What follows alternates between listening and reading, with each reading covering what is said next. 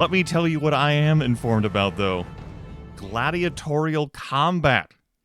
Welcome, everyone, to Let's Get On With It Live. I, somehow, throughout the ages, the eons, the centuries, remain Grimith, and this is Mortal Glory 2. This game hasn't even been officially released. I can do that. Apparently, the bot doesn't want to provide any explanation text about it. Thank you, bot. That's very kind of you. Don't worry. Nightbot's having a moment. I got this. Manage a team of traveling gladiators in this turn-based fantasy roguelike. I extensively played and heartily enjoyed the first game. The solo dev of Red Beak Games sent me a key for this on Valentine's Day. It will be released officially on March 4th. So, I got very limited amount of sleep this morning. I was like, let me check my business email for the channel. I check it a few times a month. I was like, it's time to check this. Things have happened. I haven't gotten around to checking it until now, I suppose. Sifted through a bunch of, YouTube comment replies that I've already read. Got to, some sort of, adverts for things. I don't send in for keys, but sometimes people throw keys at me, and I was like, what's this? Mortal Glory 2?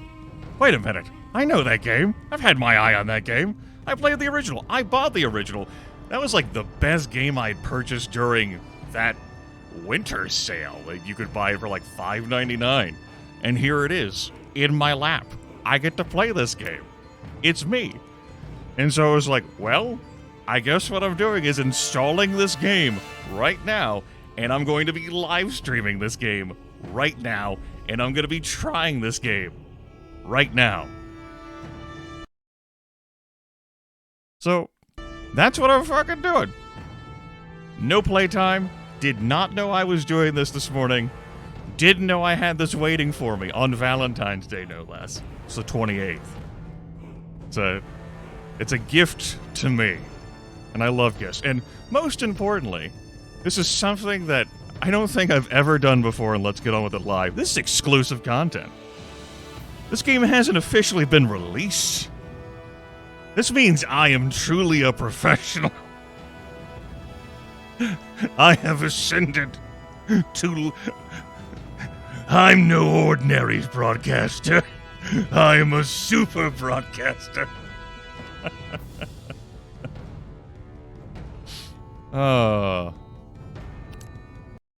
You're not dealing with the ordinary live streamer. Oh, shit. Anyway. The dog part of the dev team? You know? Could be emotional support. I know, on March 5th, which is, I suppose, the day after this officially comes out, I will have been doing this whole, recording and live streaming thing for 14 years. I started on March 5th, 2010. Jamoni, who's in chat, has been around since 2010. I know why the fuck I'm still here. Why are you? That's right, Jamoni. You have been officially grandfathered in. Congratulations. Just go along with it. Yeah, I was there. I was one of the founding fathers.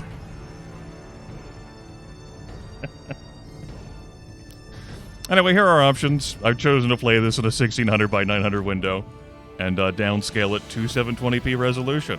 But I get to have it in a larger view because of my eyes these days. Have I turned off nightlight? I have. Now, the gameplay over here looks pretty promising because Goblin Sponsor is one of the ticks. This is all the default settings. I cranked the volume up. I think everything looks good, at least according to my sound meters. Anyway, every time Jamoni has done a piece of fan art, I have, Jamoni has earned additional service time, and so it's at the point now where it's just there you go. You were here I started on March 5th and you were there March 6th. Good work. Yeah.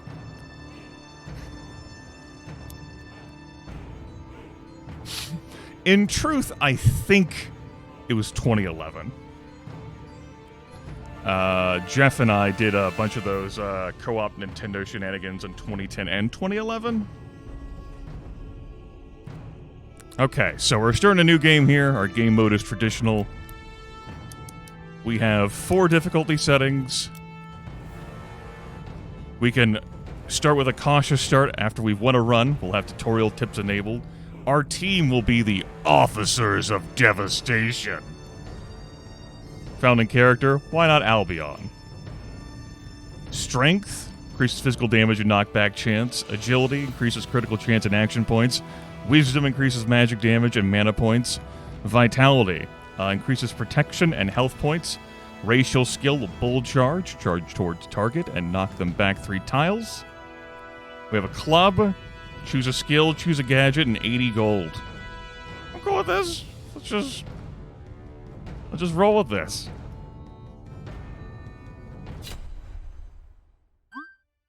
Welcome to Mortal Glory 2. In this game, you need to guide your team to victory in a ruthless gladiator tournament. Only the victors will get to bask in eternal glory. Is your team worthy to become the next champions? Click the chest to receive your starting items, which are different for each starting character. Yes! Yes! Yes! Oh. Thank you so much.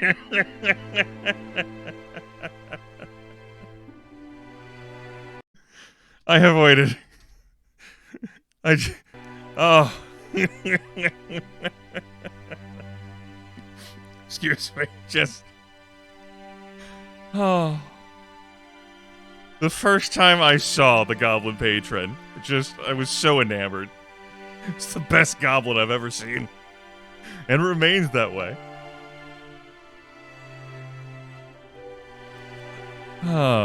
Okay. So our starting items, club, 80 gold, we get to choose a skill. Grisly Assault. Target bleeds the surrounding tiles also. Okay.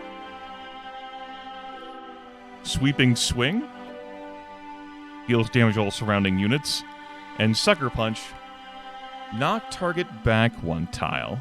Alright. Alright. So this says what a cooldown is and what the range of the move is. And then counts as a melee attack, damage AoE, targeting self, and targeting enemy units, melee attack. Okay. Let's pick up Grisly Assault here. And we get a gadget. Ring of Harmony. Reduces the duration of all environmental tiles by 10. Does not consume a turn. Targeting self. 3-turn cooldown. Big Ball of Web. Throw web. Knock target back 3 tiles. If the target collides with something, apply Rooted. Cooldown 1, range 4. I could see how that would be useful. And then Radiant Gloves. Damage is just flat 6. Gains a charge when unit performs a melee attack. Targets enemy units. So if I perform a melee attack, then I get a charge on this flicker beam, which enables me to, like, if I'm having a hard time reaching a character, to reach out and flick a beam, basically. Doesn't scale with any of my statistics, just flat out 6 damage. And it doesn't consume a turn. I like that. This Ring of Harmony also looks appealing to me. But this Big Ball of Web doesn't consume a turn either. Let's have a Minotaur and one get it in on it. This Rooted thing means that enemies couldn't run from me, but let's pick up this Flicker Beam. I want to try it out. You progress in the game by traveling on the map. Different types of destinations include fights, shops, random events, treasures, elite fights, and finally at the end of each tournament level, a boss fight. Your only goal is to be victorious. Click the bag button to access your inventory. Each character has 4 main stats: strength, agility, wisdom, and vitality, which determine the other stats for characters. For example, 1 strength is the character, 1 physical damage, and 1 knockback chance. Moving the cursor over the different stats reveals more information about them. Stats can be improved through various means, leveling up, events, potions, perks, and most importantly, items. By default, all characters can equip 1 weapon, 1 armor, and 2 accessories. Each character has a gear button at the upper right corner that can be used to access additional options for the character. By clicking the scroll button in inventory, you can find information about your current run. By clicking the sell button in inventory, you can sell items for gold at any point of your journey. Okay. So we have our rename options here, we have our forget skills option, and we have the retire option. Carrying on from the first game, we've got a weapon slot, an armor slot, a gadget slot, and then another gadget slot. 2 gadget slots. We have our starting skill here of racial skill of bull charge and then grizzly assault that I just picked up, which is physical damage plus 5. And we have 9 physical damage, thanks to our club and our base strength of 7. Okay. 80 gold starting. So, in the original game, you had a fight, and then you returned back to a hub where you could shop and hire new gladiators and what have you, and then go back into a fight, so on and so forth. Here we have a branching path system rather than a hub, though you're able to sell at any time. So you're not allowed to access a shop whenever you want, nor are you allowed to hire other gladiators whenever you want. You select a path. There doesn't appear to be any way to highlight the path for you in advance, and it is quite a winding road to get to the boss fight. Not gonna think too hard about it. I'm just gonna pick a path. We're just gonna say this.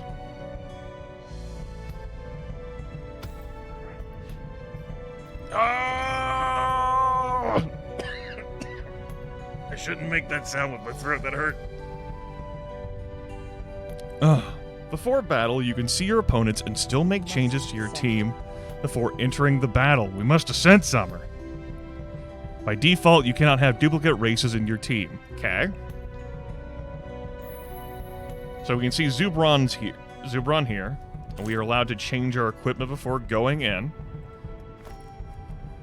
I note, though, that you're not able to plan in advance, at least here in our tutorial land. I wasn't able to mouse over the icons and see what gladiators we would be fighting in advance. I recall that being one of the reflections I had in the base game, not being able to plan in advance for certain types of encounters or situations. I don't recall that being a criticism I had so much as an observation. Though perhaps I did mean it a critiquing way. Zubron here is comparable. 27% AI intelligence. Okay.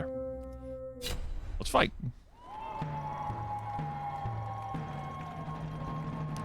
See, we have the Emperor up there. How you doing, bud? Units take turns to act in battle. They can move, pass, attack, and melee by moving towards an enemy or use skills by clicking the icons that are shown on the character panel. Each unit can move equal to their action points. Running out of action points will immediately end the turn. Attacking a melee or using most skills also immediately ends the turn. Some skills, like racial abilities, have a specific mention in their description of using the skill does not end the turn. Zubron here, or rather our character of Albion, has 5 agility and so has 2 action points. Zubron here has 4 agility and also has 2 action points because it's 25% of agility. Yes, Steph Evan.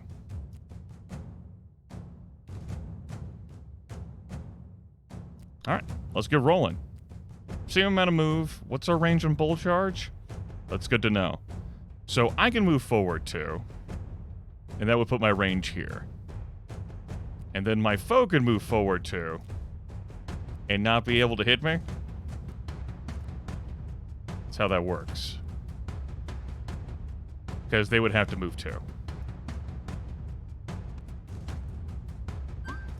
A team that defeats all enemies wins the fight. If the turn limit is reached, the fight ends at a tie. We're not here to tie. When moving into melee range of an enemy or when activating a skill, you will automatically be shown damage estimates for available targets. We do not see a damage estimate here, though, at this time.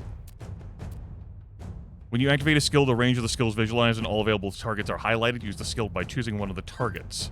Different skills can have a wide variety of effects. Damaging skills usually scale based on physical or magic damage, but the stats can also play a role.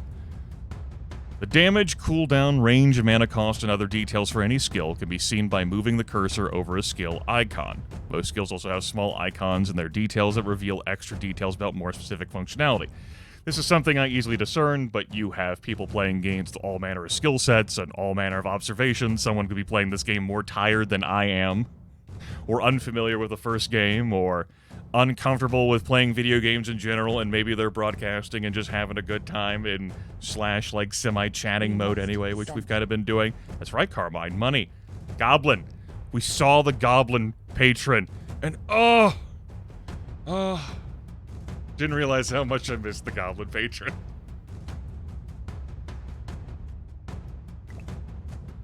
Anyway. Let's get in there. And noted, this does not consume a turn. So what we can do, after slapping the fucking titties, not only that doesn't deal any damage, is whoop, whoop, whoop, whoop, whoop, whoop. We got hit by a crippling throw. As it turns out, that is a skill that our foe possesses, which is a ranged attack that deals damage. Some skills and other effects apply buffs and debuffs on targets, which will last until they expire. They are cleansed. Applying a buff or debuff that the character already also has will instead increase the duration of the existing effect. There's no limit to how many buffs or debuffs the character can have. Now, I do have a flicker beam, as I did make a melee attack, which is counted as. Did not consume my turn. I have 1 AP, though. I'm not going to be reaching our foe, and I'm going to be slowed for 2 turns. So I'm not even going to bother moving here. I'm just going to pass my turn.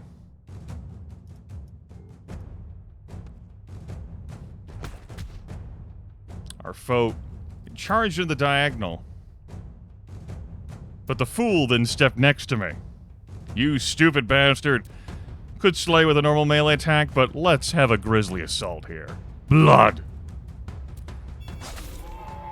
Blood!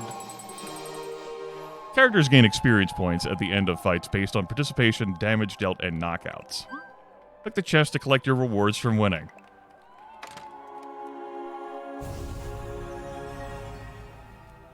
Choose one skill, choose one skill. What kind of skill would we like?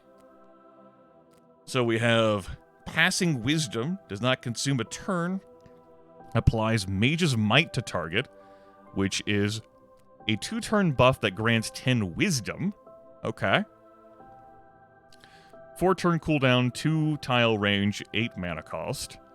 We have Chaotic Blessing, applies a random buff to a friendly unit, also does not consume a turn. That's a 3-turn cooldown, 2-tile range, 9 mana cost. And we have Forceful Bash.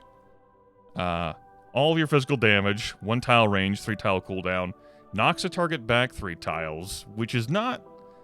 Like, we already have a knockback. I guess if you ever need another fucking knockback, you got that. We do have 12 mana. We could make use out of applies a random buff to a friendly unit. Let's grab that. It could be anything. Over here we have Wind Spirit. Applies Wind Affliction to target, knocks unit back 3 tiles towards a random direction. That's a 3-turn debuff? Can't mouse over there, but that's what that looks like to me based on the symbols. Sudden Gust, which is a magic attack. Knocks target back 4 tiles. We're getting a lot of unit positioning skills. It's good to show that to the player. And then another Grisly Assault book.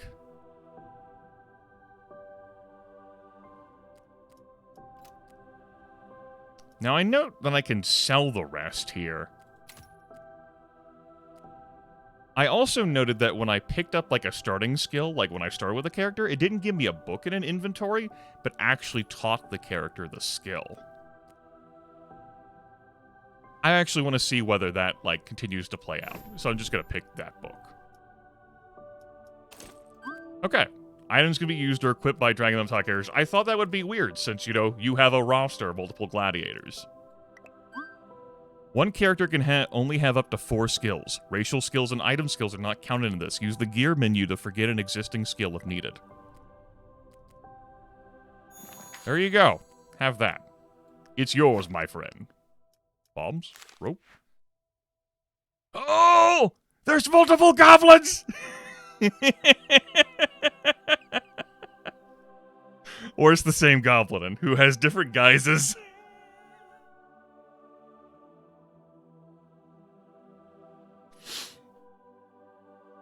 All right.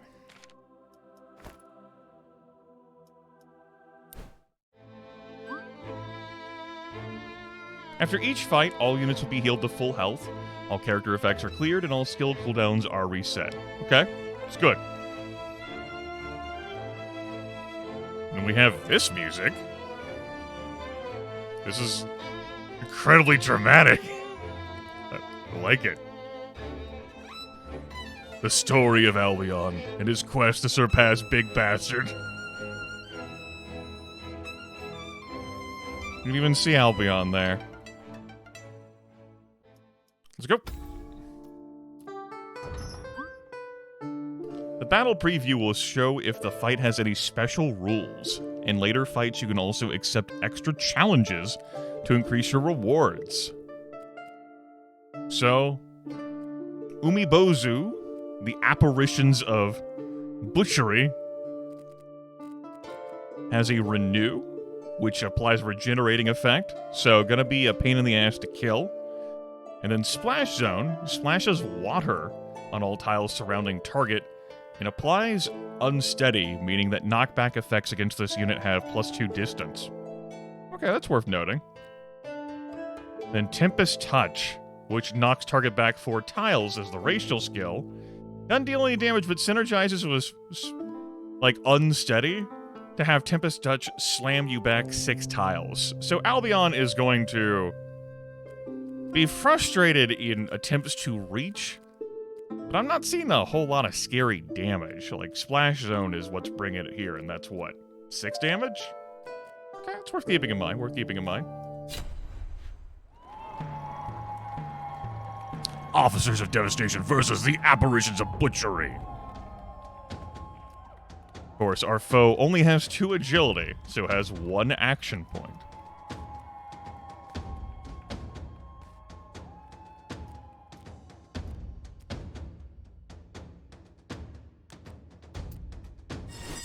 Raging. Tell me more. +40 knockback chance. Well, I mean, I guess. I don't think there's a chance, though. I don't think that's a problem for us. Oh. Yep. Can I do this here? Okay. That's a 5-tile range, so it doesn't matter.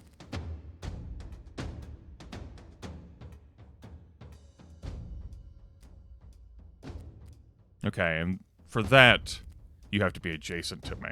All right, let's get in there. I am unsteady. Some fights will have environmental tiles, like fire, on the battlefield. These tiles have unique effects when you interact with them.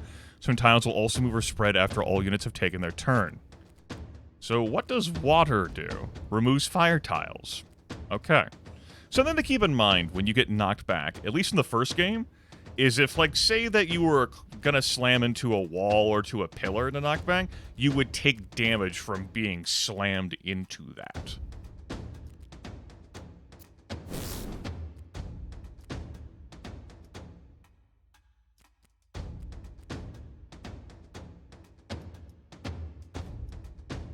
I think I'm gonna stay here. I end my turn.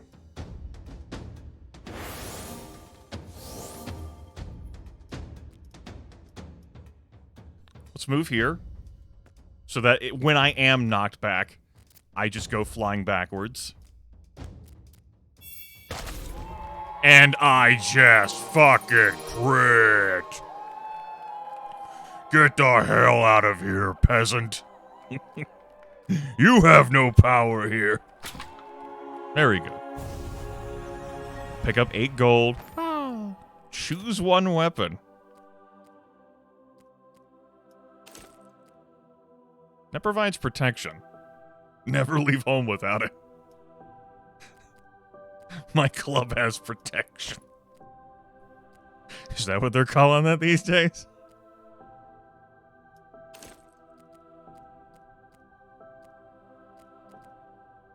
I don't think that's a bad thing to have. The extra +1 strength is nifty.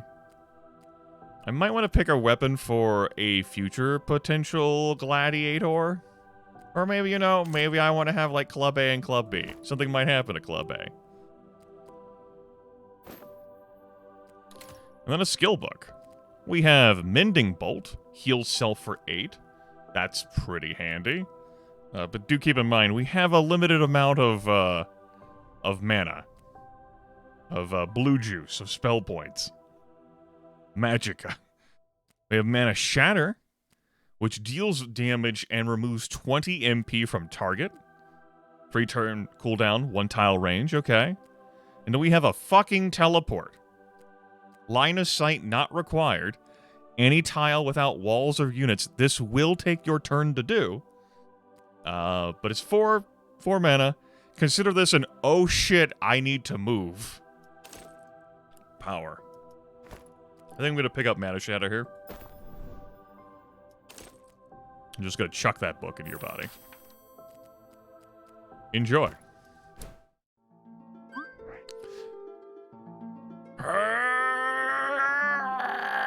If you manage to fight your way through all the tournament levels and then win the championship match, you win the game.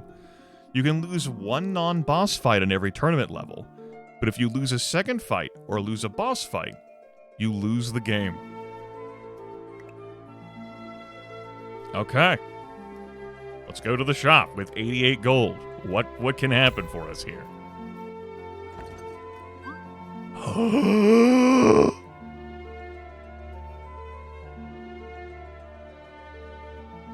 Each shop randomly offers wares from 3 different categories, which are visualized with symbols in the map view. These categories include weapons, armor, accessories, skill books, potions, and recruitment.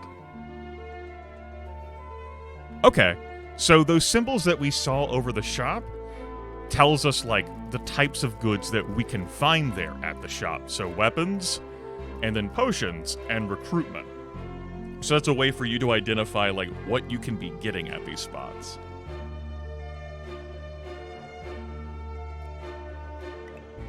Okay, so tell me about these potions. These are going to be stat ups. That +3 agility? That would be great. Not that we can afford it, but that would take us to a break point, giving us an extra point of it, like an extra action point. These weapons are kind of like, that battle axe is pretty cool. It's not something we're going to be affording, of course. Wanted to check to see whether the goblin did anything when I clicked. So we have a Prowler. The Prowler starts with Pounce, jumps to target location, does not consume a turn, and applies Ambush. There's a 25 crit chance for a turn. Line of sight not required.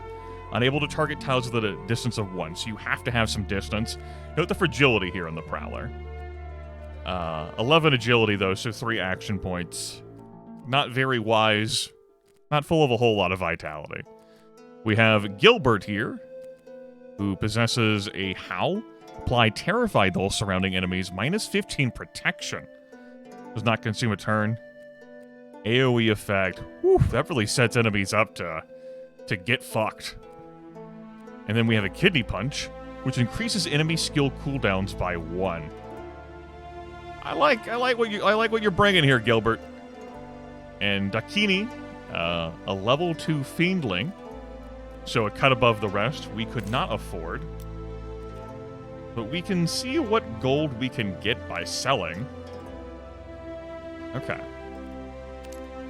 What would you bring for us? So you have 2 action points, 30 hit points, 21 mana. Combustion. Spawn fire on target location. Does not consume a turn. Target any tile without wall, so I can slam this down onto a tile containing a unit. So, on enter, deal 6 damage. Start a turn, causes burning. Burning, 3 turn dot. It says, when you end your turn, you take 6 damage. Then we have Dragon's Breath. Spawn fire on every tile leading to target. That's range 6. The damage there, like, isn't significant. But, like, the fire effect... Alright.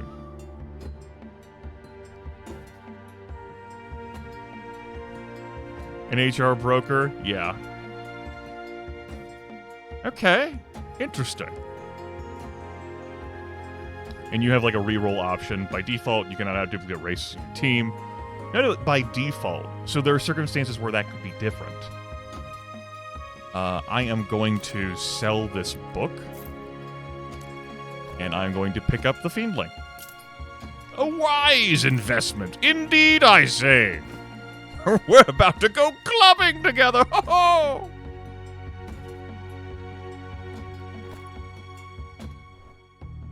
Alright. To the left. Notably, you can't zoom out using the mouse wheel.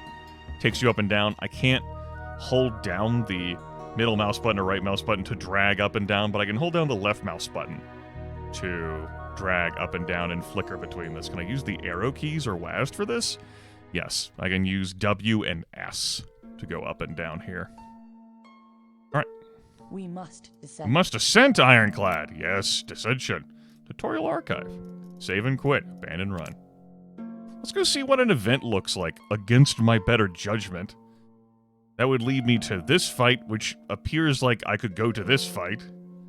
Or I could take this path. Again, I'm not thinking too hard about pathing. Notably, you have to memorize what the icons do for you, or guess. Because you can't mouse over them, even here at this lit shop. We can go back into it, though. And there's no...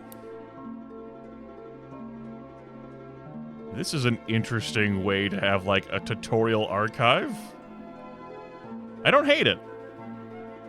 I haven't quite seen this display before. Okay. No tabs. We just... General battle map. Go. Weapons, armor, accessories, skill books, potions, and recruitment. Okay. Yeah, let's go see an event. Events are random occurrences that can have varying effects based on your choices. The effects of different choices can always be seen by moving the cursor over the options, like you're playing easy mode in Darklands. Here, you take this. It's brought me nothing but trouble. You are? Before you have even had time to process what just happened, the young man is already gone. You are left holding your new possession. What? I'm sorry. You what? Barrels? Are they filled with illicit substances? They just... My bad. Are we changing our wrestling match here? We're about to find out.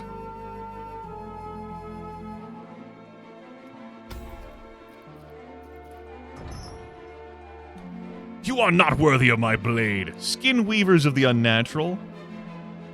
Bum Bum? Ah, Bum Bum. The legendary Bum Bum. Those are some claws. Woo! Plus 5 physical damage and plus 14 crit chance. You're looking at 13 physical damage coming out here before any skills are used.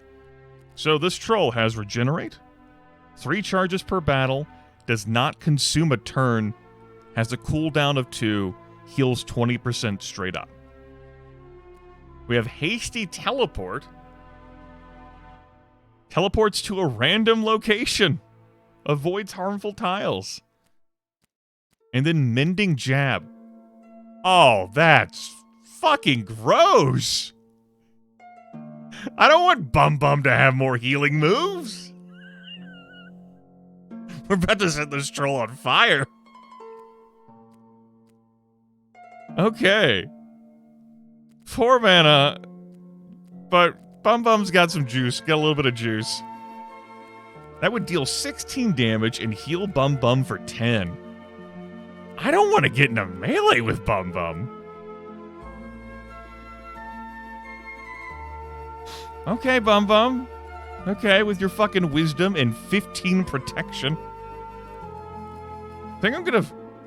There's like a time limit on these things, too. We'll find out. We also have barrels, that's right. Some fights will have objects on the battlefield, which have varying effects on the destroyed. Barrels are the most common object type, and they can be pushed by attacking them with a normal melee attack. Pushing works the same as knockbacks.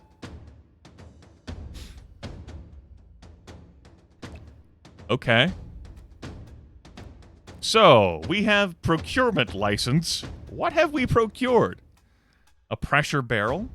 Normal melee attacks against this target deal 0 damage will always apply knockback. On death, all surrounding units are knocked back 5 tiles.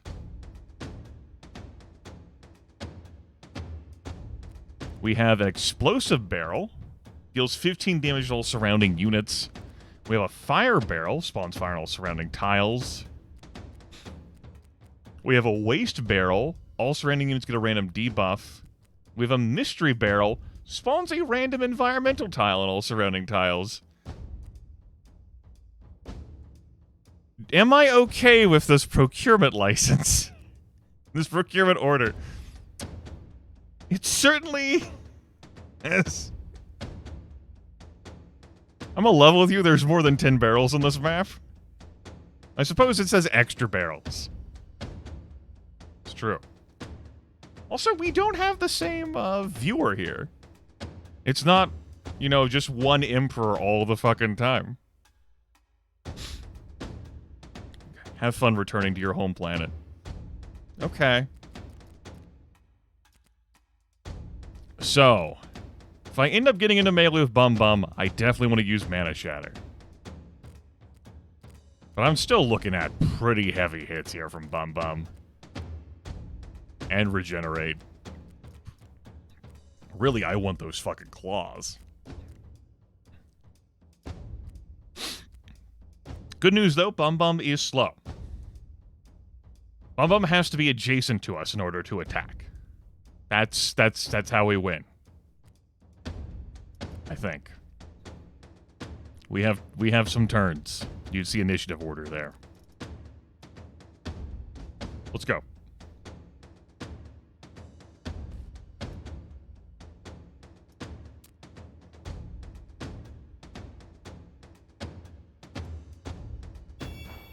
Okay, I just wanted to test that out.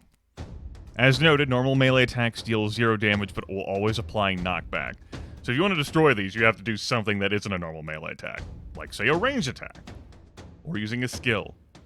And I wanted to, like, see, like, how that would go. When attacking in melee, all characters have a chance to apply knockback to the target. This will cause the target to travel equal to the amount of knockback. Or until they collide with something, colliding will deal piercing damage based on the remaining knockback distance. The exact numbers can be found under knockback chance and character details.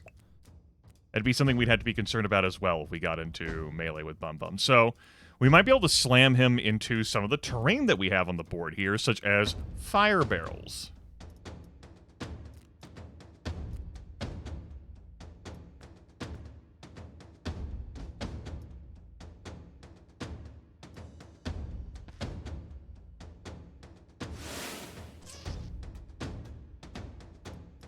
Well, I mean, that used up over half his mana. So the bolt charge doesn't deal any damage, Def Evan. So I presume the barrel gets flung back. It would just react to like how it would like just say get knocked back 3 tiles. I wouldn't say it would have extra knockback, but obviously I don't fucking know. We might lab that at some point. We might lab that. That is an annoying location for me to commit crimes against you. Kind of wanted to commit crimes.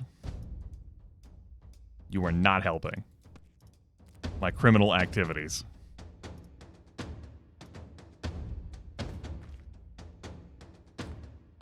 Okay.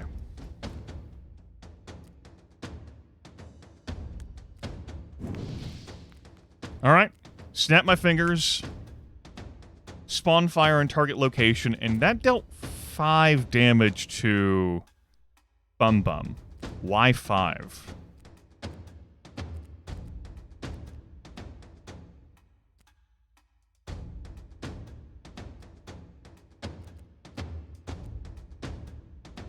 Because combustion isn't based off of, like, my... Also, toggle visual grid. Isn't based on, like, my statistics of magic damage.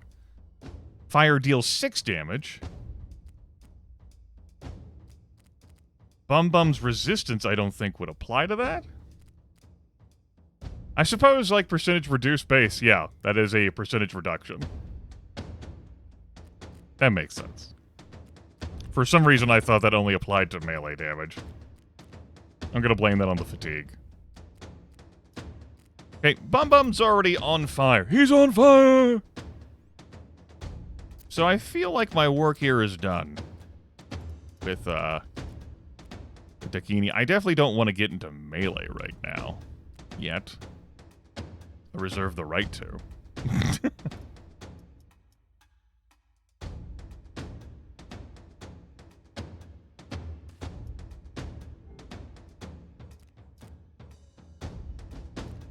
I'm not able to angle in a way that's going to allow me to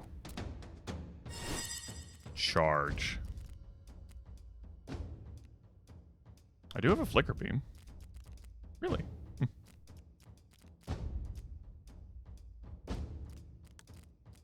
But I'm not able to shoot from this position.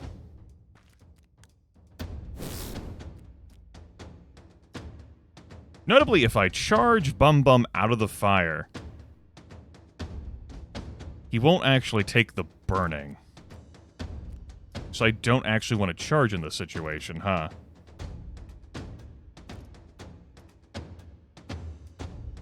I'll let it go, then. Now, if Bum Bum moves here... That's right, choices haven't made. Hi there! We must ascend. I'm not going to be able to set Bum Bum's tile on fire once more. I would prefer the troll go after my fiendling. Okay. Understandably going to regenerate. That just makes good government sense. Right? No one can dispute that.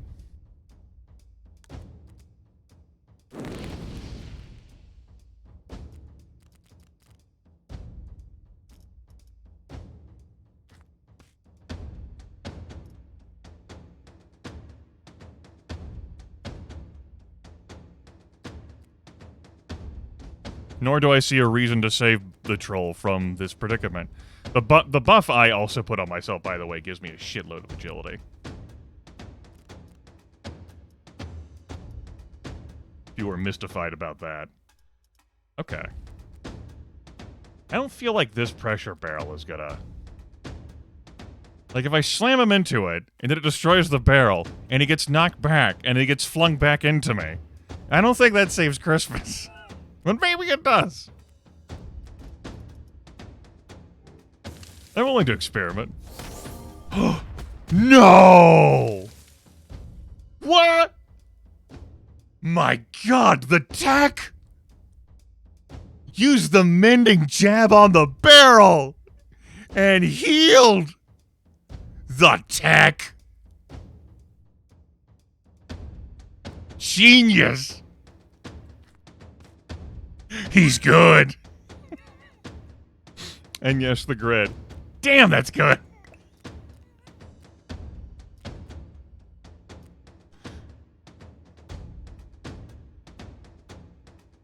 Oh, shit. I didn't even consider that as a possibility of just slapping a neutral target to heal yourself with a mending jab. Oh. That's... Genius.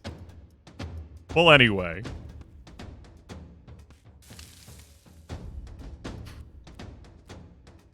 Damn you, Bum Bum. That was wise. But Bum Bum does appear to be burning to death. There there's that.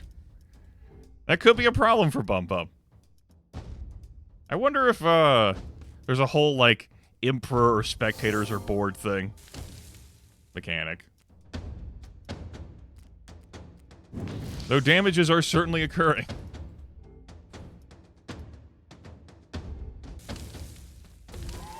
Anyway. Dead.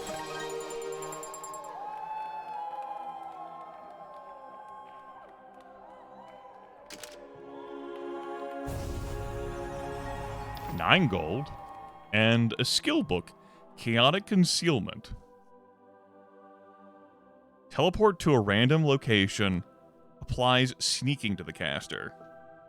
So this is a 10 mana skill.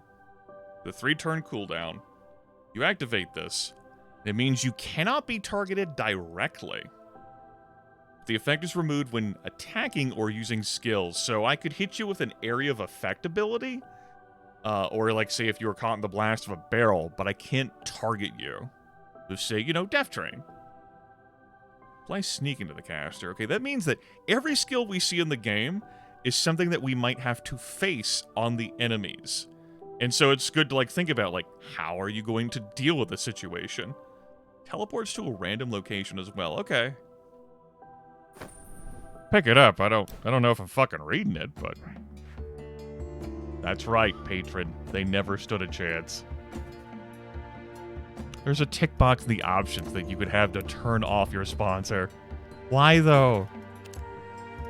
How could you do that? When a character is ready to level up, the borders for that character will have a green glow. Click the green button in upper corner to choose level up rewards. Every character gets new rewards with every level up. Different levels will have different types of rewards. So we can provide Albion here 2 protection, which would be like 2% damage reduction. 3 hit points, which could be anything, or 1 magic damage.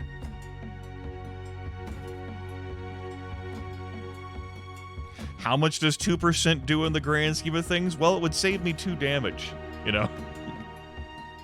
3 hit points, though? Could be anything.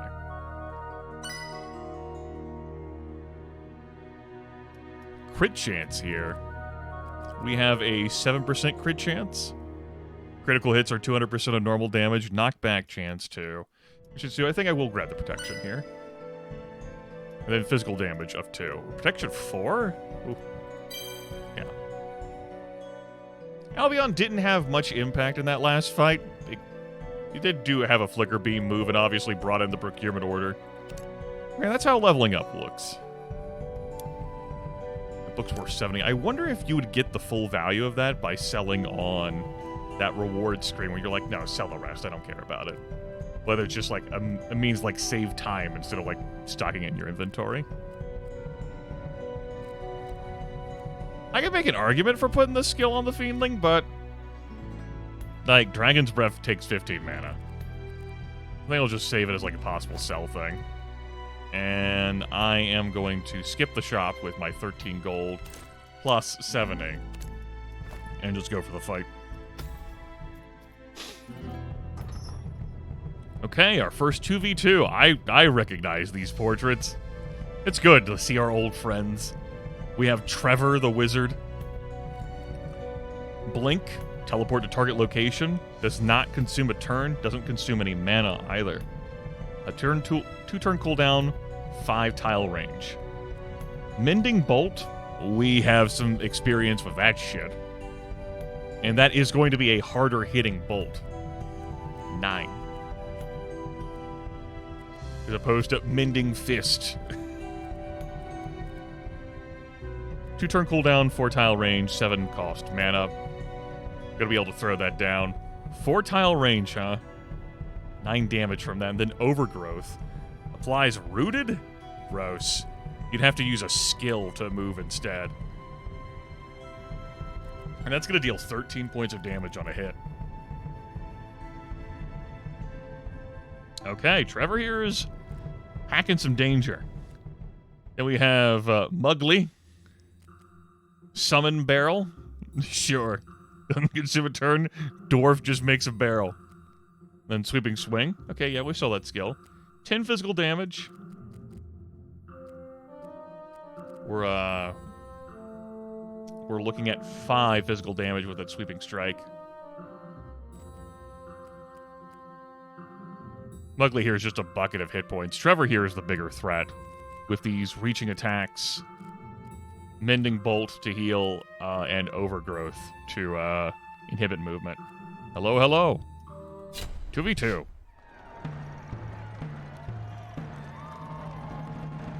Enemy starts.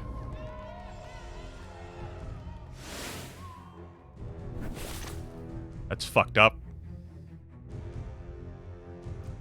That's fucked up.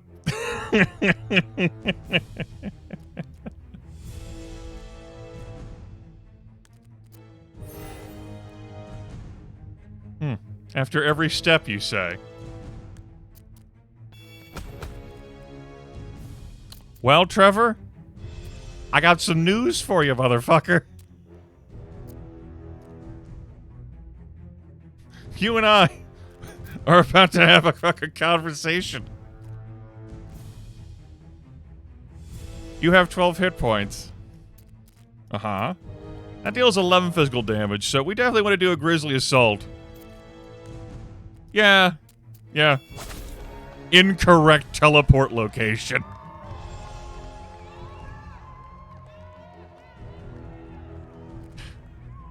Just a stones on Trevor to be like, haha, blink! You can't move now!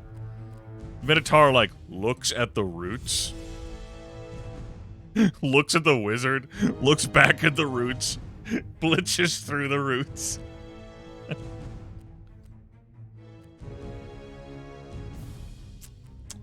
Okay, so you're telling me I don't want to breathe fire through this. That's what I'm picking up here. Understood. Good intel.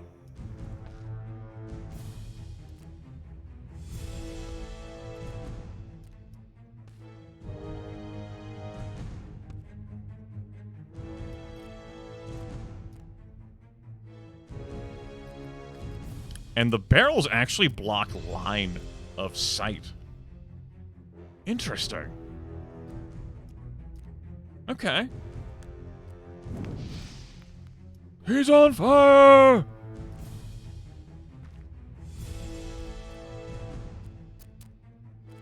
What do you use mana for? Nothing. What do you use life for? Nothing.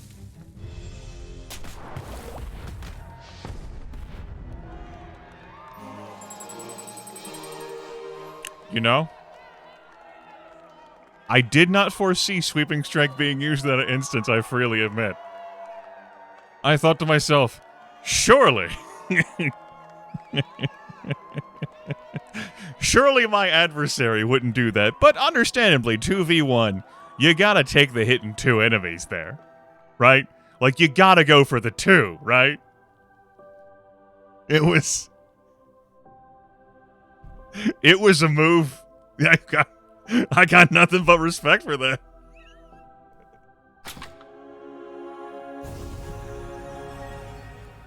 $30 gold, all right. We get a weapon. We'll take the mace. Skillbook Blessed Swing. 4 mana, 2 turn cooldown, 1 tile range. Physical damage plus 4 increases damage by 4 for each active buff on user. I like that.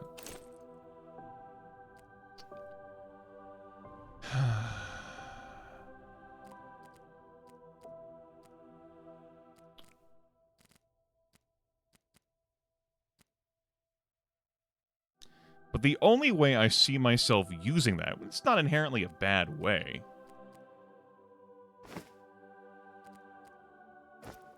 Let me think about this.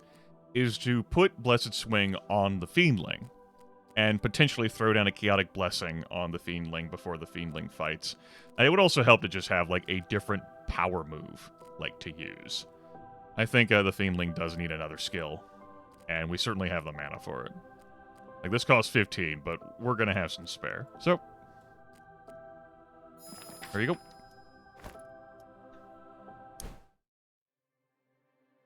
Okay. Let's see what another event looks like. I remember these events in the first game being like, oh god, oh my god, oh my god, oh my god, oh my god. Help. What else we got here? There is a local fair happening nearby. You don't have much time, but some in the team would really like to make a quick stop there. So, we could play a game to gain an item. Just an item. Could be anything. Taste local treats to start with a random buff in our next fight, or ride a weird apparatus. The whole team gains 50 experience. Yeah, sure. I've always wanted to ride weird apparatuses with my bros. With the help of the Blacksmiths Guild, residential engineers have created a machine that can transport people short distances with uncomfortable speeds. No! No! It's Chrono Trigger all over again! No! Lavos! They call the device a rolling coaster. Oh. It's fine. It's fine, we're not teleporting. It's okay. Your team is not convinced the usefulness of this device, but the unique craftsmanship does work as an inspiration. It's fine. Don't worry about it, everyone. Here's a fun fact. During your career, 0 fights have in total ended at a tie. Let's go grab ourselves another fight. It's gonna be another 2v2. It will be. Extra challenge. I can earn 37 extra gold if I'm willing to give our foe a third party member. Well, let's take a look at who we're fighting here first. Shushu, of course, has Regenerate, as do all trolls. Shushu also has Conjured Bramble.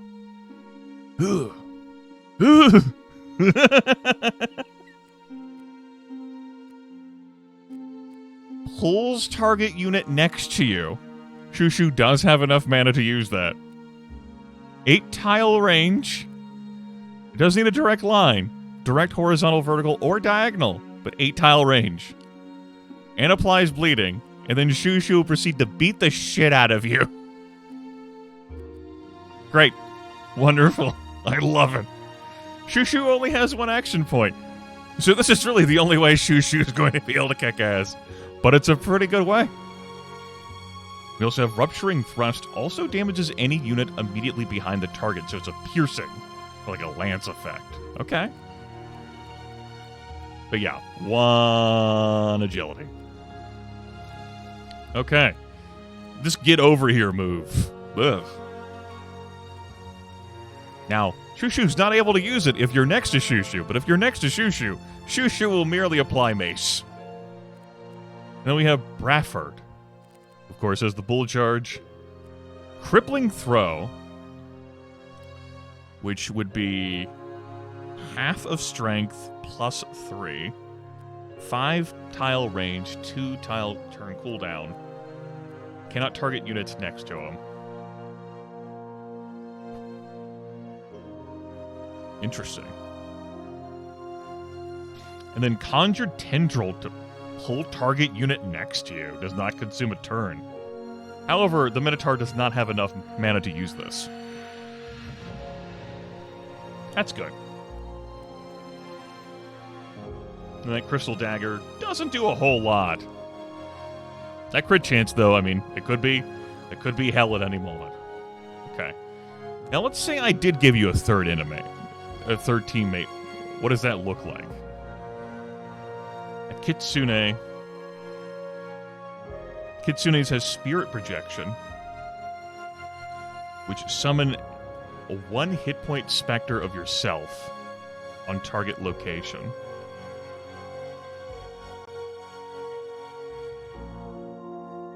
Okay. Doesn't consume a turn.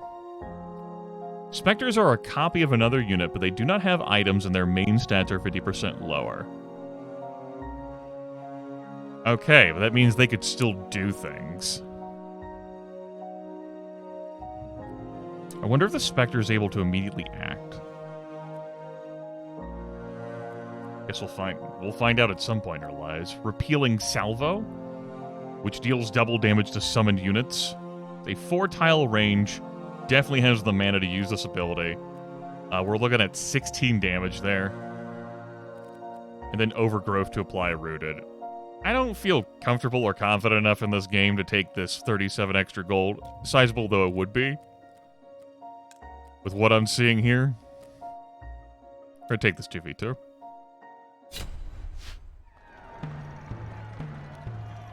A pit.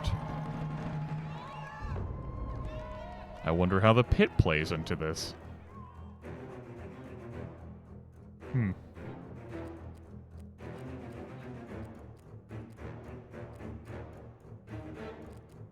Alright, music. That's an 8-tile range. 1, 2, 3, 4, 5, 6, 7, 8. If I step here, Shushu would be able to...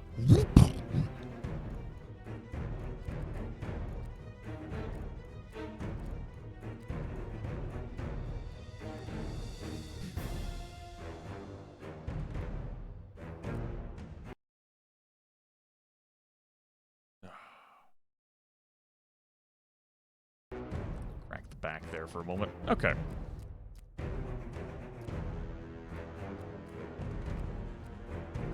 Not really looking to engage in melee. It's this team. Kind of awkward to fight these enemies who are pretty deadly in melee, and I'm looking at Albion here and going, This does not require line of sight. Targets any tile without walls. Walls, not self.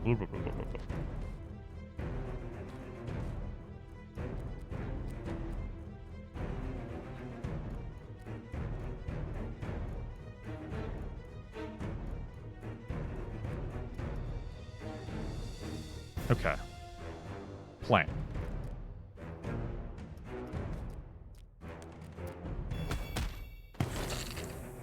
Good. And then we whisk ourselves away.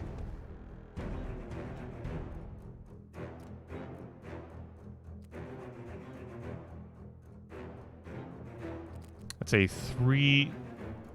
5-tile range, excuse me. 1, 2, 3, 4, 5. And if I moved here, you would have to be along, like, basically, you'd have to be on this angle to charge down here at me. I'm safe there, then, he says, standing next to the pit. Pit, on enter. Unit is removed from fight. Does not trigger death effects. Unit is removed from fight. That's a very nice way of putting that.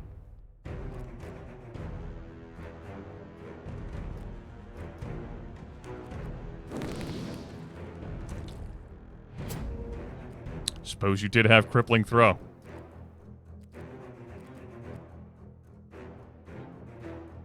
Forgot that had a 5-tile range. Rather, I should say I forgot he even had that fucking ability.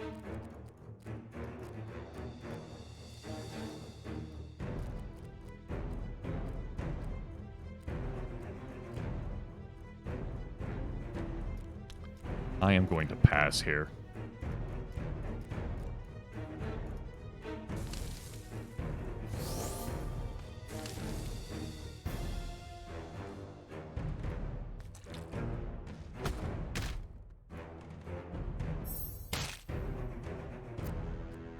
Yikes. That was a sizable crit that landed there on Albion.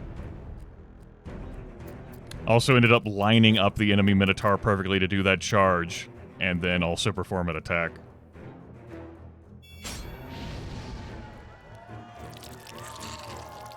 And a great synergy to bring Dakini next to Shushu. On move, deals 2 damage, huh? Understood.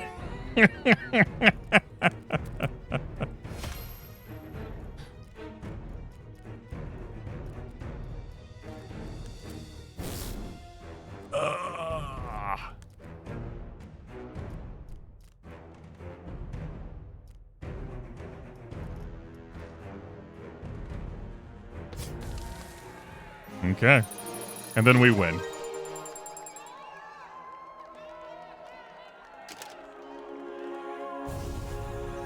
Okay. Grab our 28 gold. And don't even look at the fucking book. Frantic Outburst. Increase damage by 6 for each active debuff on the user. Okay. 3 tile range, 1 turn cooldown, 10 mana. That would deal 15 damage if Dakini used it. I don't dislike that.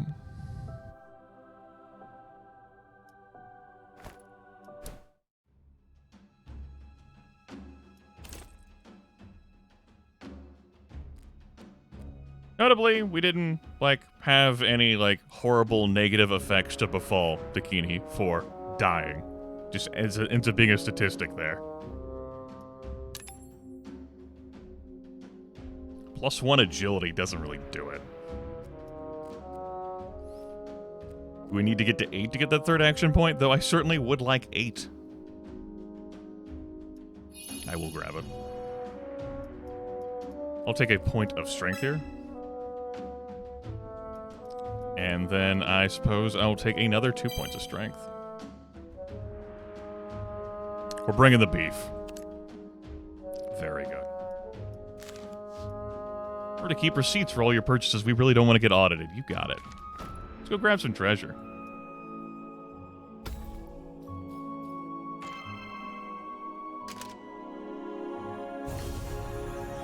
Okay, so choose 1 armor, choose 1 relic, choose 1 gadget. Armor. +7 protection, +4 agility, +5 protection, +4 vitality, +7 protection, +40 MP. Let's grab the agility here on this tabard. And that is definitely going to go on Albion. That gives him a 3rd agility action point. Also, yeah, each active debuff on user. We'll grab a relic here. Unidentified egg. When this unit gets knocked out, spawn a random friendly creature. I do not know what to do with that effect at all. Mana Conduit. Dealing a knockout to an enemy restores 40 MP. Huh. And Viper Fang. Melee attacks apply poison to target. Poison. 3 turn dot. Deals damage equal to 5% of max HP. Damage pierces protection. This is pretty interesting to me. This, I don't know, what is random friendly creature? We're gonna grab the Viper Fang. And then finally, our gadget, more Radiant Gloves. Natural Harmony appears again, and then Freeze Soil. Spawn ice on target location and all tiles surrounding it. Doesn't consume a turn. 3 turn cooldown, 5 tile range. Ice extends normal movement. Huh.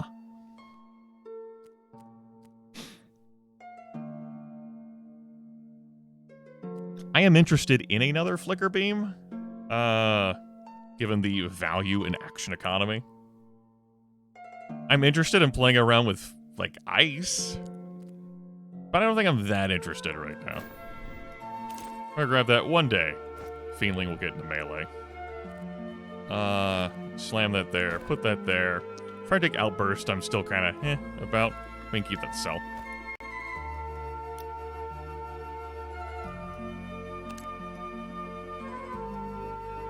Okay.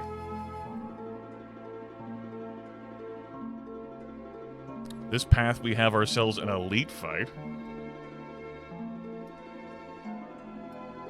We've also got another event. I want to see what that elite fight entails, which probably a spookier, gladiator with, some sort of red eyes. I'll need to stay on the right path. Why not? No shop, so I won't be able to pick up a 3rd gladiator until I get up to here.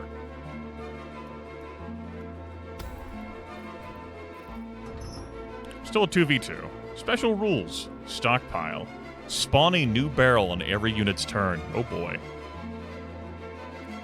So this Prowler, with a Pounce ability, which adds extra crit chance for a turn, doesn't consume a turn, 3 tile jump. Sweeping Strike, we've seen that plenty of times, and Repealing Thrust which deals double damage to all summoned units. That's half physical plus 10. I did not notice the plus 10 on that when I first saw that ability on the Kitsune. And then a coat that provides plus 1 AP, currently has 3 action points. 7 protection, so puts 15% of damage away. Okay. Not too bright. And then this Kitsune, some chainmail, sphere projection, chaotic blessing, and fire starter. Spawns fire on a random tile next to target.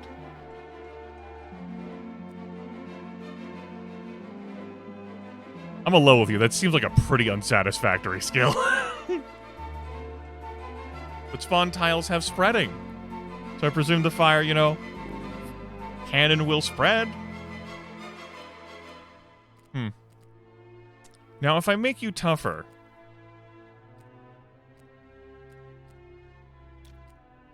it increases your attributes by 5. Plus 5 to all of your attributes. In exchange, I get 12 extra gold and a skill.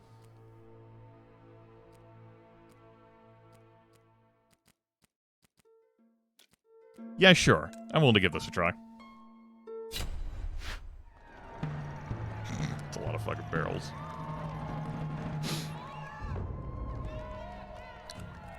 Ah. I see.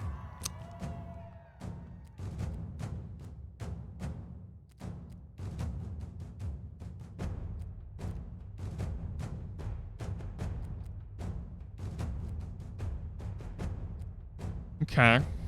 Let me think about this.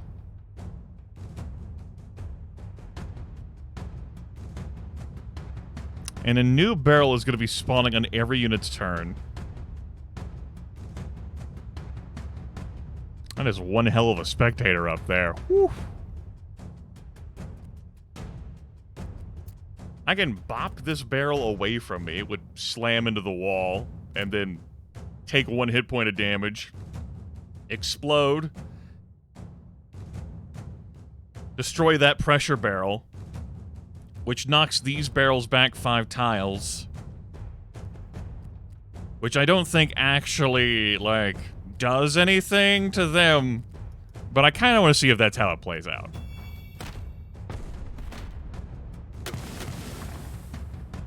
It looked cool.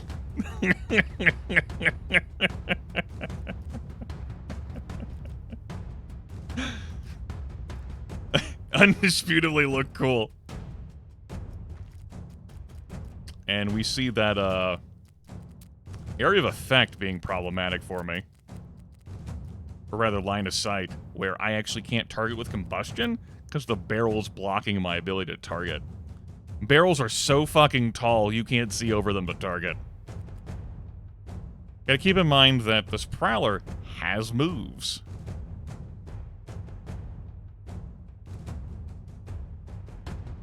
I think about how I want to position here.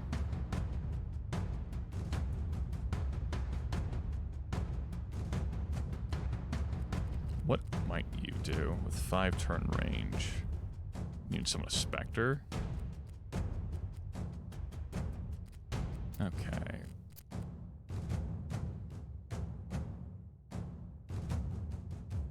Let's move here.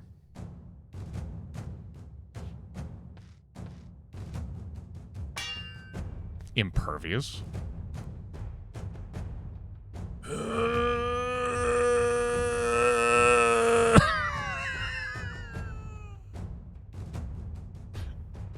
I hurt myself today to see if I still feel.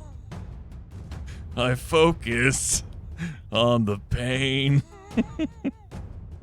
The only thing that's real.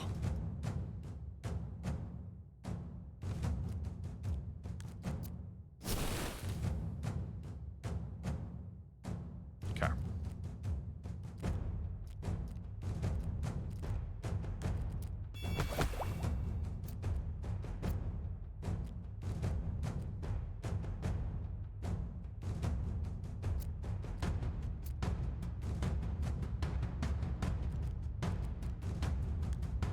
That'll still deal 6 damage. That'll deal 2. What kind of barrels can I slam down here?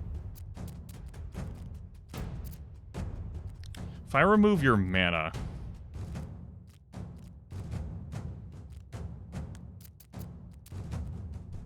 I'm willing to use this even though it's 2 damage.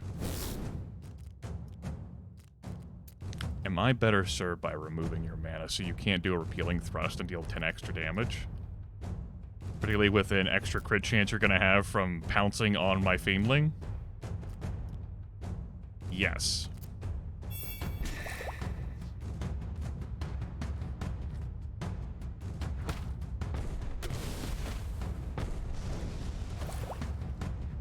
I did not foresee that.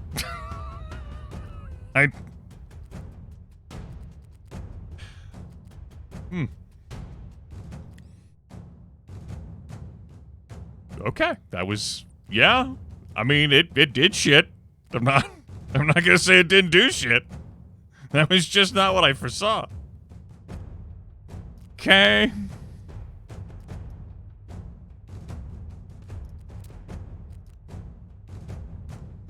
Deals 10 damage, that's not a kill.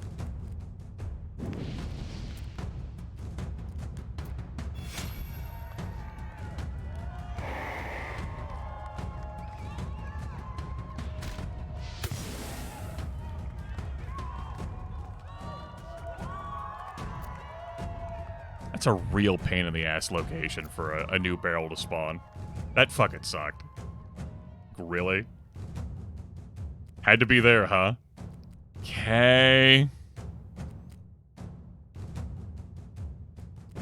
5-tile range, huh?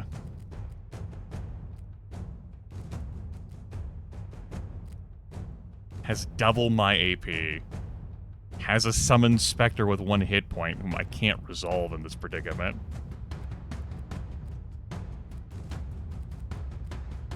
And I'm next to a bunch of explosive shit.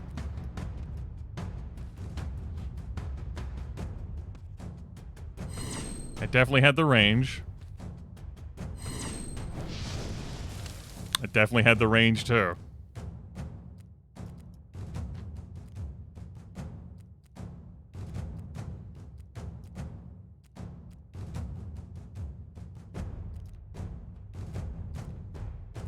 I cannot reach that specter.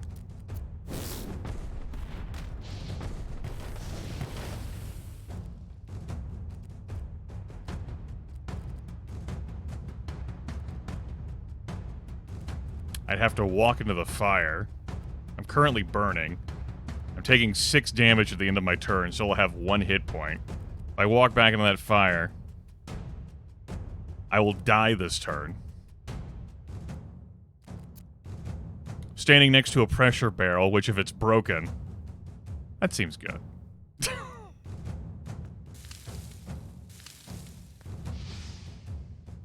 Yeah, but all you had to do is just walk next to me.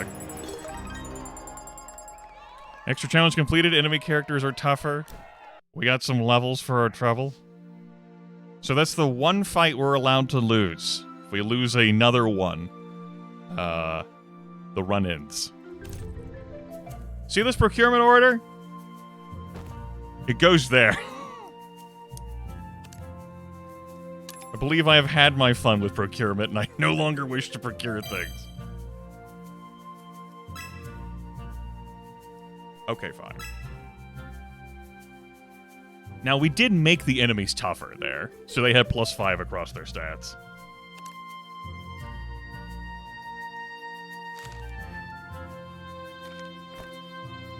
And had they not had the +5, yeah, we could have won that. That was just the obstacles that appeared and me not processing what all of those things could do. Also, that Spectre being able to throw down Firestarter, like, shows me to disrespect that move.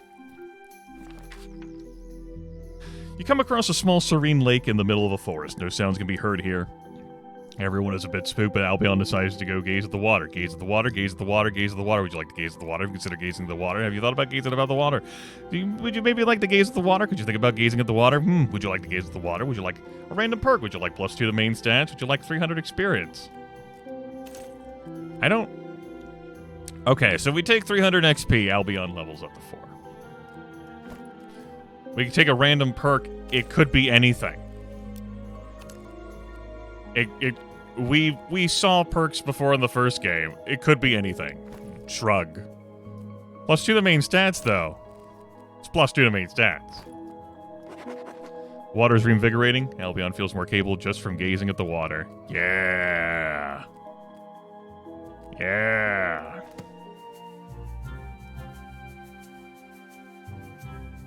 Alright, let's keep it moving.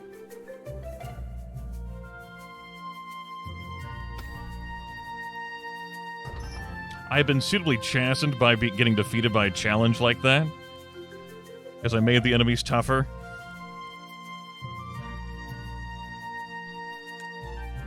Have to tick that on and off to see what that item is. Can't just mouse over that. Now here are the creatures of justice. They are level 3. Sharp scales does not consume a turn. Apply spiky defense. We saw that as a random buff being activated on us. This unit is damaged by a melee attack. Apply bleeding to the attacker +30 protection for 2 turns. Doesn't consume a turn. 3-turn cooldown. That's pretty good. 41 hit points, 27 mana. Crippling throw and healing touch. Does not consume a turn? Excuse? Okay. Doesn't deal a whole lot of damage, but it's going to be a pain in the ass to beat down. Then we have Cordelia here. Drink blood. Heal 15% of target's max HP. Consume target blood tile to heal yourself. Doesn't consume a turn. Lacerating thrust. If you have bleed with a duration of 4 or more, the damage of the skill is doubled. So it's half your physical +7. Alright, that's notable. Then crippling blow. Lying slowed. That's your physical +3. Her gear. That's why she has so many hit points. Ah! That's a knife.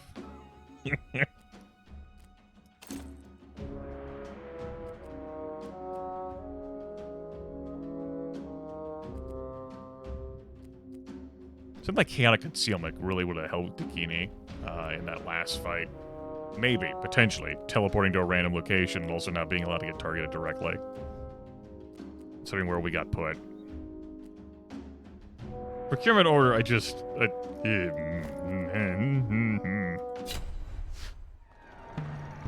There are plenty of barrels. Plenty enough barrels.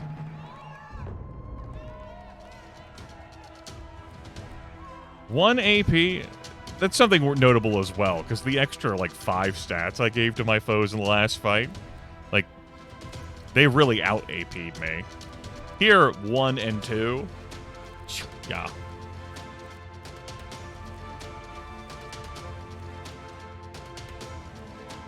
Range 5 on that throw.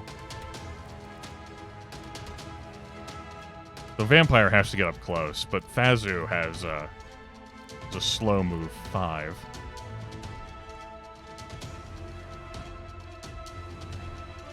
How do I approach this?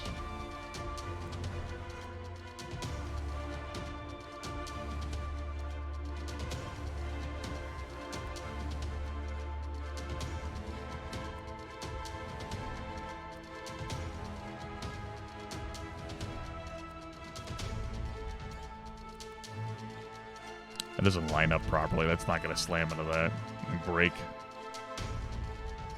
And make my dreams come true. Why would that happen? What are dreams?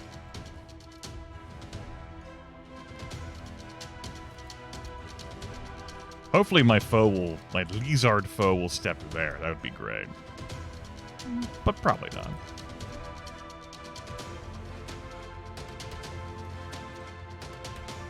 Might just very well step there. We'll stay. Hold up. Range 5. 1, 2, 3, 4. 1. 1, 2, 3, 4, 5. I don't want to stand there.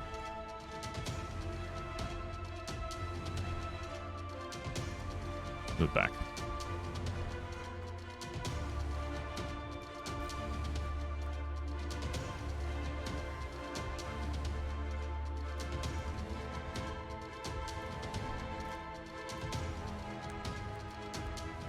This seems dumb for me to do here. Because that would spawn fire on all of these tiles, which would cause a bunch of explosions of these. You want to see it, right? It'll look cool. There, we saw it. It looked cool.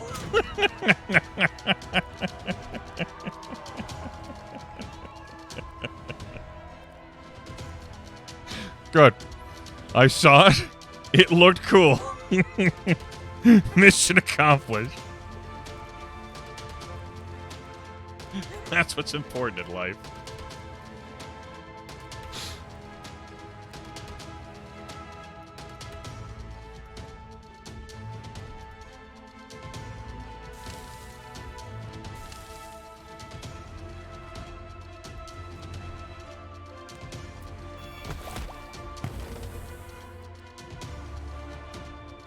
-8 strength and -8 wisdom. Oh. Oh dear. I'm dying for a turn. Can't kill me.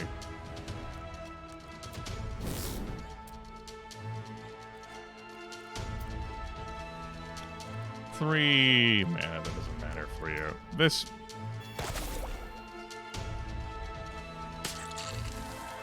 seems like it could be problematic. Your blood feasting aside.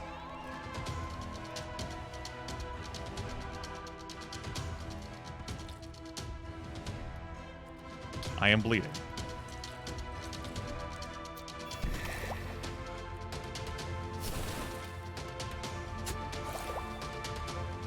I'm still bleeding.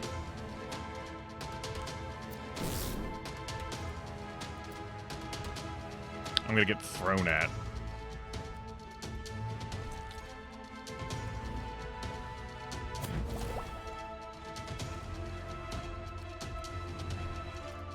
Still bleeding.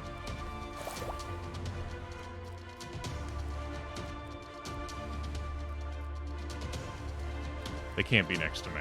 Got it. I'm still slowed, so I only have my range of 1. We'll just get the kill here, I guess. We came close to losing the pursuit of something that looked really cool.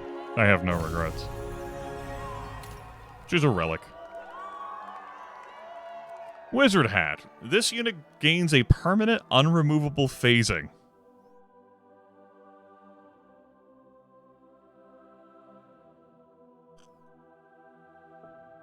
Man, I don't know what to do with that item. Like, okay. It exists. Alright. Could be great. Could be horrible. You see an enemy with it on. Could be great, could be horrible. Demon Claw. Any units this unit summons gets +5 to physical damage. And another Viper Fang. I'll pick up the Viper Fang. Pick up the gold.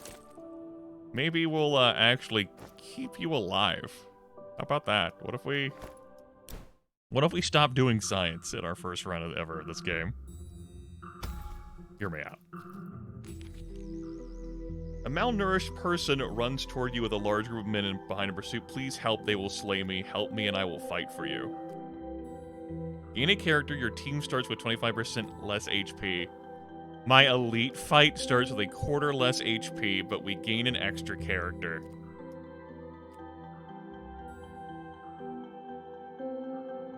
Sure.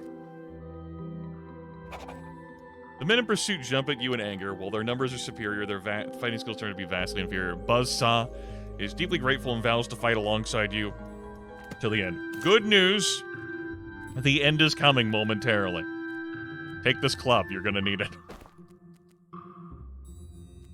Dark Whisper. Apply a random debuff to the target. The Whisperer Spiteful Thrust, damage is increased by 5 for each buff on target.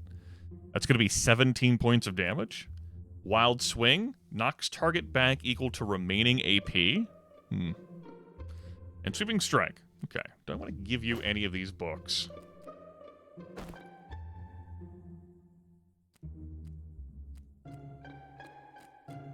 Maybe.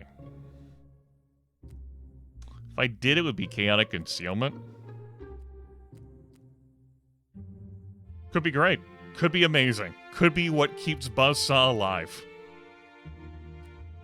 We have enough for a Chaotic Concealment and then a Spiteful Thrust. And then boom, Christmas is saved.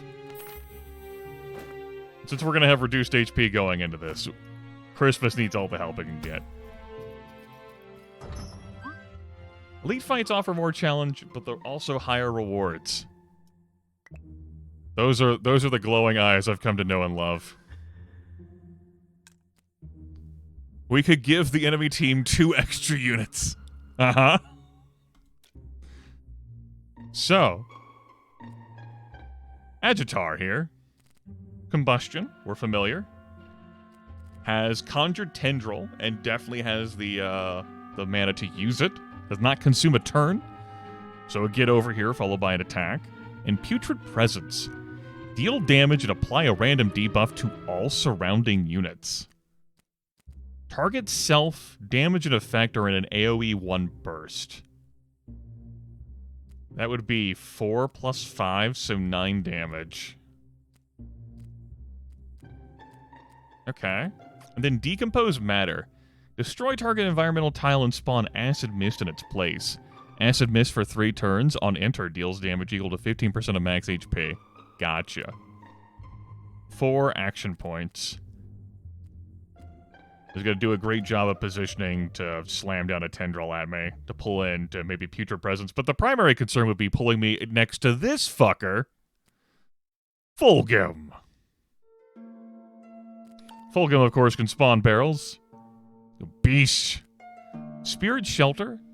Applies Curse Ward to target. Okay. Blocks 1 incoming debuff and then removes like a bleed, a poison, burn. Lacerating Thrust. Sure, we've seen that. That's basically 13 damage. And then Mending Jab to heal self for 10. So we definitely need to set your mana on fire. The Cane and Rags or whatever. 2 AP, cool. Could look worse. Could look worse. Like if we threw in an extra 2 enemies. I don't feel like this team is especially with our 25% less HP. Let's take this. Win Dilute? We could win that.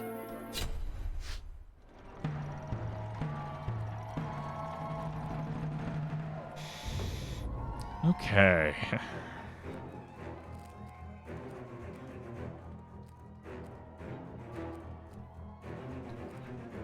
Notably, Fulgrim will be able to slam a barrel to heal. Probably not the explosive barrel, but I mean, I guess you could. 4 AP plus a 4 range Conjured Tendril.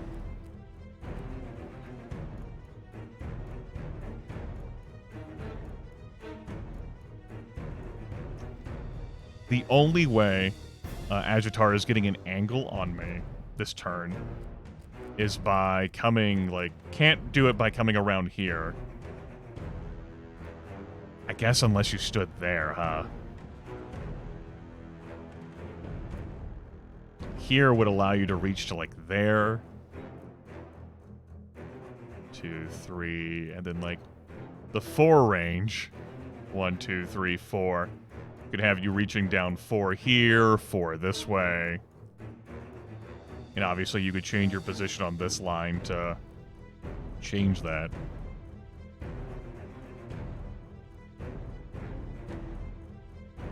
Yeah, Stakini not self-destructing. Because it looks cool. Can definitely be of assistance in this matter. Pleasantly, Agitar goes after the beast.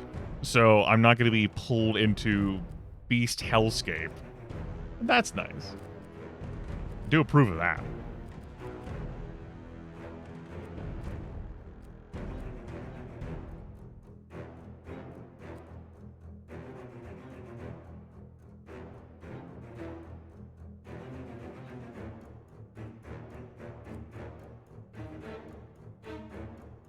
That'd be a bad move. Did that once when I was younger, and it was a bad move. If I stood here there, though, Agitar could pull me, like, whoop! Like by standing here. That doesn't deal damage to me, though, but then would be able to follow that up with a move. I'm willing for Albion to risk that to get into, like, a fighting position.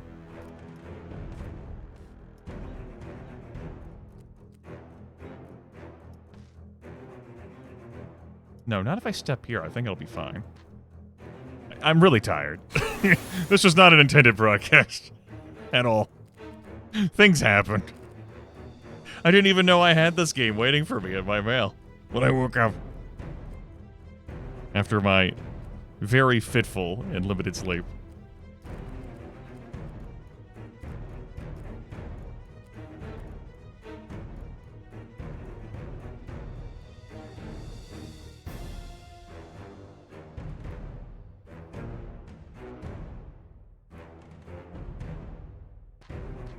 I'm gonna move right twice and then pass.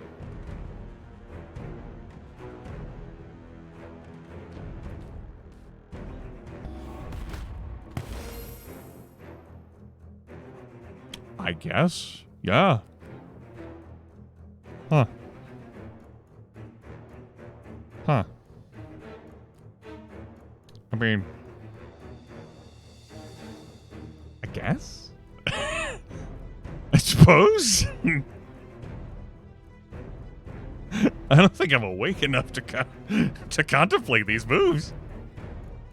It's another one of these situations where your foe doesn't have to survive these encounters. You ostensibly do.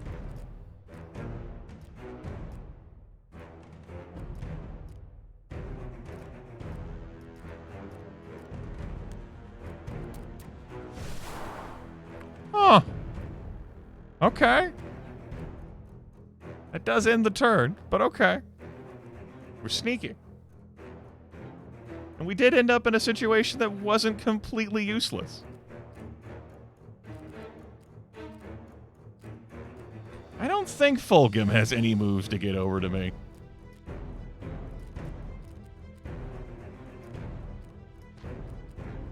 Right, I was slowed. Right. That would prohibit me from attacking in that situation, yes.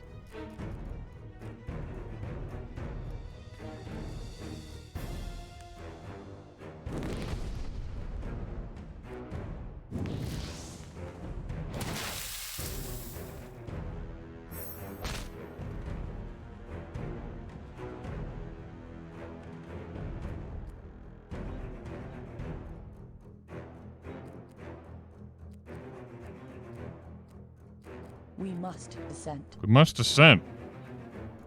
Good morning, good morning, good morning. Welcome in. Ascension. I suppose that's legal. Combustion spawns fire in target location, doesn't attack an enemy. And then decomposed matter destroys target environmental tile. I mean, there wasn't anything in the environment there. Unless it was blood somehow that got destroyed, which ended up qualifying. So yeah. Even though Buzzsaw cannot be legally targeted, those were all legal moves. Fine.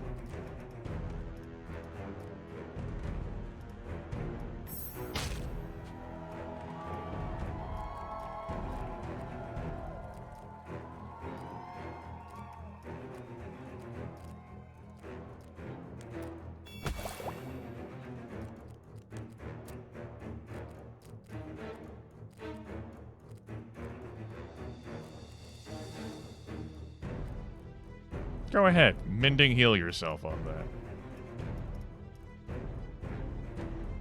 that. Yeah, I suppose there was a fire that was spawned through combustion. Oh my god, the tech!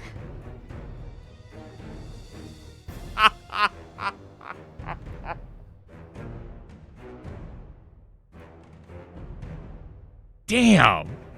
That was pretty good. I forgot the doors can summon barrels, and then just shoved it straight to Albion. Okay, I'm really enjoying the complexity here in Mortal Glory 2. The environmental hazarding of the barrels like really adds an extra dimension to it. And the environmental effects such as fire, the pits, water, acid mist. Only 42% AI intelligence.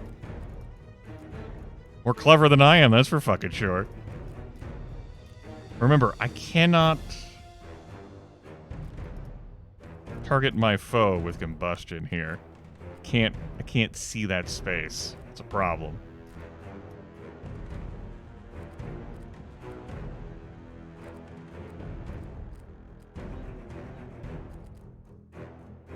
He still hasn't even healed himself. He didn't mending jab at all. He just spawned a barrel and whacked it at me. He's good.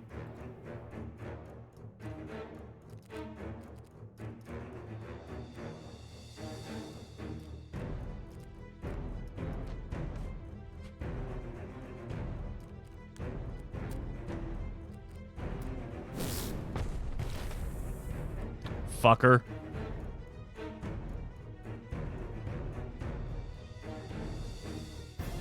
Life leech.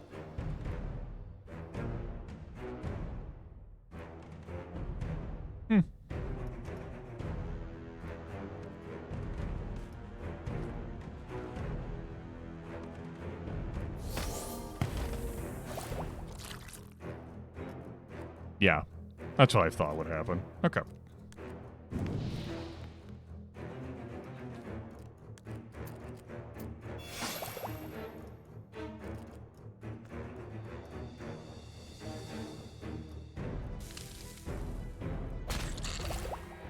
Okay.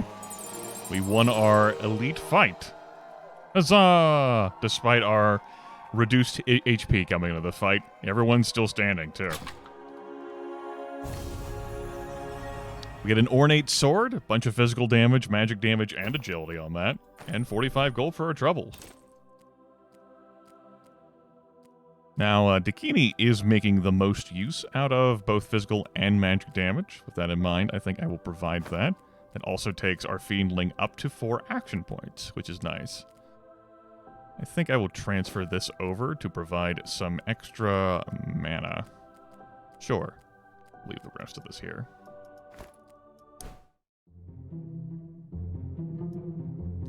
We have the opportunity to run into a shop here, provided we get past this fight, before we get to our boss fight.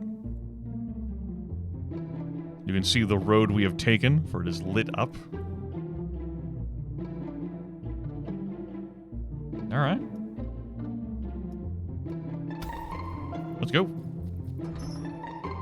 Troopers of the Dark Realm. We can give the enemy team 2 extra units in exchange for Meditate. Gain 50 MP. Get that Mind Flayer out of here. Or excuse me.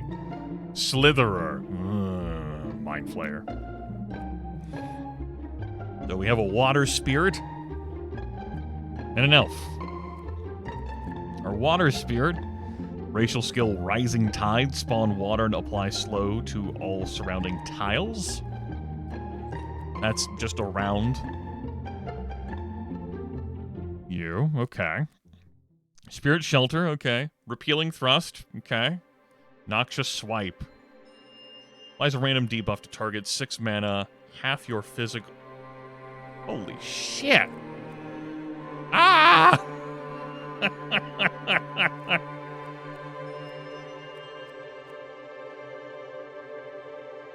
Okay. 22 physical damage, huh?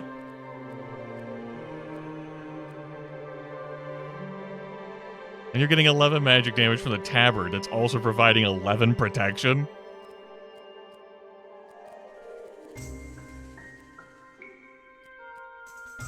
Fucking eep. I love how we've seen so many enemies and I'm like, I don't want to get into melee with them. I feel like that happened a lot in the first game. No, I don't think that's true. Then Ethna here. Haste.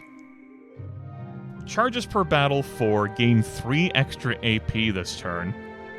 1 cooldown, does not consume a turn. Ah! That's pretty nice. Yeah, that would have... Kidney Punch increases enemy skill cooldowns by 1. It's physical plus 5, and you have a base of 11 here, thanks to your Claw of plus 7 physical damage and plus 22 crit chance. And then that's where you're getting this extra AP from leather armor. Then Renew applies regenerating to target. Okay. And some spooky damages there.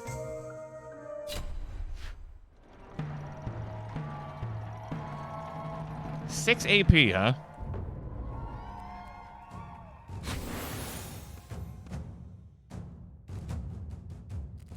Three plus 3 does mean 6. That's mathematics. Scary, I know. What do you mean, mathematics? The range of your abilities... Okay. 1, 2, 3, 4, 5, 6. It's not enough to reach and hit us, but it would take you anywhere on this line.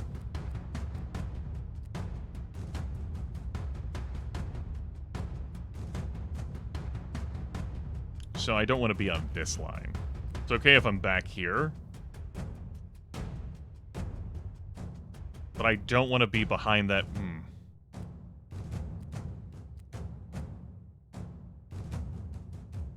That would be problematic unless I swat the barrel away.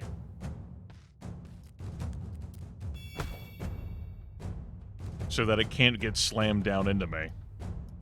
That also gave me a flicker beam charge. Okay. Yeah. Let's stay back here. Does not use the haste. Okay. You fool! Ahem.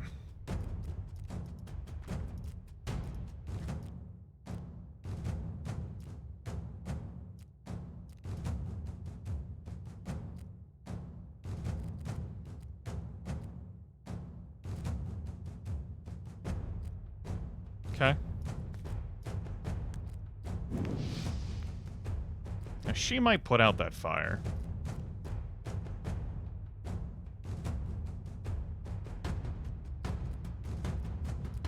Fuck it. Do that too. And you could end up anywhere. Go on a trip.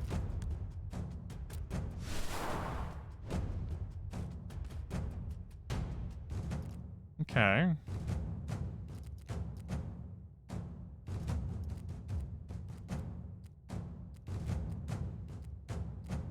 think that kind of took you out of the fight. You know it's sad but true.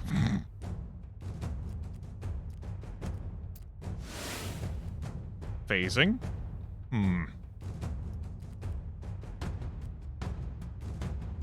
think I want to control how I engage. That's right, Marvin. Poor life choices are important, damn it. Give me a moment. Yep. Just had to check something there real quick.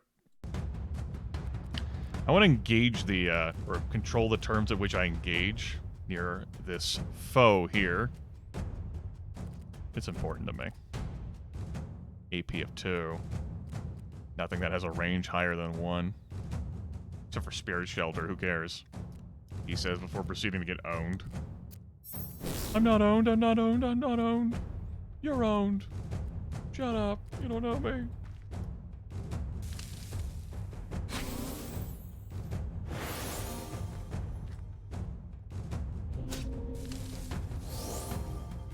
Okay. Made lethargic. I have -8 strength, -8 wisdom. I have my full AP of movement, and I'm going to teleport to a random location at the end of turn. It will avoid harmful tiles, though. That's nice. With that in mind, doesn't really matter whether I move before I make this attack. Nice crit. Unfortunate location.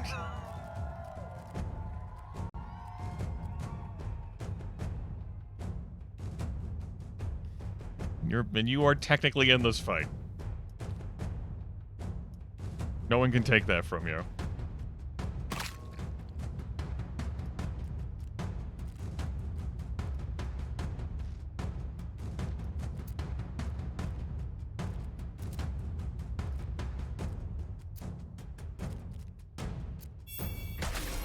Just crit. Easy. Just get crits. Works every time. Okay. Gold, tunic, and 1 armor.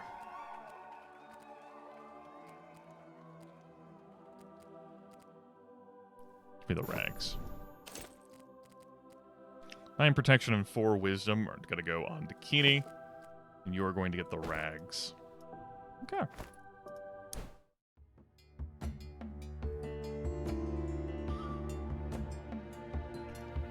Looks like weapons, armor, potions, and then like skill books. I'm thinking that is potions and gladiators. Let's go here. You've come to the right place. Indeed I have. Indeed I have. Take this procurement order. I never want to look at it again.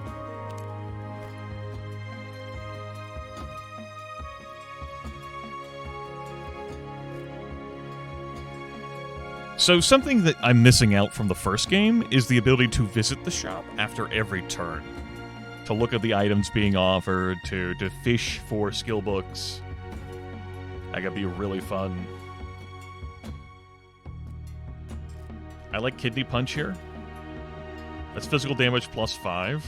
Increases enemy skill cooldowns by 1. That's a pretty nice hit. I'm pretty interested in grabbing that. Charge is a 5 range distance clear. That'll actually deal damage.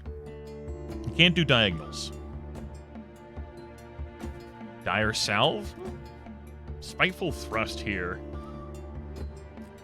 which our Whisperer has. And Corrupt Transit. Teleport to target location and spawn Acid Mist on every tile in between. Huh, okay. Our potions here, 3 agility, 3 vitality. We could grab 1 of these, or like 2 of these. Or we could grab a 4th character. We cannot duplicate, so we can't have another Whisperer. We could grab the level 1 Angel, or just eyeball. Maybe it's Abilene. We would have to sell a bit to get her. Interesting. These fangs sell for different values. These gloves sell for different values. Huh. They do the same thing though, right? Is that true even if I just put them there?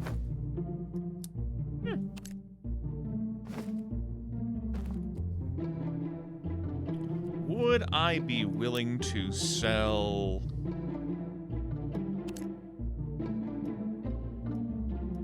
some of these relics? Or just the Frantic Outburst and the club? I would still have to sell something else impactful, like selling the club wouldn't do it. In order to grab the level 6 Dryad. What does she do for us if I were to grab her? Nature's Grasp. 1 tile range rooted. Doesn't consume a turn. Blessed Bolt. Increase damage by 4 for each active buff on user. That's just going to basically be 12 damage. We're not really a buffing team. And Spiteful Surge. Damage is doubled if target has 2 buffs or more. Yeah, it's a pretty solid hit. She has 54 hit points, 36 spell power. It gives us a strong action economy by having a 4th character. Of course, if we Doesn't look like we're gonna have like a way to bank up like spare gladiators like in the first game. We just roam around with our squad of 4, our lance of 4.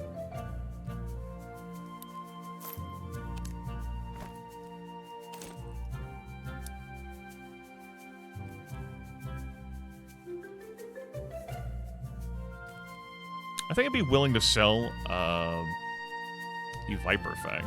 I guess I could just say it's the Viper Fang that provides $2 more.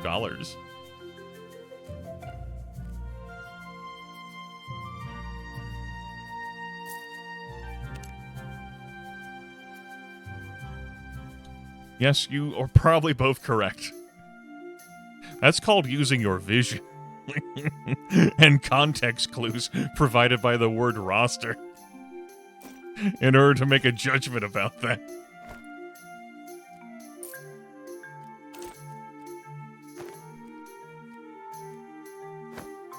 That's dangerous. Do that at your own risk.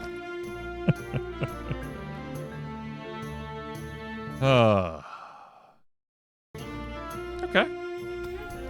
Let's go fight a boss with our team of 4. Throw down your weapons and I promise to end you quickly. The supporters of darkness. We have Dwilgi, the level 3 dwarf. Summon Barrel, Swift Strike. Damage is AP remaining times 3 plus 5. Ended up not getting that Kidney Punch book. Rain of Knives, damage 7 and an AoE of 1. 5 tile range. 7 damage flat is enough to break, like, barrels. And then charge. Okay. Can really clear the distance. No gear on, thankfully. And then Galflan. It was hard for me to tell whether any of those were eyes. The level 5 white. Any units this unit summons gain a random extra skill. A legendary fighter, immune to stuns, immune to cooldown increases, so Kidney Punch would not have harmed. Invigorated heals 5% max MP at the start of its turn. Haunt summons a specter of target enemy to aid your team. Okay. So we can create a specter of one of my characters. As a reminder, specters are copies of other units. They do not have items and their main stats are 50% lower. And that summon will get a random extra skill. Could be anything. Malignant Touch will deal 13 damage and then apply a debuff. Mana Drain will deal 6.5 damage. And Leech MP, half of damage pierces protection. And then Animate Blood. Turn a nearby blood tile into a medium-level unit that will aid your team. Medium-level unit? I don't know what to do with that. Other than cry, I guess. Let's cry. No barrels by default. Okay. We did not win initiative. It's fucking white. Oh, and that is the Emperor. Except no substitutes. Range of 1. AP 6.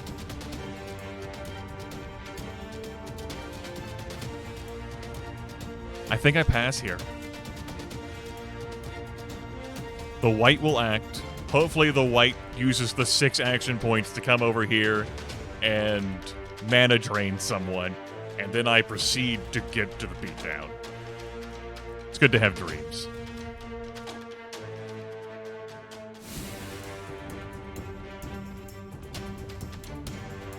Okay. Dreams are online. Downloading your dreams right now.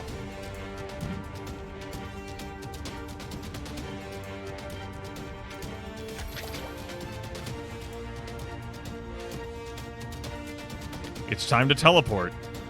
You know it. You love it. Where are we ended up today? Good. Good, that'll help.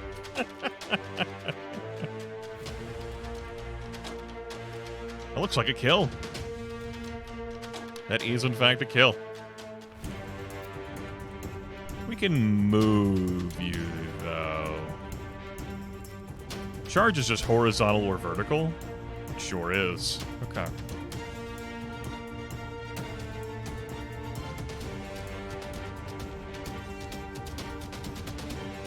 Get out of here, you stupid white. He says, not actually being able to target this enemy from this position. Fuck it, step here. Oh, that's right, Rain of Knives. I forgot. Well played. Forgot about the AoE. I'm fucking tired. You got me. I've been had.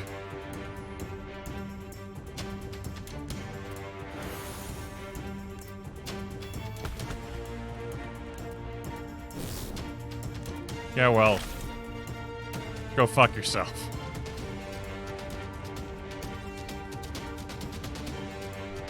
Can't even shoot around the fucking Minotaur?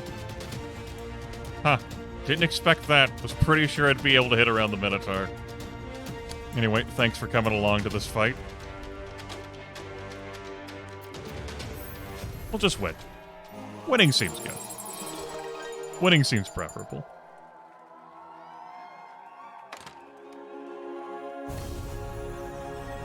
Take the 6 gold, choose an armor.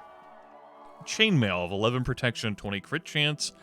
Leather armor of 11 protection, 4 vitality, and 12 bonus HP on top of the 4 vitality.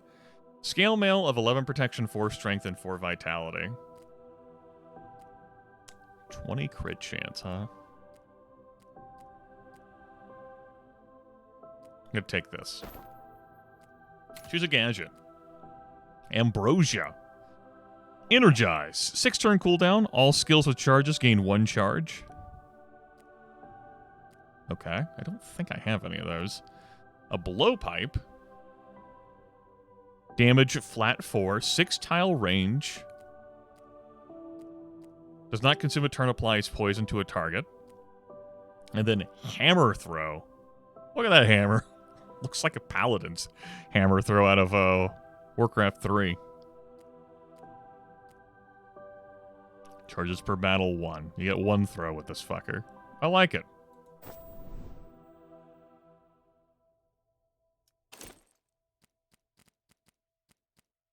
I lose out on the 4th AP with you if I remove this. I really like that 4th AP.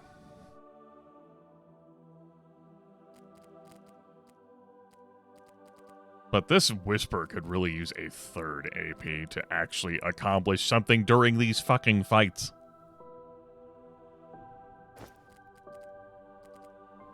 You take that. Take this. Become the beef you were born to be. And you take that. Still pretty fragile, this Whisper. Losing out on, this 8 HP doesn't help.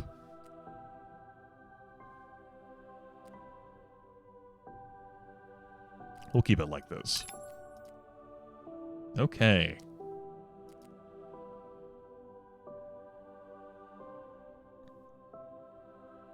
We get to choose a skill here. 2 of them are rooted in... One of them is rooted in agility. One of them is built on AP remaining, 300% of it. Charge toward target and spawn thick smoke along the way, which blocks line of sight. AP damage times 3. And then Secure Strike applies shielded to caster. That looks good. I like that. Sure. All rewards picked. A bonus 4th skill at no charge. Except for leveling up. Okay. Interesting. Yes, a very tanky. Maybe it's Abilene. Alright. We made it past phase 1. How many phases are there? Shrug. You know how these things go. It could be 3. Things typically go in 3s. Could be anything. Alright. Got the gist of the game. And we're allowed to die once again. Just not losing the boss fight.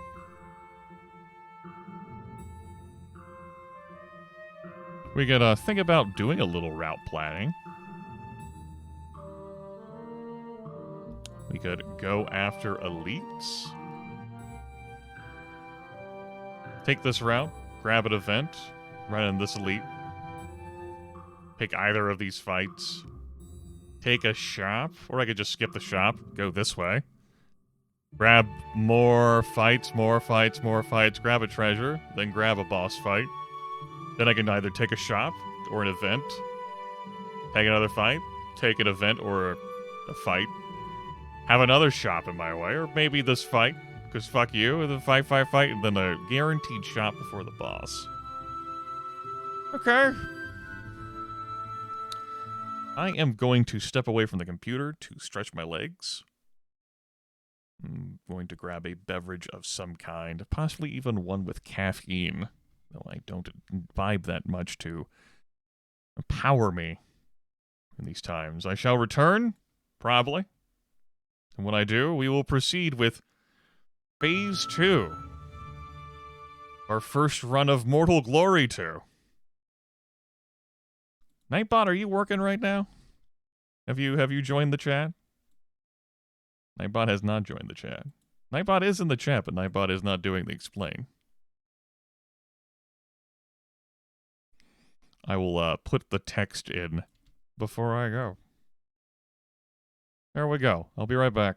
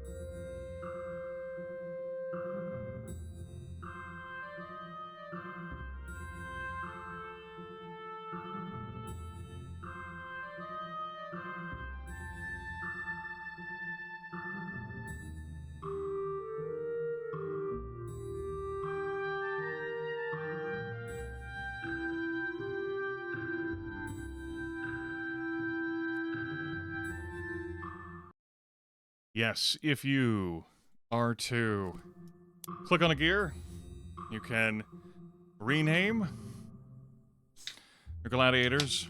You can have them forget a skill, or you can also retire them for some money. I don't know how long the character limit is. Let's find out, shall we?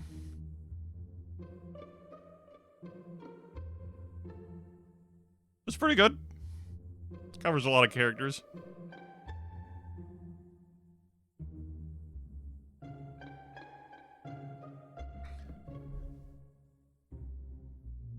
I don't know how much the free demo covers. Might be fights, might be the first level.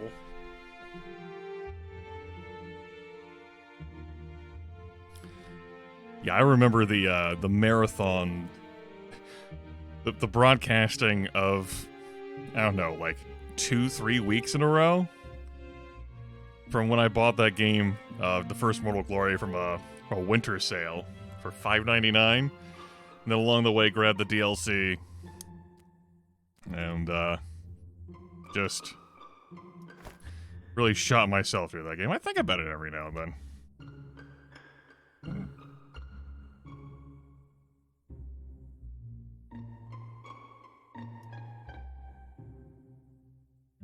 So I guess I'm going to take this route. Let's do it. Our good friend there, Goblin sponsor. Alright, booby trapped. The battlefield contains spikes. Our foes here consist of Grimba, Kozu, and Zato. And Grimba is a Minotaur.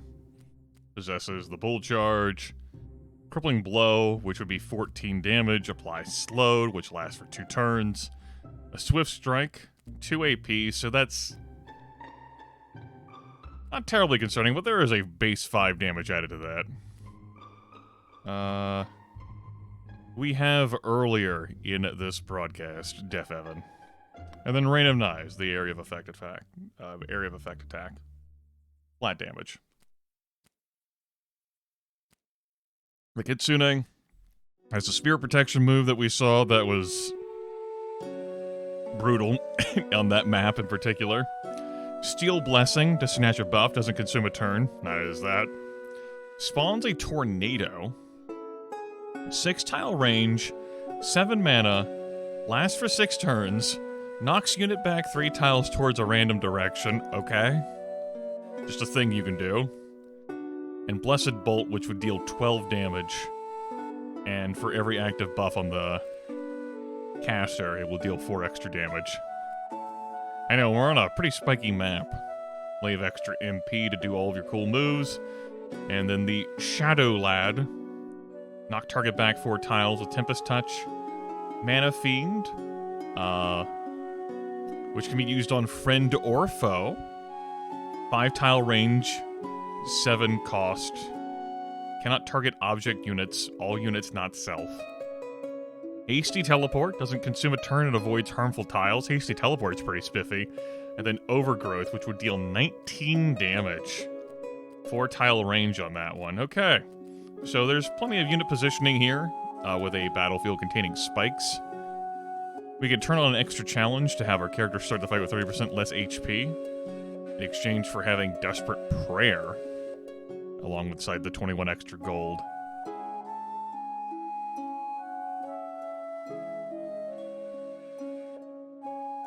Desperate Prayer looks like it did in the first game. Removes all existing buffs and debuffs for the target and applies Undying to target. I remember that pretty well.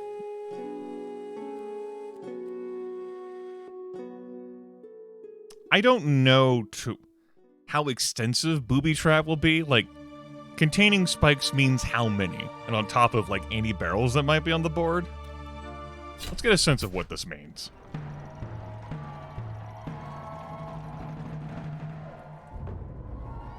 Well, that definitely contains spikes.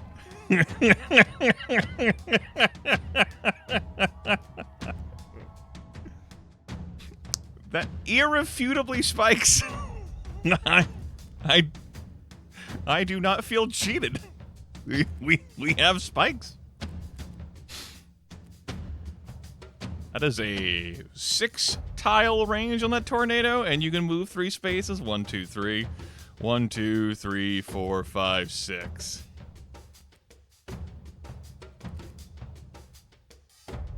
Uh-huh. I have concerns about this route being blocked, but I mean, what the fuck am I supposed to do about that? I'm just gonna move here and end my fucking turn, I guess.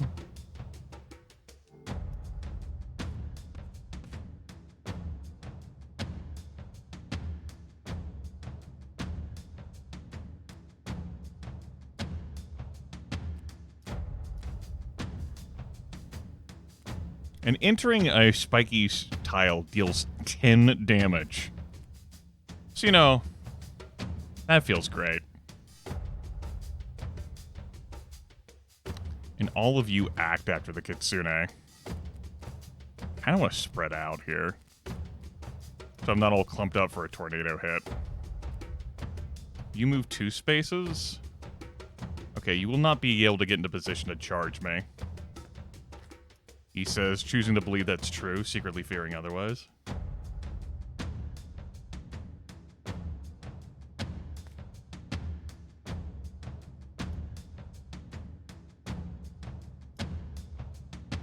gonna move you like this.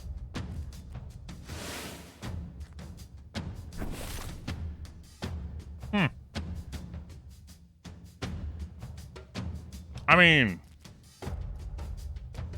that is, like, that's legal. Alright, Whisperer. Go get him, kid. Where you ending up today? Alright. Well, I've been rooted in place. It's true.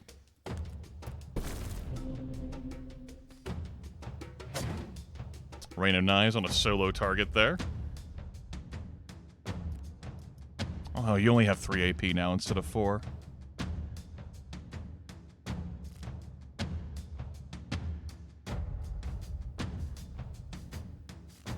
I forgot you no longer had that 4th AP. I am not going to be able to hammer throw through this.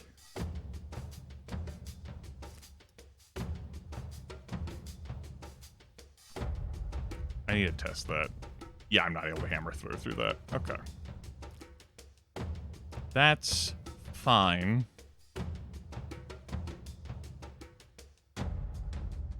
He said, knowing it wasn't fine. Mildly annoyed about everything.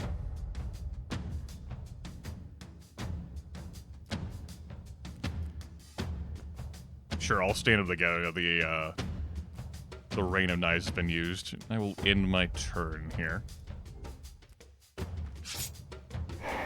Voluntarily entered spikes to throw down the, a Blessed Bolt, and of course, summon the Spectre there, which will act at the end of initiative.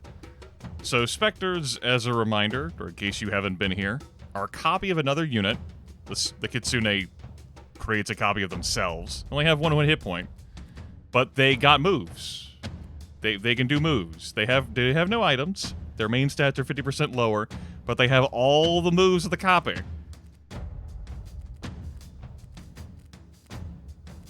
So it's kind of a thing that maybe we should try to resolve before it can act. And there's only one hero who can do that, and it's the Fiendling. We'll see. There's a lot happening here that we need to think about.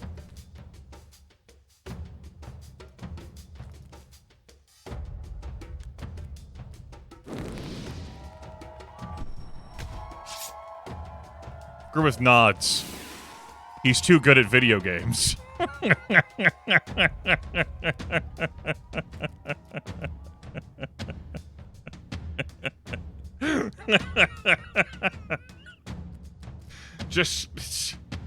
I'm just too good at video games. That's how you deal with the fucking Spectre. I'm noticing that the combat log doesn't auto-scroll here.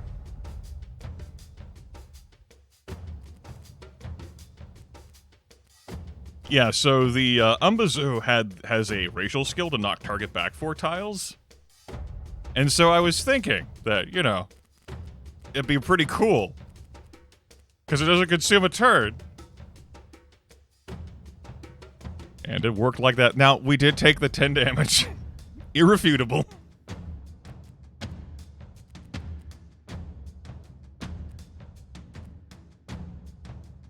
The fire clear the spikes? Because I'm not seeing, like, fire and spikes beneath that tile now. Or were the spikes only there? The spikes might have only been there, because that's where the blood was, and there was no spikes there. That must be true. I choose to believe that it's true.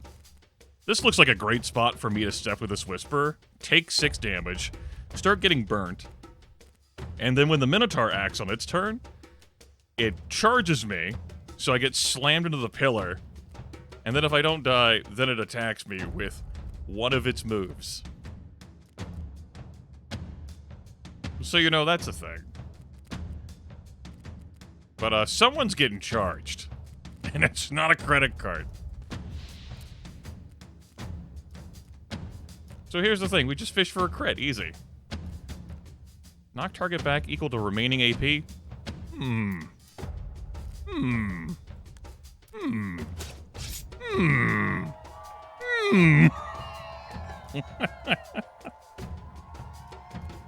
Uh-huh.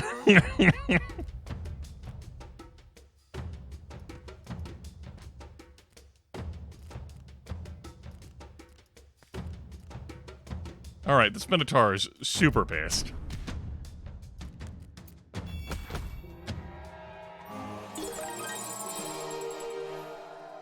I really enjoyed that. That was pretty good. You know what would have complicated that? Barrels. If I kept the item that would have said, add up to 10 more barrels on the map, barrels would have really made that problematic. Choose jewelry. Oh.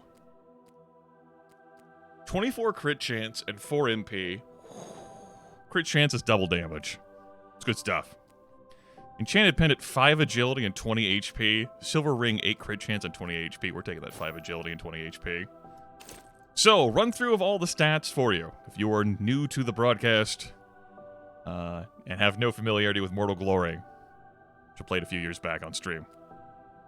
Strength covers physical damage and knockback chance. Physical damage, exactly what it says on the 10. Knockback chance, what it says on the 10. Agility covers critical chance and action points. Crits deal double damage. And action points are based of 25% of agility plus 1.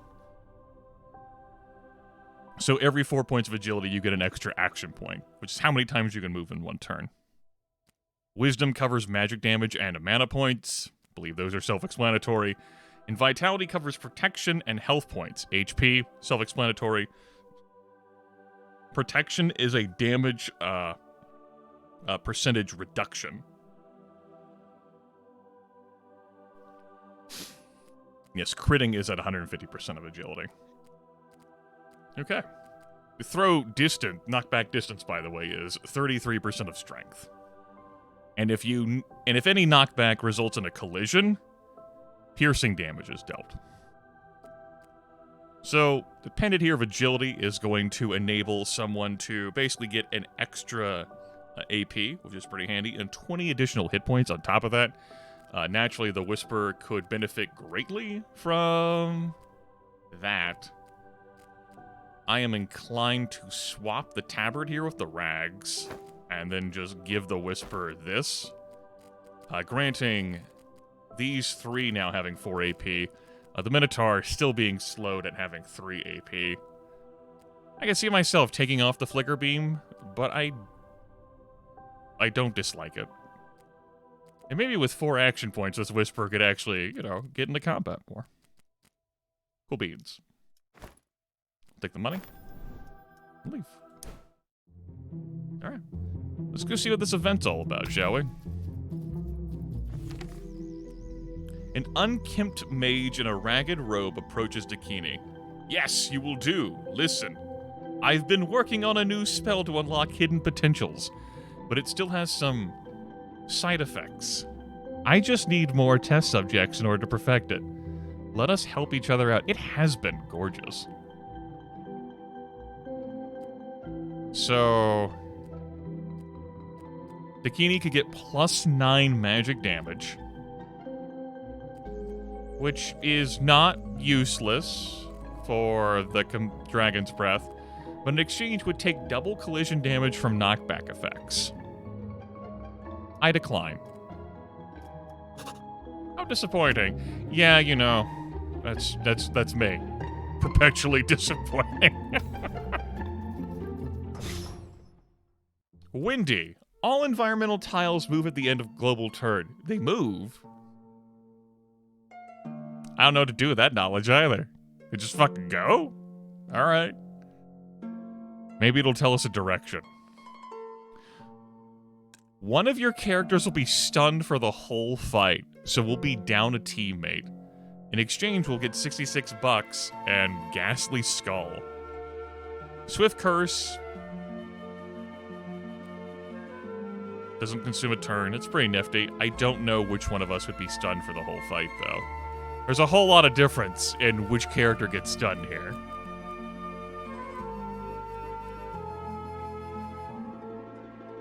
Anyway, let's look at our foes.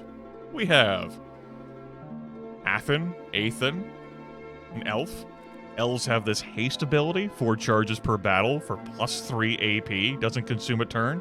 So that 4 AP can become 7 AP. We have Shatter Ice, which is a flat 10 damage, makes a target ice tile explode. Doesn't consume a turn, but there has to be an ice tile. And then Fire Nova deals damage and spawns fire on all tiles with an area of effect. That is around the caster of Fire Nova. That's going to be 11.5, 12 damage. 2 tile radius of fire, and this elf can get basically wherever the fuck she wants within 2 turns. Into whatever cluster to nova it with fire. She has a mana potion, so if the fight goes long enough, she'll restore her mana. And she definitely has plenty of blue juice.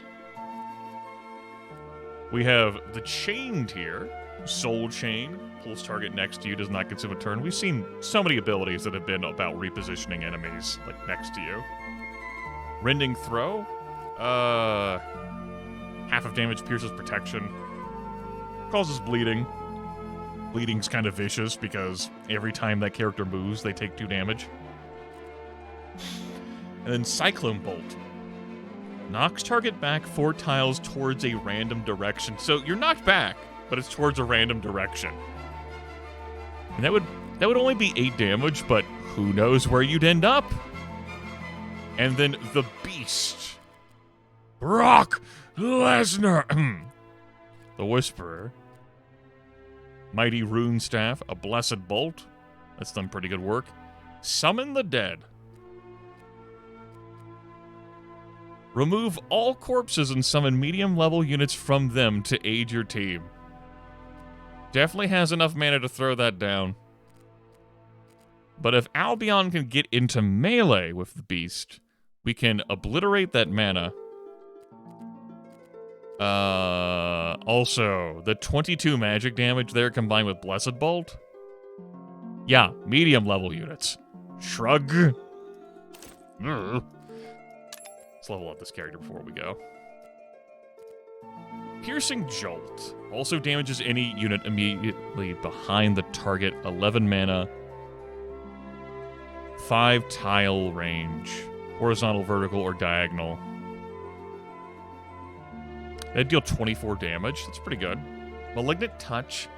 Damage is increased by 4 for each debuff. After damage, apply a random debuff to target. That'd be at 19 damage. Counts as a melee attack. And then Spectral Caress.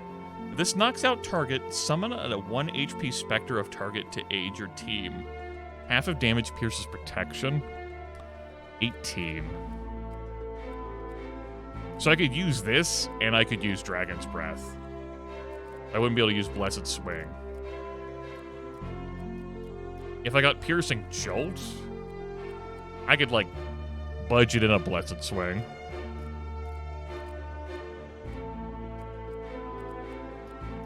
I like the idea of spectral caress or piercing jolt, not so much malignant touch. Though you can see the value of applying debuff since we have a whisperer on the team. We definitely see the value of specters. I like the idea of having a move to pierce protection. That sounds pretty good to me. I'm gonna take the piercing jolt. But I could go either way on this. It's more like mana considerations right now.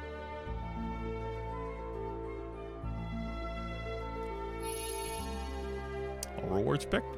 Indeed. Okay. Okay. We will avoid the extra challenge.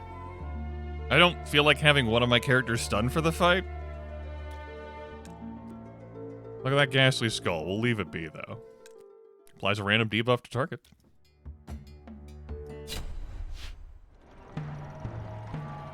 The fuck? The beast moves first.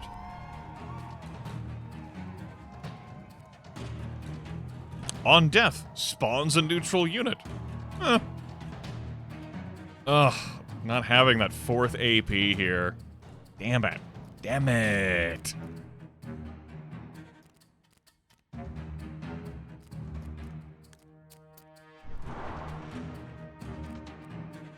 Sneaking. Nice. Okay.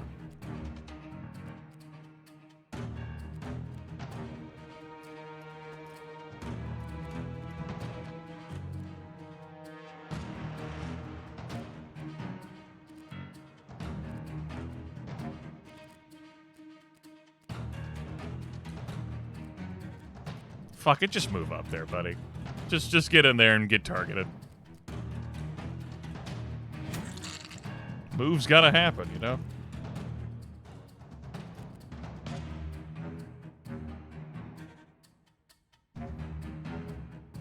Strong men waiting for you.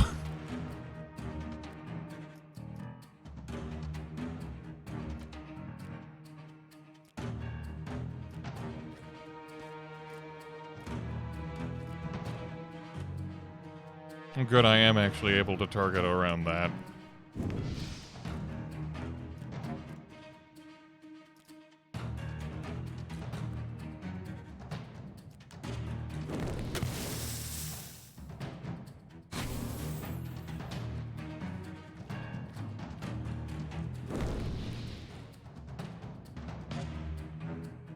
Well?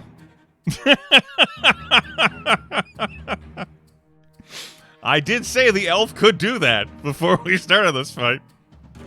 That could happen.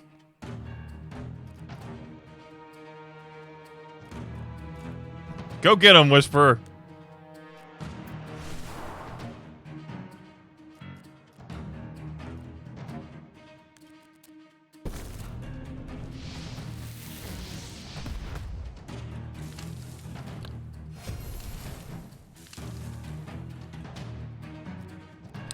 You remember the wind?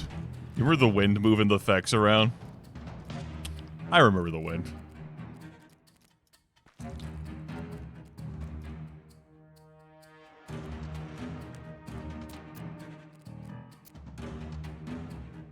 I don't know what to do with neutral unit. Could be anything. Could be the best thing since sliced bread. No idea where to take this information.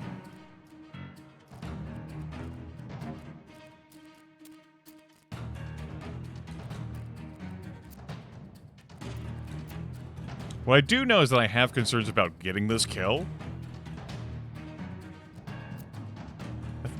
She'll die at the start of her turn. I gotta take out this fucking raise the dead bastard. Oh shit. That has a knockback of 4 tiles. I'm a dumb bitch. No. It hurts to be dumb.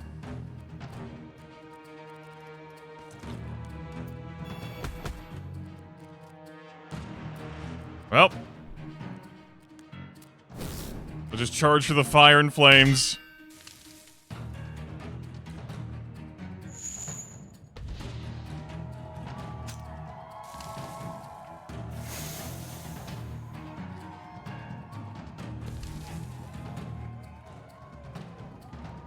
Anyway, nice to see you over here, Whisper.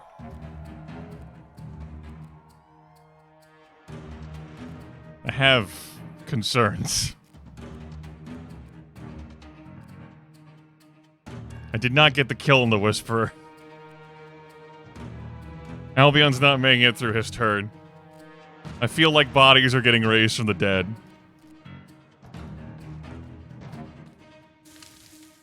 I'm going to proceed to cry now. I have no clue where to take any of this shit that's happening. Like... just gonna move here and pass, I feel. Maybe? Maybe? Maybe? I feel like I'm just gonna get cycloned, though. This is terrible.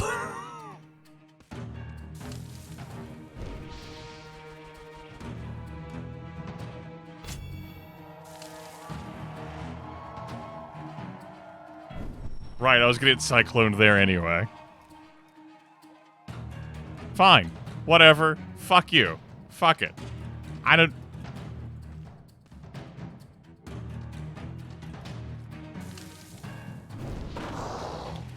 That's a thing. That's happening. That's happening. That's probably fine. How much health do they have? Excuse me? Well, that thing that I didn't want to have happen happened. That's not great.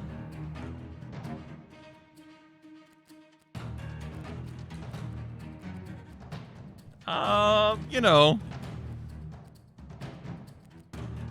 That's probably not good. I've checked the math. I don't think that's good. I ran the numbers.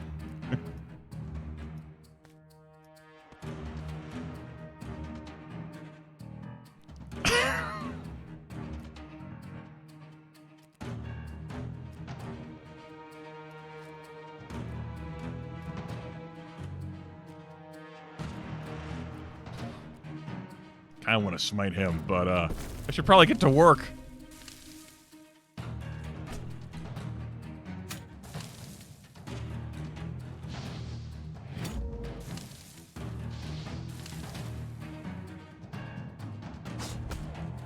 Definitely didn't want the elite to do the whole terrible, horrible summon thing. But you know, it happened. I hate it.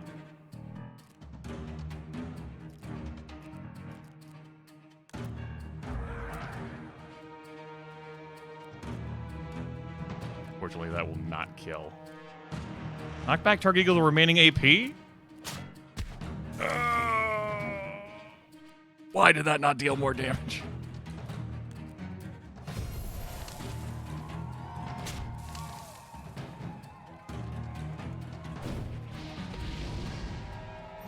Good news. If it's just you and summon units, you win.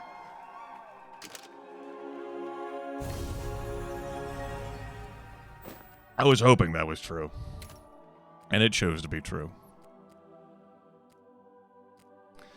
20 MP, skills with charges have +1 charge. It's pretty cool. Collision damage from knockback effects by this unit also apply rooted.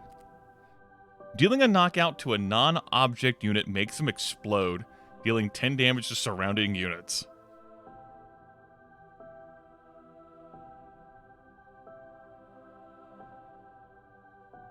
Prerelease. Pretty cool. Useful across the board. Let's grab this.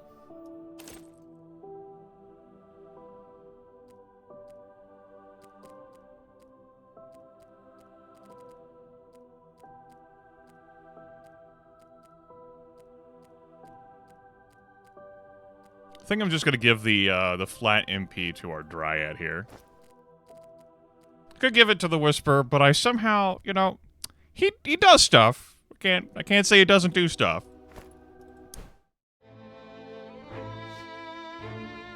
Do I? Do I?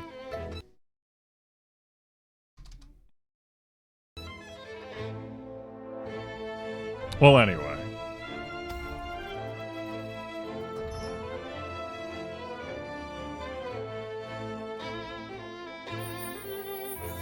Your characters start the fight with a random, unremovable debuff. What could the debuff be? Could be anything. Could be slowed. We could only move one space. Could be bleeding. Could be burning. Could be poison.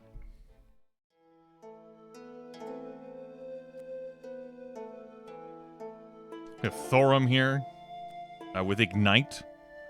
Spawns fire on target location. Definitely has the magic to use that. Crippling Throw, which can slow us. 5 tile range for that. That's 6 damage plus 3, 9. Very nice Cloak. Hector here. Ensnare. That's agility times 1.5 damage. And then is able to gain 50 MP. And then has the racial skill. Okay, so not the spookiest. But does have a prodding device to knock target back 1 tile. And then our Shadow here with Putrid Presence, which is an area of effect blast. A Tendril. Come over here. Get knocked away from me. Then Drain Life. Yeah. Let's see what the debuff is.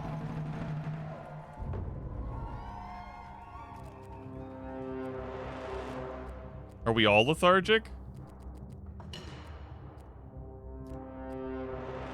Because, let me tell you what.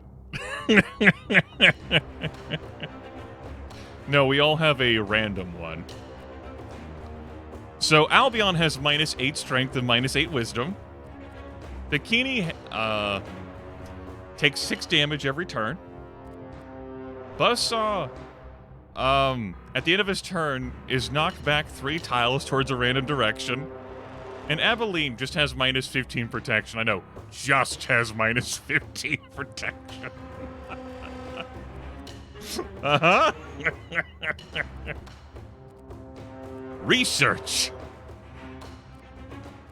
Very good. You love to see it. Well,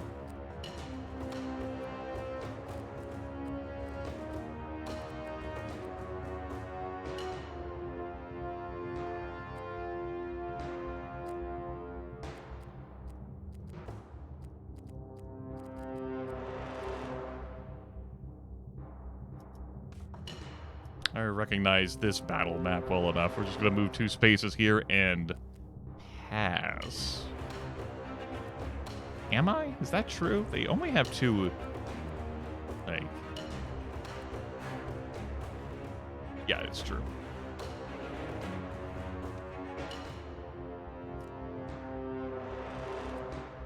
You take 10 damage at the start of every turn. You know, that's...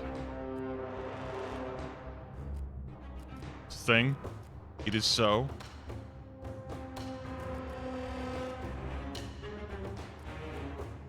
And I don't want to get too close here, because I'll get in range of the crippling throw, and I don't have to get in range of the crippling throw. Thorum would have to, like, stand here in order to attack. 1, 2, 3, 4, 5. I can stand on this line and be cool. Be cool! And I will. Be cool.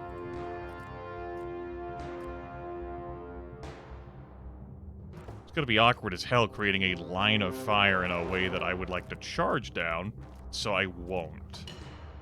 I'm going to use Piercing Jolt instead, and crit with it.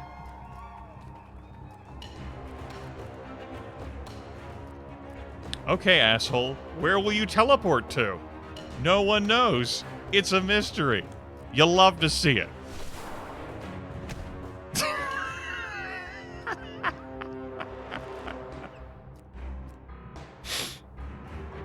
Shit. It's just so fucking funny.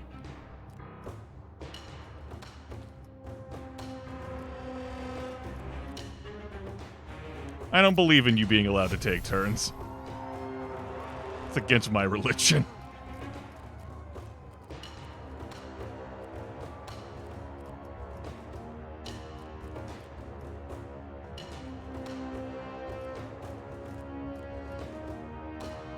Okay, if I hammer throw, I will not be able to make up the distance by bold charging, and you only have the third AP. So I could move here. If I hammer throw, can't connect. I could charge, then hammer throw?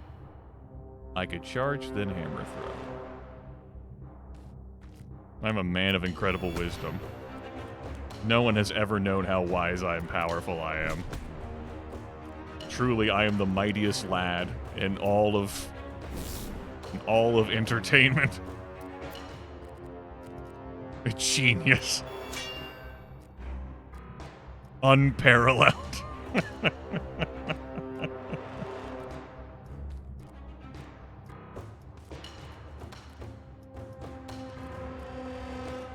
What? Sorry, I can't see around that. It is a mystery. Fuck it, just stand here then.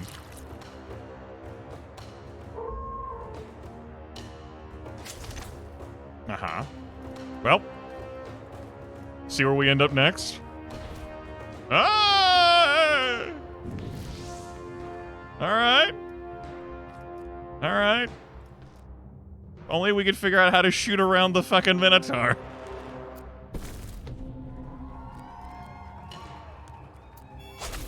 Okay, that was... could have been worse.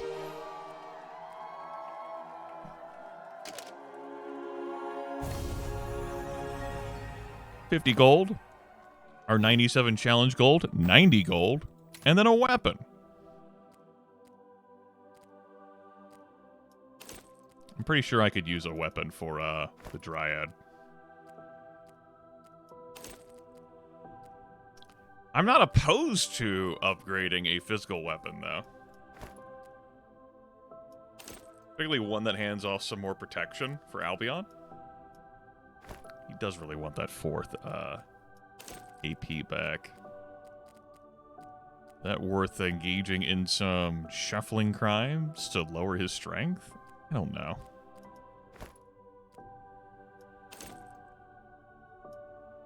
I think we'll hold off on that. Upgrade the scepter.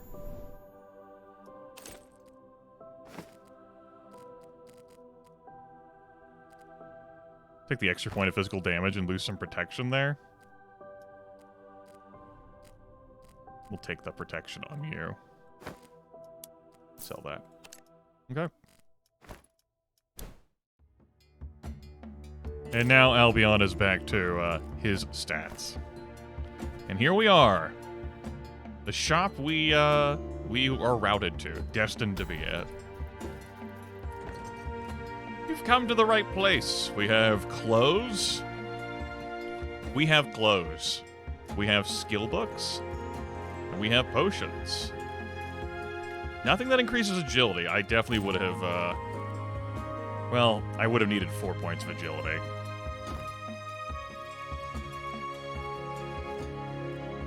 Nothing that covers that. Magic needle skill? Interesting. What do we have for skill books? Magic needle. Chaotic blessing. Grand fortitude. Heals vitality +6. Targeting yourself. Torment. Doubles the duration of a random debuff on target. Dire salve. We've seen that before. And precise incision. Agility times 1.5 damage. The target has rooted. The damage of the skill is doubled. I see a lot of good work can come out of this one as a range of 2. That's pretty damn handy. We definitely have ways to apply rooted. A way, I should say.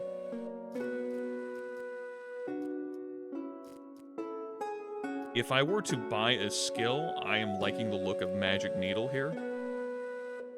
I wouldn't mind Grand Fortitude. could be something that Abilene has on her for sustainability. I could put it on Albion and swap something off of him for that. Like the Chaotic Blessing, which could be great, could also be totally disappointing. It's pretty cheap as well. That's compelling.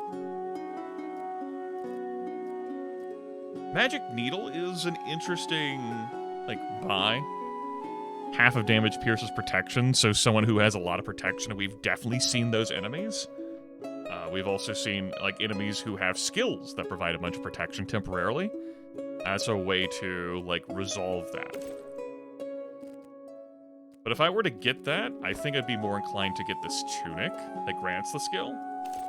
I would put it on Abilene. She would lose an action point. She'd be down to 3 action points.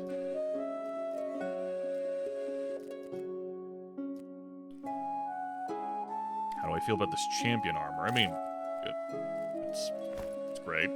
I don't like dislike it by any means. Grab that. Grab that. Put this on. And forget Chaotic Blessing. That does take a turn, but if you're like in like real peril, if I really want you to have that 4th AP back, I can just put this tabard on you. And go back to the shop. I really want you to have that. I'll say it's fine that you don't. I can give you the 4th AP through this enchanted pendant. We can sell the rags. As this whisper doesn't, we can change off of 5 just fine. There we go.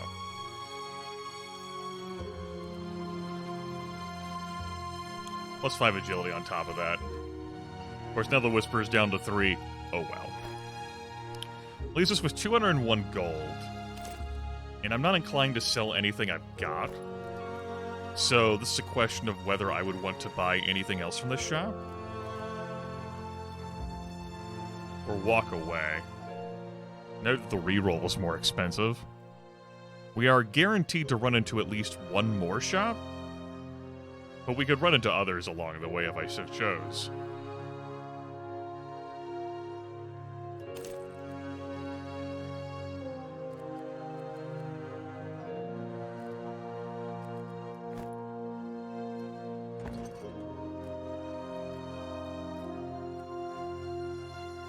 Or 50% of wisdom.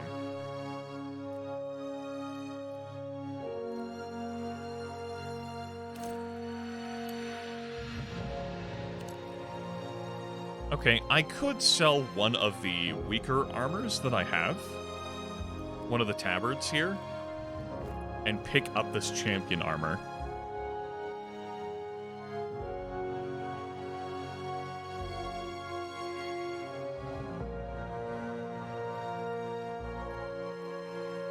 Let's do that.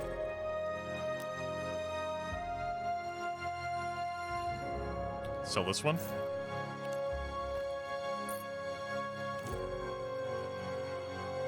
Now, who gets this?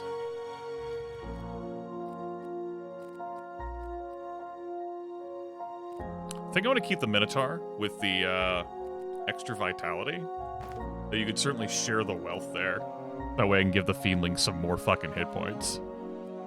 Which could be pretty useful. It's like, even if Dakini has all that protection, still only has 30 hit points. A little skittish about that.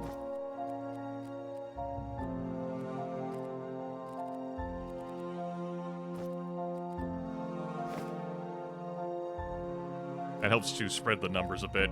Obviously, Grand Fortitude is more effective with more vitality. Increases crit chance to 33%. And adds more strength. This adds some strength, too. Dakini. Kini here is like a hybrid. Which is why that sword's so handy in that regard. Okay. Pretty neat. $4 to our name, we get to move in once more. Route here, it's just kind of like whatever, so go this way. Enemy gets a beast character. Give him a beast, huh? In exchange for choose one skill and momentum swing. Charge towards target, damage is increased by 10% for each tile traveled. Certainly made use of that skill in the first game. Oh, it's a beast Elithid. Let's take a look at these two first. Ozar the Chained. We've seen use of these chains before. Pull target next to you. Crippling Blow, which would be 25 damage. Nah, that's not actually Death Train. Momentum Swing existed as like its own skill in the first game.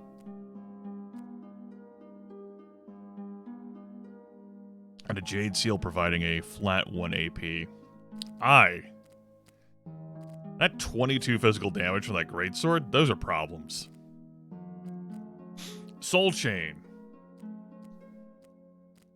Gets us in line, pulls us next to Ozar, and then Ozar smacks the shit out of us. 66 hit points for sure. Courtesy of the plus 36 HP from the greatsword. Mending Jab, Wild Swing, and then Blazing Charge. Gross! Okay. I mean, that doesn't deal as much damage, of course, as, you know, an actual, like, one of these moves do.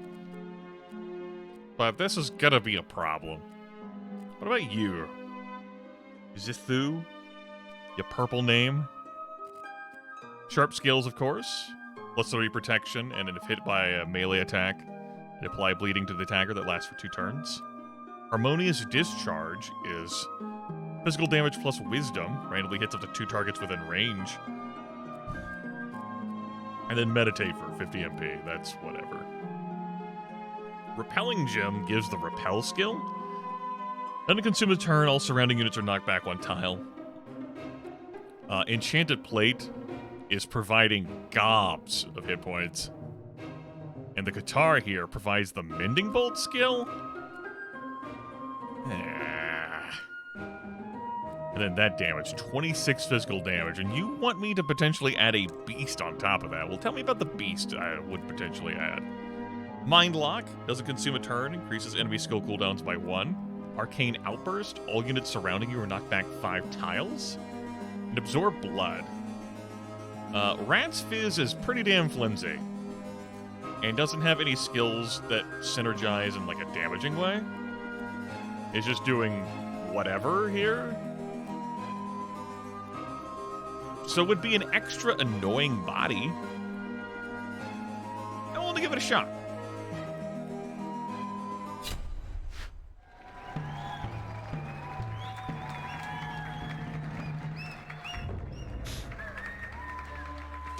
I'm glad this enemy moves first. However, Ozar is completely on the other side of the fucking arena for where my Minotaur is. That's a pain in the ass. I don't have any of these barrels appropriately lined up for me. I think what I might do is knock this barrel, like, over here, but do it with a charge. That wouldn't create a collision. Like, that doesn't deal damage. I wonder if the knockback also happens with the pressure barrel. So the pressure barrel flies 4 tiles. 1, 2, 3, 4. That doesn't line up where I wanted to. I wanted the pressure barrel to explode there. Can't make that happen if there's a 4-tile like move. Like the bull charge does it.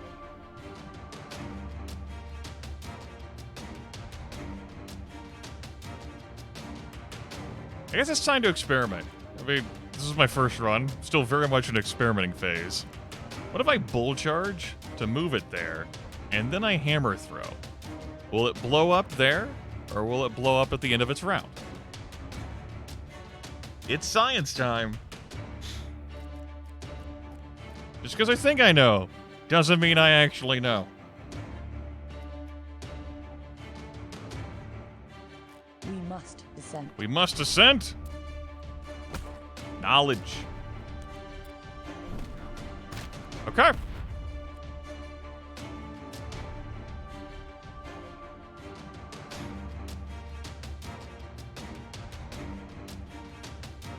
And that's why we do the science.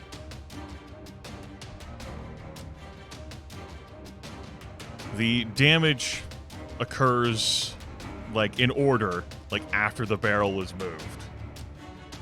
And then the effect takes place. So, despite it it got hit here. But it got flung back and then took the damage, instead of blowing up here, which would cause this pressure barrel to blow up, which, like, would not get flung, 5 tiles from the flight of that barrel, because that was another pressure barrel, which could have had fun. But we were deprived of fun. But we had the fun of science, everyone, and isn't that what really matters? Science.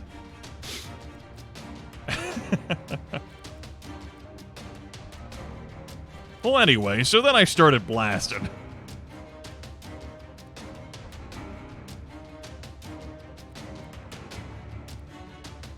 Six AP.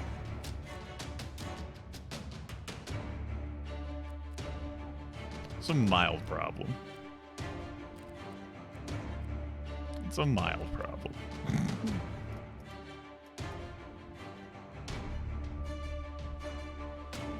They do have a tendency to run face first into death, though. Where is that? Immediately activates the spiky defense.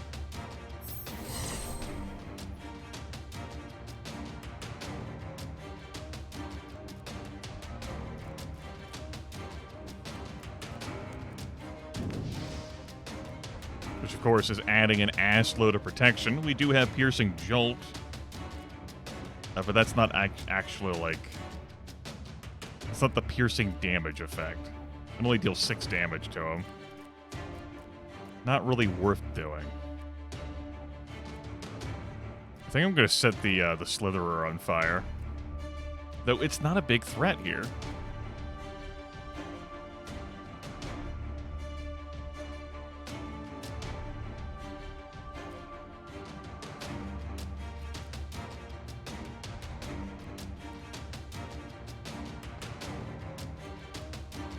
I mean, that 6 damage could make all the fucking difference.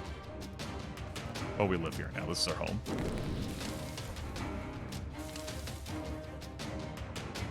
Okay, bud.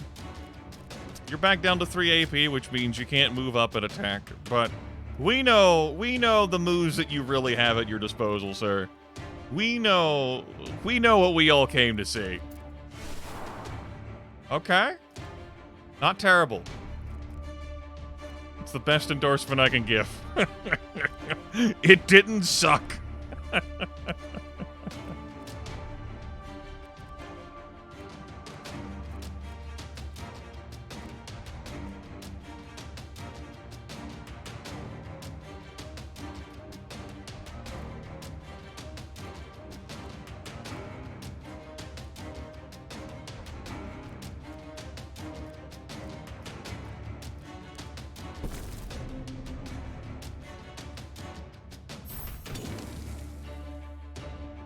Huh.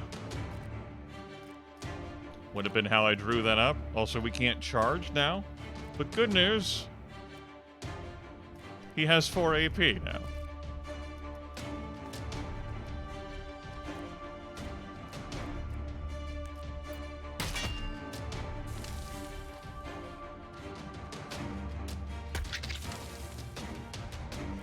Remember, the Whisper cannot be targeted directly. Otherwise, the Whisper would have been fucking annihilated there. Nuclear launch detected and everything. 1, 2, 3. Handle this beast that we added for us, please. It's not quite a kill. That'll work.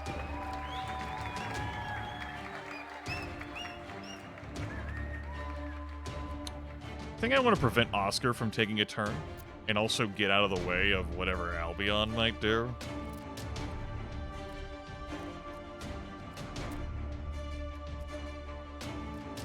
Got a knockback effect though, but let's get the kill.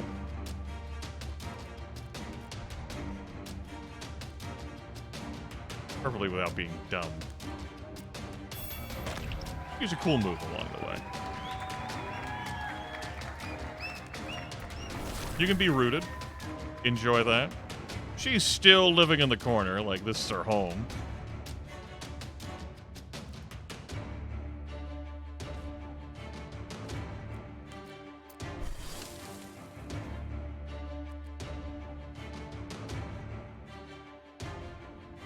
You see that shit?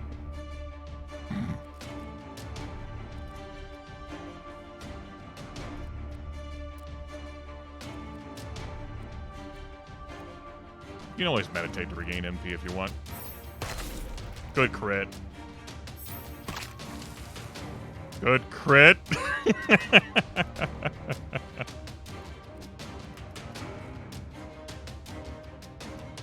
Remember, line of sight's blocked by that smoke. Oh, you can actually squeeze in a hit there.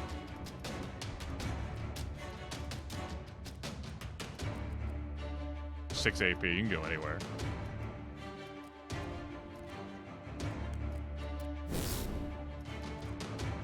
Okay, I might get a knockback chance, and so I do not want to position Buzzsaw here to attack that way, because I could get a knockback and slam him into the Dryad.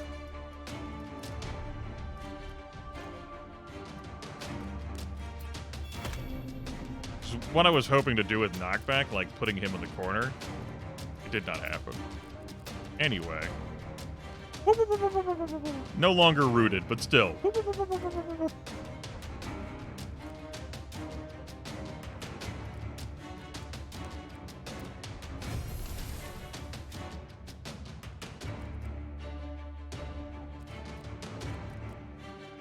No, fuck it. Taking all of your MP away anyway.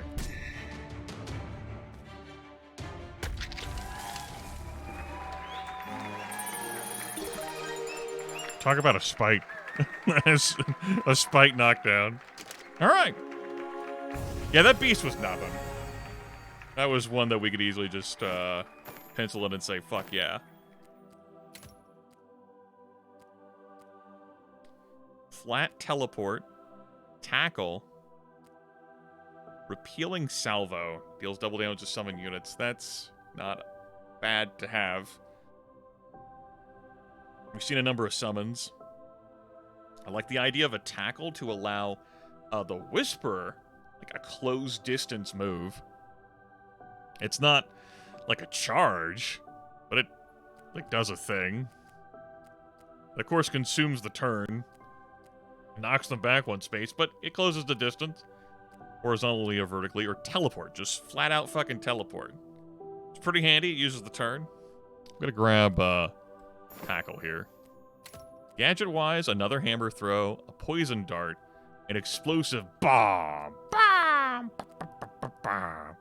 Bomb! Bomb! Bomb! Bomb! Bomb! Bomb! Bomb!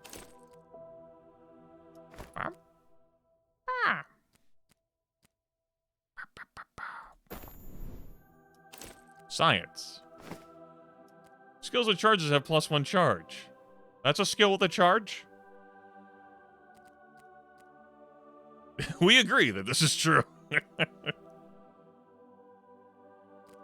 Researchers have concurred.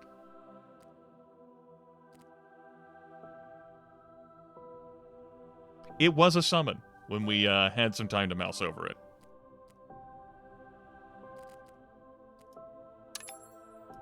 Okay.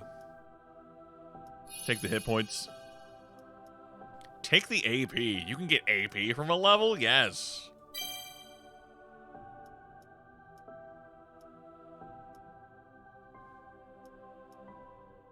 This was a tougher choice.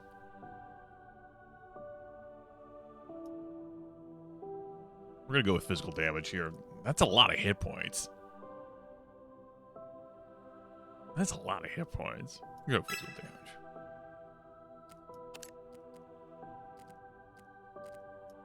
Okay, we've had our fun with chaotic concealment, and we've obviously seen the magic that it can bring to the table when it goes well. But I think I've had enough of this fucking skill. It needs to get out of my life right now. So I can provide tackle, or I can provide momentum swing. And...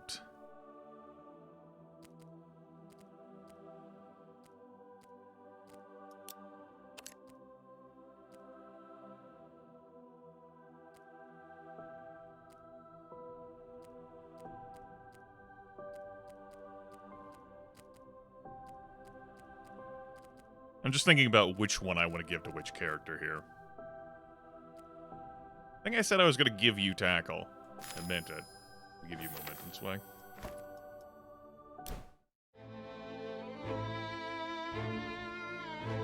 Right music. Let's go.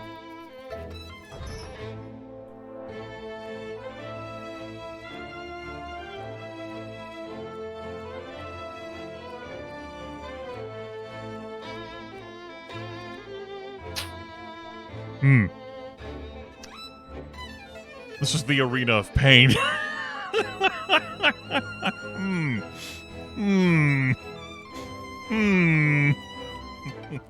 mean, this could be really fucking swingy, right? This could go, like, so awesome for us. It could go horrifically for us.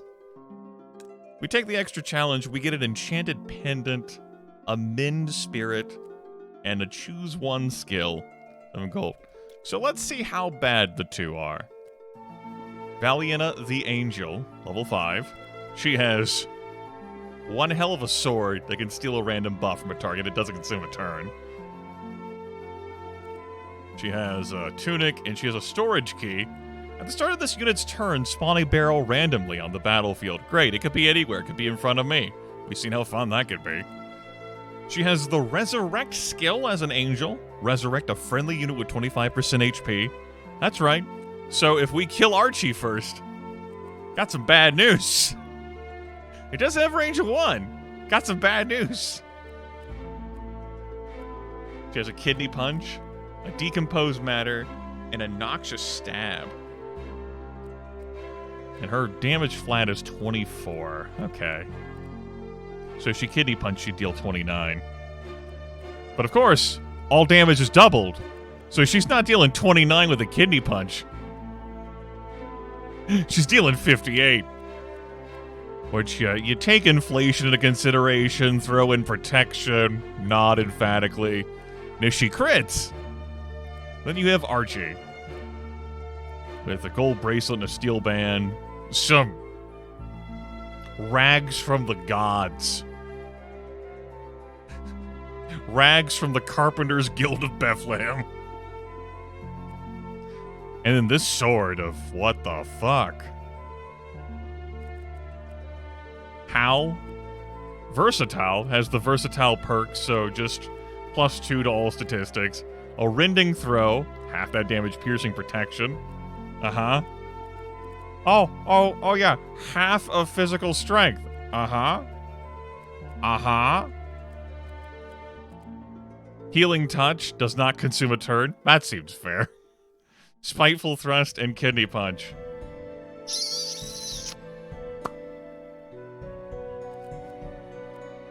Those are real numbers, and I'm just going to click fight. Don't think I'm taking the challenge on this one. The sick fucks in this arena.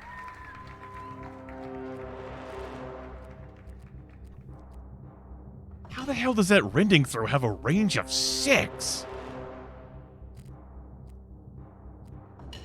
Like, I cannot escape that range. Like, someone is in my party is getting hit by that. Like, 1, 2, 3. Or hold on, excuse me. We have laws. It doesn't have to be horizontal or vertical, though.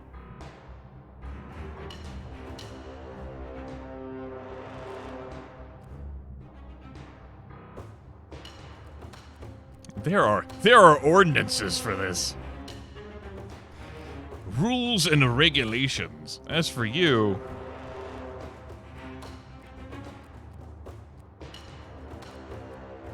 2 AP, decompose, ranger 4, 1, 2, 3, 4, okay. Gonna move.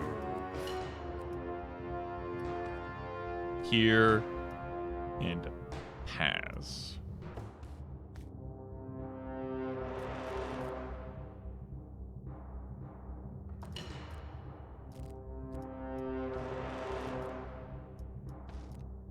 Let's break the rules and really put our backs into it. Max out, pursue it. What's a better time than now to cross the line?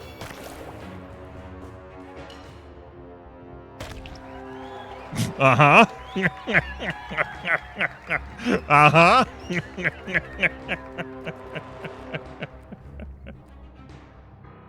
Archie just love tapped with 28 times 2 damage. Boop. But I gotta deal with Valienta, or she'll bring him fucking back. He has...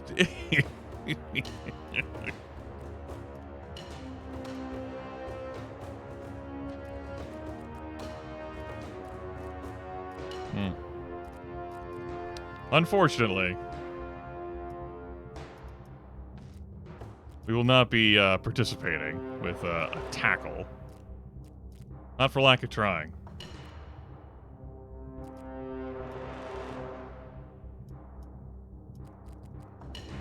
Doesn't matter if you stand next to a fucking barrel. Stand there. Okay, that is 2 charges. Good. Good. Good. She has 1 AP left. Bad. Definitely bad.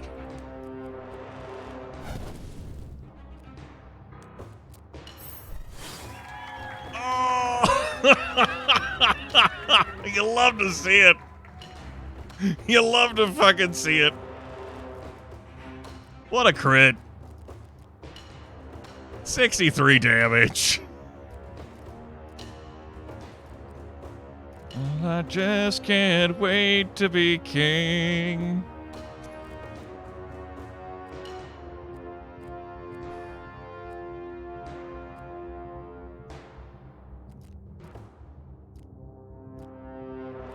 Again, gotta kill her first. Don't need a resurrection. But I got a plan.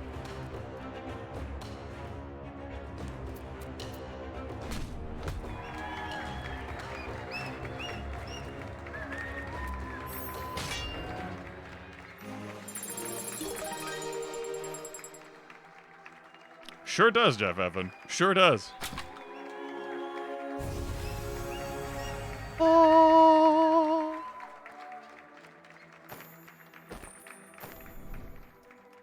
That was pretty fun. I like the part where I won. Yep, guess I'm just kind of awesome.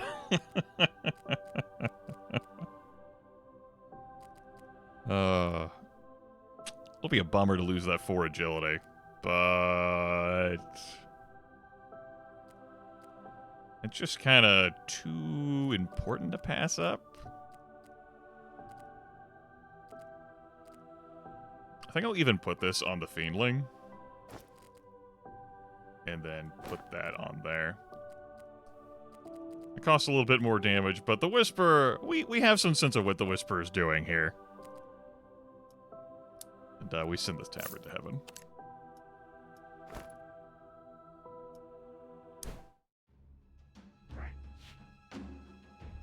Remember, like, charging the wolf, like, would have knocked him back. Would have dealt damage slamming him to the wall. But would have put him away from me. If the hammer throw into, like, the pillar, the cave feature didn't work, then I could have charged after her. But I was confident based on damage numbers that would do the job. I would have left the wolf alive for another turn. But we had people. We had people. Third team. Additional hostile units join the fight. Okay. That's pretty neat.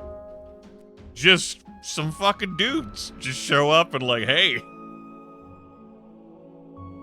Doesn't say they're neutral, so they might just hate me. But I like the idea of like a free-for-all in the gladiator arena. Rubius, you need to calm the fuck down. What the hell is this shit? Rubius is a team player. Attacks deal 20% less damage to this unit if this unit's surrounded by an ally. Rubius has Soul Chain. Secure Strike. We've seen that move. That would deal 30 damage. And provide shielded for 2 turns on him. Harmonious Discharge. That deals a gross amount of damage too. Randomly hits up to 2 targets within range.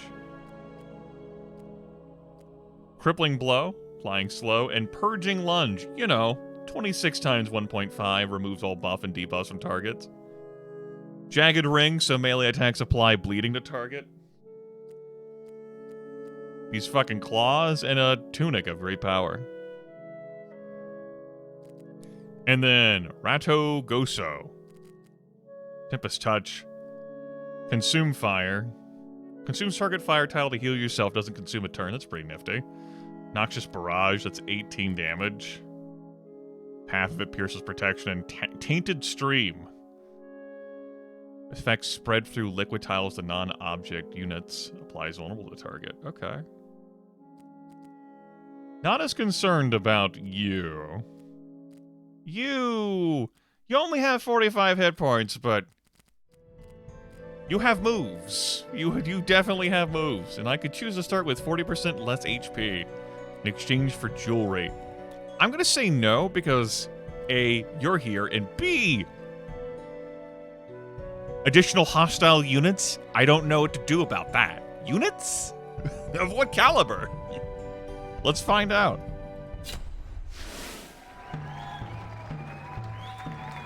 Just the cages? No. No, there are cultists here. We have Horatio, we have Hector, and we have Octavius. Those are some names. Strong names.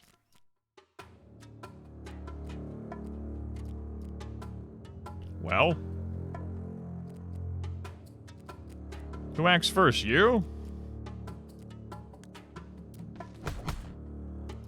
How can it be permissible?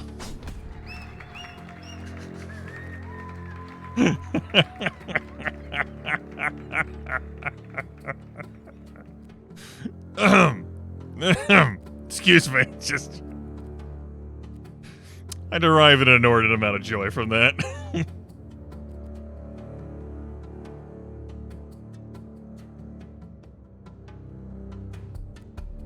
5 AP, huh? Make sure I'm not in line with any barrel to be slammed into my face hole. 3, 4, 5. Put you there. I think I'm good here. I choose to believe that I'm good here. Just go after Octavius. Leave me the fuck alone. 7 fucking action points. Because you're getting 4 from gear? I mean, I'm not... And then range 5 on top of that. I end my turn. This was a good turn. I had so much fun with the first game.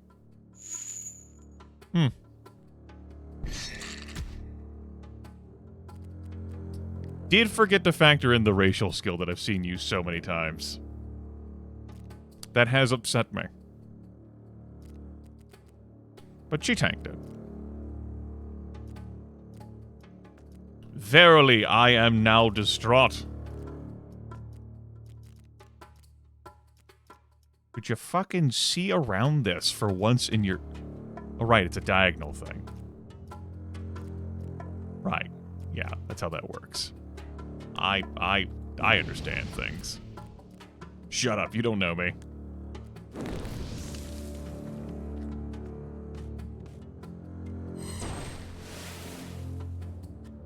It's a good line.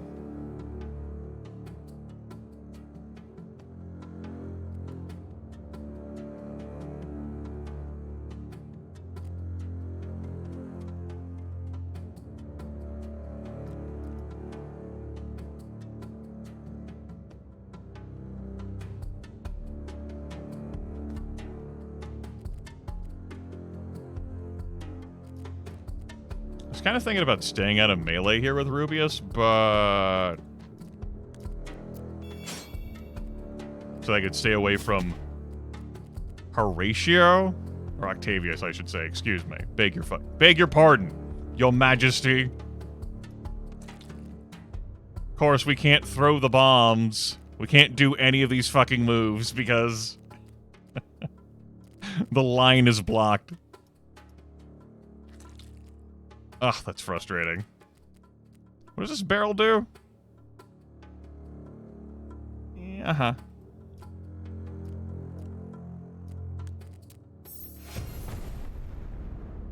Fuck it. Who cares? Not this guy.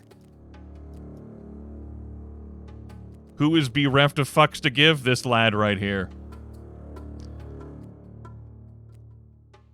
Now, I know mechanically that if I shove this through the fire, it's going to be like a charge, and it won't matter. It won't actually deal any damage. 2, 3. I cannot reach to do harm. There's a lot of harm to give here. This we know to be true.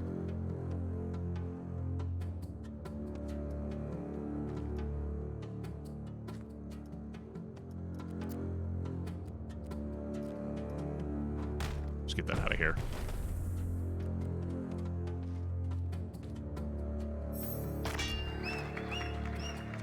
Now secure. Makes sense. And that's a bunch of extra protection. Gotta sharply reduce the amount of damage that you take.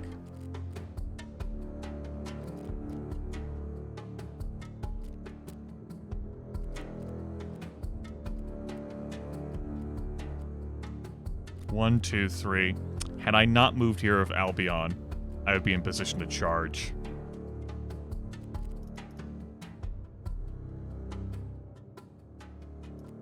And if I charge here with the Fiendling, I'm going to be in a spot where I'm not going to be able to attack with a Dryad. That would annoy me. Let's get a sense of how much damage we could do here with a momentum swing against 70 fucking protection.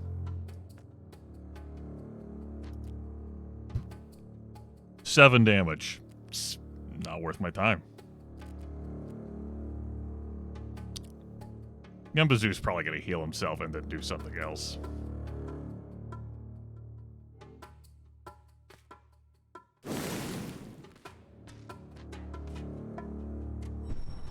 God damn it, I put myself in a fucking line to be charged into again.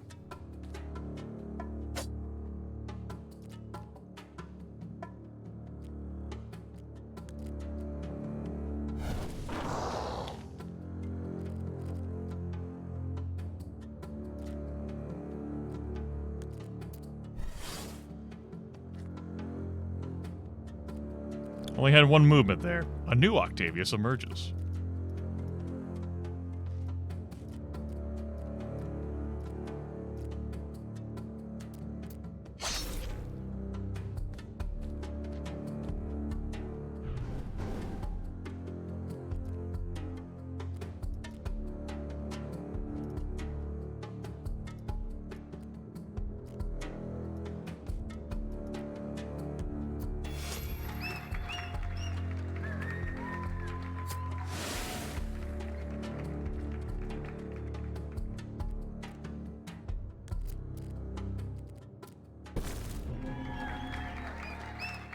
What do you mean that didn't kill?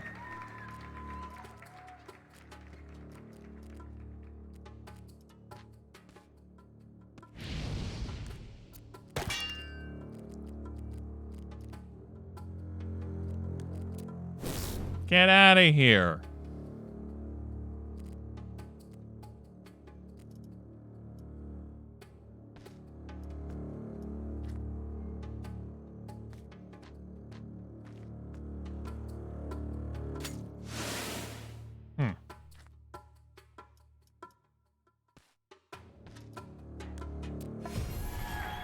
There we go.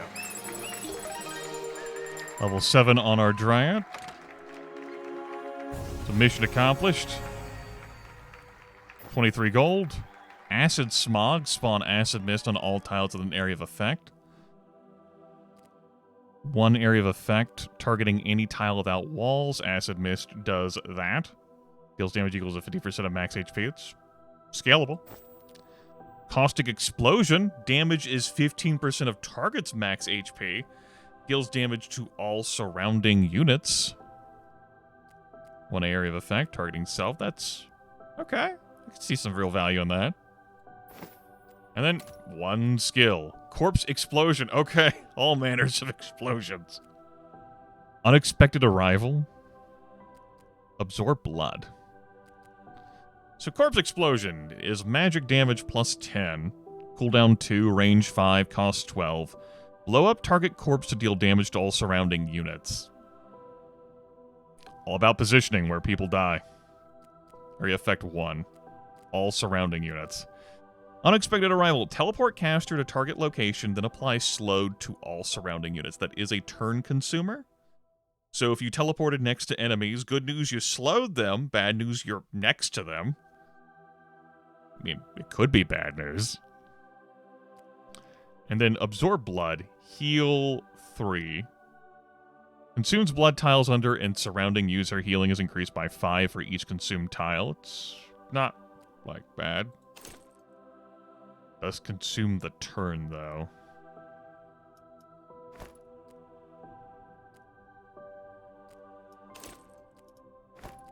I grab Absorb Blood, and I'm going to give that to Abilene. Level her up.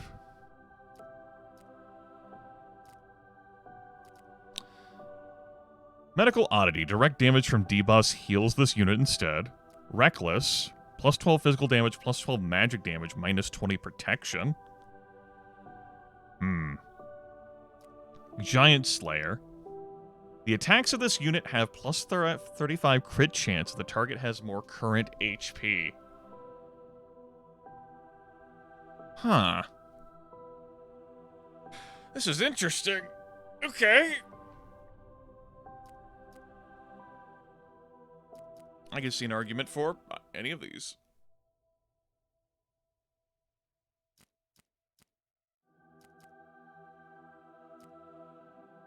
I'm gonna grab Medical Oddity. I mean, look at her.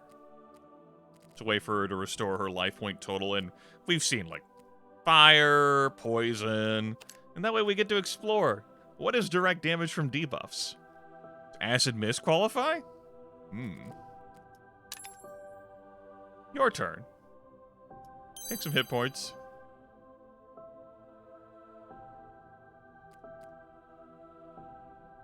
Max value, that's 70. Take some hit points. Take some physical damage. I said you were reading that.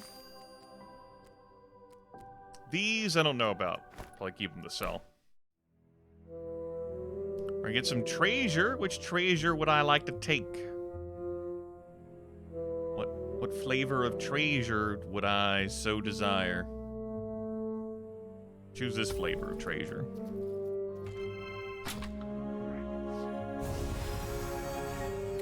One weapon.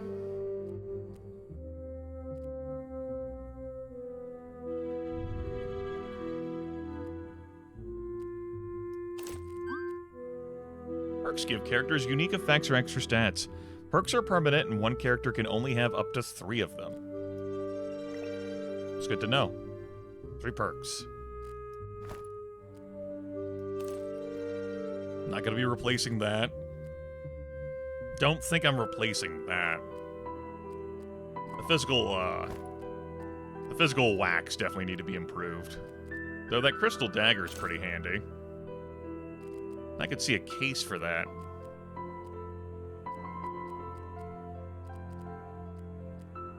Yeah, another reason I wouldn't replace that is because it's putting her at 12 agility.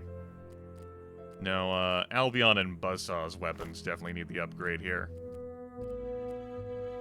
8 physical damage and 8 wisdom could be intriguing for providing mana for Buzzsaw. I think I'm going to provide a Spike Club. Extra knockback chance. And critical chance. Yeah, Albion's nearly half on crit chance. Chuck that. What's some armor? 13 protection and 76 MP. Wind Spirit. Tell me about yourself. Does not consume a turn. Applies Wind Affliction to target. It's close quarters skill. Wind Affliction we've seen before. It can be entertaining. 11 protection, 7 agility. 14 protection, 36 HP. Okay. So if I were to grab something from there to wear, like I'm fairly covered on armor. My armor is not bad. What piece would I be most likely to replace? Would it be the scale mail here? On Buzzsaw? I think so. I think I'd be willing to replace that and replace it with this coat. A +7 agility. That's a lot of fucking MP, but...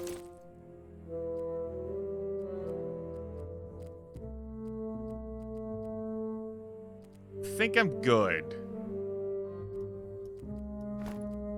And that just...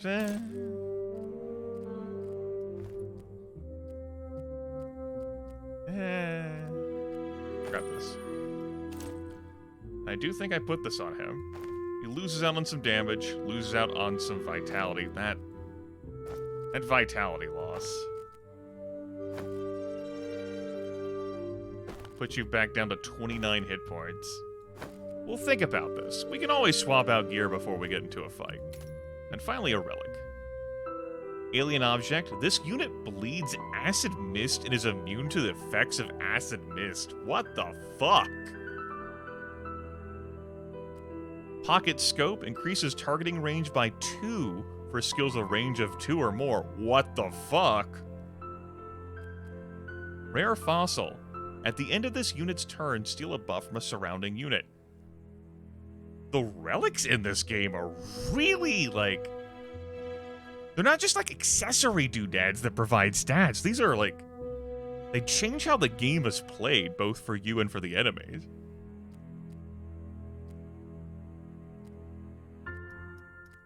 That alien object is intriguing. That pocket scope, though?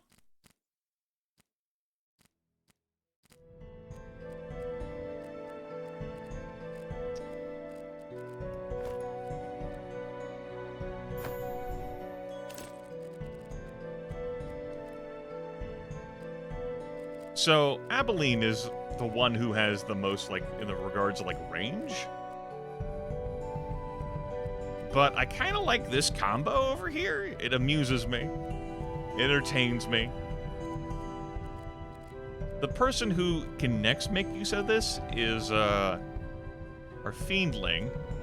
And I think I can just swap over Viper Fang and put on this pocket scope. See where the road takes us. Increases targeting range by 2 for skills at a range of 2 or more. Yeah, like, it changes how the game is played. But, you know, leave that to, you know, an item called a relic, right? Like in other games that involve relics. Changing the rules of the video game. Much like how artifacts in Dungeons & Dragons break the fucking rules. Okay, with 313 gold and some items I can sell, I could see ending up at this shop. And of course, I do have one guaranteed shop no matter what that I'm going to be ending up at. Which shop would I like to go to?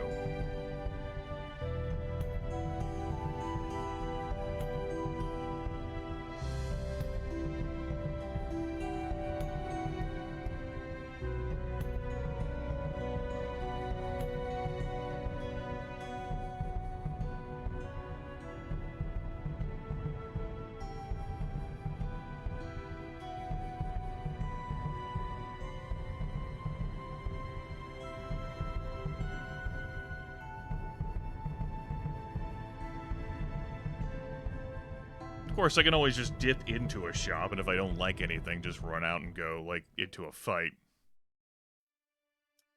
Let's go this way.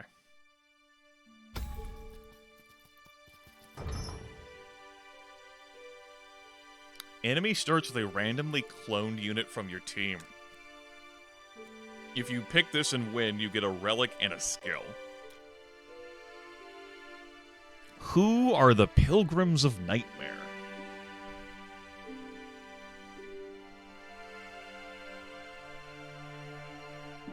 One moment. I am seeing an adversary in my room right now, contemplating whether I need to resolve it at this moment. I believe the answer is no. I'd say I remain vigilant, but I'll probably forget. So we have another chained enemy. Dealing a knockout to an enemy restores 40 MP. Has Spirit Shelter. We've seen use of that skill before. Applies Curse Ward to a target. The Soul Chain, of course. Renew for regenerating effect. Savage Strike. And Split. Summons a clone of yourself? You fucking what? They spawn with +1 to skill cooldowns. Hold the fuck up. What? Okay, that's concerning. I don't need that in my life. But I'm gonna get that in my life. All right, great.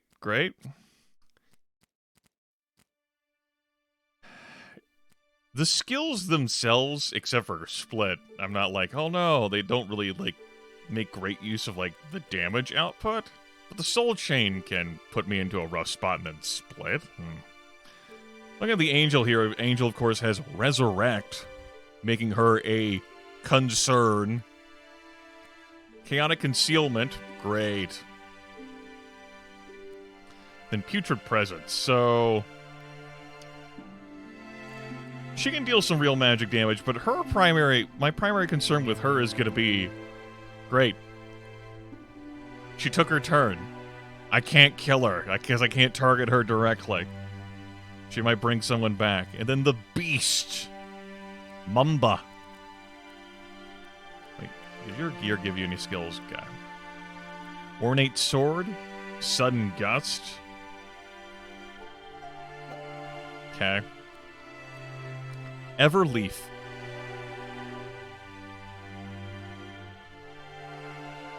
Huh.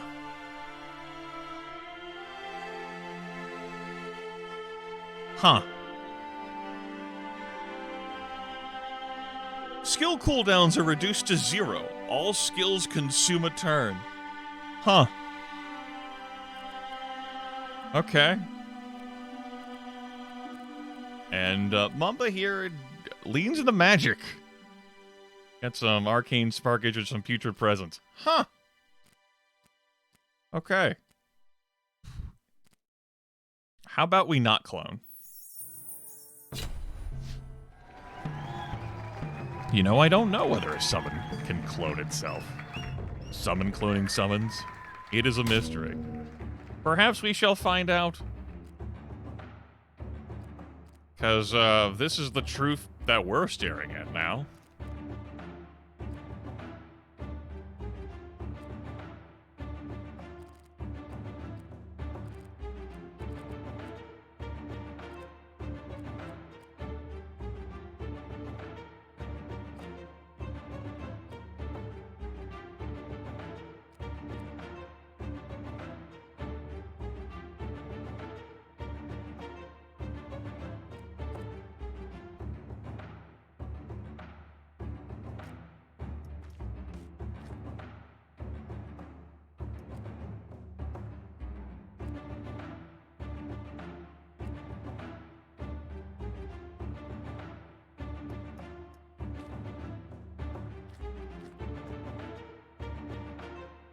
That's fine.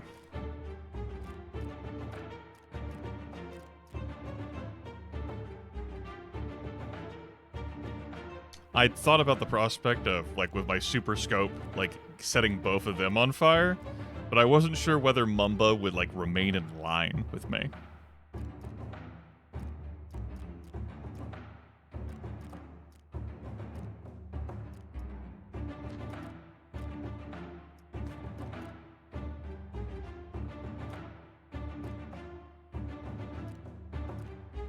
Not able to see around to target Mumba with this. I would definitely like to get this fire going, though. Cannot directly target Alentina, and when Alentina does strike, plus 35 crit chance. Of course, any kills I make...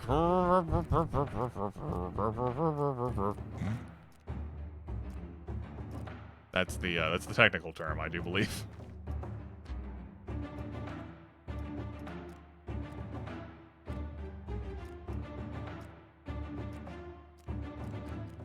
I put myself in a spot where I cannot throw this bomb.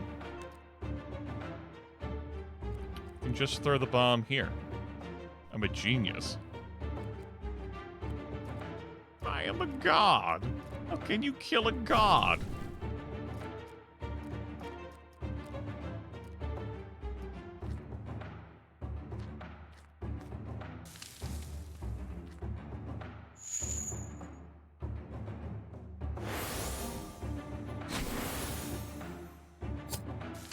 Sir, your turn can end now.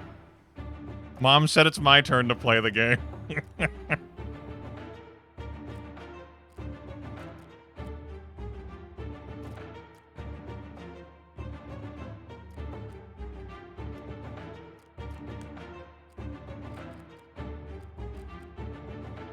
I wanted to see something, whether I'd be able to charge through the angel if I, like, charge someone on the other side. I don't think it's gonna work like that, Shazam.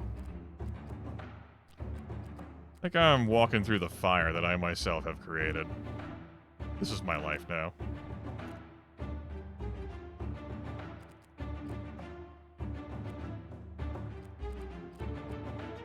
I'm gonna kill someone.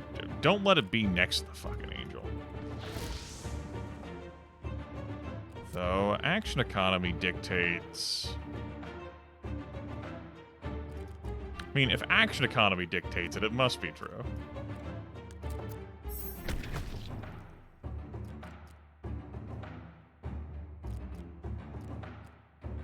I can save the charge for next turn. Okay, double crit. A little excessive.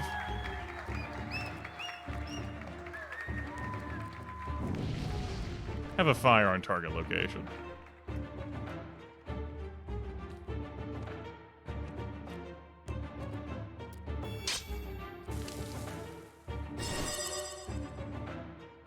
Oh, gets to act at the end of initiative. It makes sense.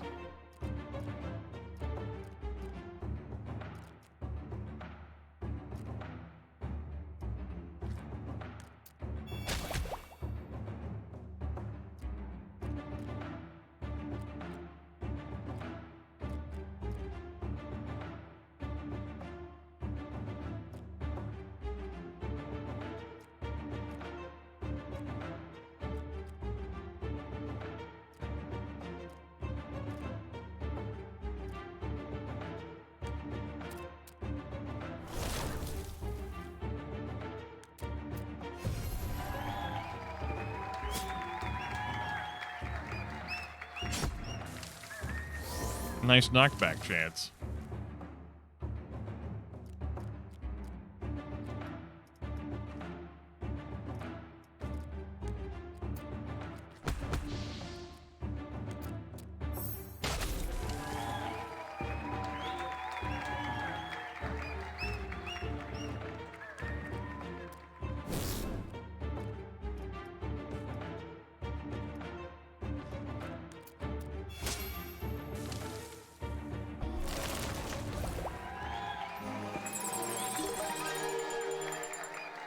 All right, then.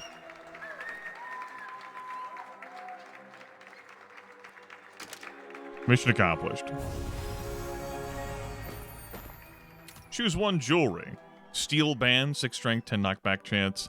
Enchanted pendant, providing agility, vitality, and +2 AP flat. This primal necklace providing agility, crit chance, and 28 MP. I'm taking this enchanted pendant. And we have detonate blood. Make target blood tile explode and deal damage to surrounding units. I mean, maybe. She can heal with blood. She can blow up blood. Dryad, blood dryad. Blood, blood, blood, blood, blood, blood, blood, blood, blood. Excuse me. Blood, blood, blood, blood, blood. What is he saying? Blood, blood, blood, blood, blood, blood, blood. Blood. Something about blood, blood. Very good. Blood. Grimith, please, blood.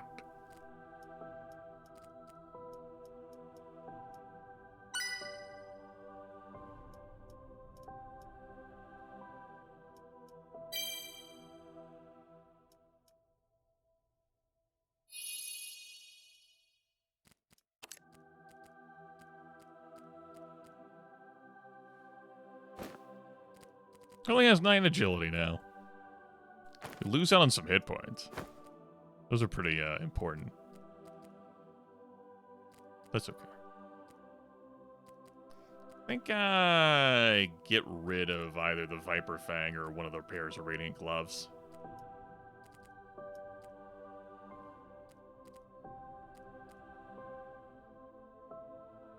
That incidental damage is pretty nice.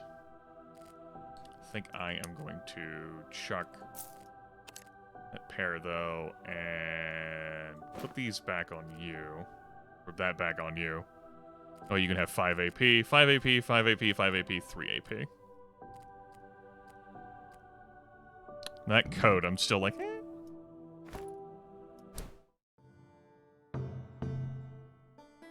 $449 gold. A lot for plenty, but I'm interested in seeing more events here in our first run of the game.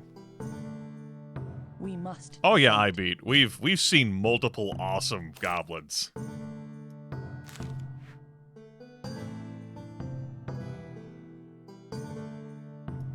Our shop goblin, bookkeeping goblin, and our goblin patron. A shortcut through the forest leads you towards the ruins of a fortress. They might be worth exploring. Gain an item.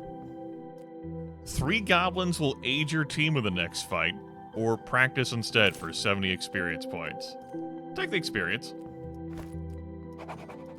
Say practicing for your next fight is a better use of time. I haven't seen any negative events yet. That's nice. You know, if it's a tile that you have to make a conscious choice for, you know, I'm glad that there's more positive events chucked at, but there could also, of course, be negative events. Would not surprise me. Let's go this way so we have a choice on what path we want to take. Champions of the New Order. We could make them tougher, which I believe will be a +5 to their stats. It's a bit more than a +5. How about a +8 to all their stats? In exchange, we can get a relic, a skill, and divine relief. I could use some divine relief right now. Remove all these debuffs for myself. It doesn't even consume a turn. But tell me about yourselves, enemies. Lineth, level 5 elf. Throwing mittens, +5 to knockback distance when pushing barrels. Great. Slimy tail, collision damage from knockback effects by this unit also applies rooted. Great. Mana Shatter, boost 20 MP per target. We have that skill on our Minotaur. So she can haste herself to give herself 5 AP.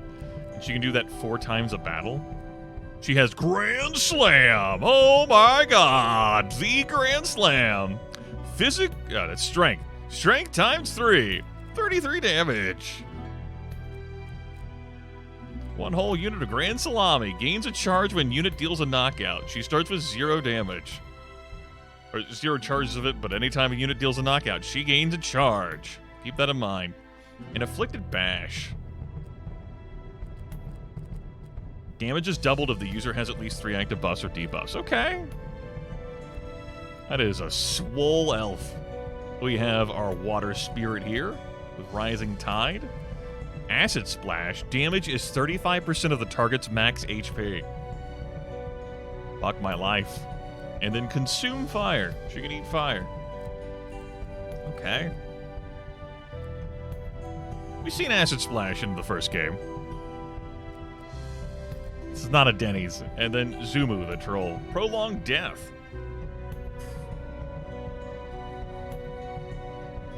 That's bullshit. It's fucking bullshit. You fucking trolls. Could be pure black haze. Could be. Amplified advance. Reduce the duration of all environmental tiles surrounding you and under you by 10. Increase damage by 10% for each tile that expires. That is your physical damage plus 5. And then purging detonation, which is just... The damage there is blowing up buffs and debuffs.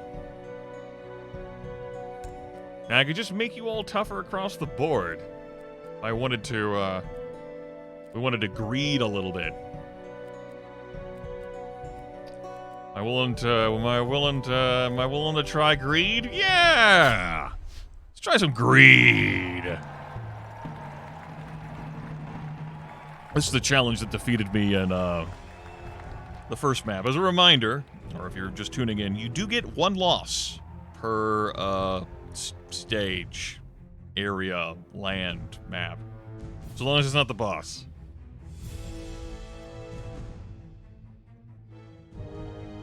There were a lot of obstacles. An enemy cloned themselves, and I totally got fucked. Here, we have more tools at our disposal, and look at this real estate here. Formation! Charge!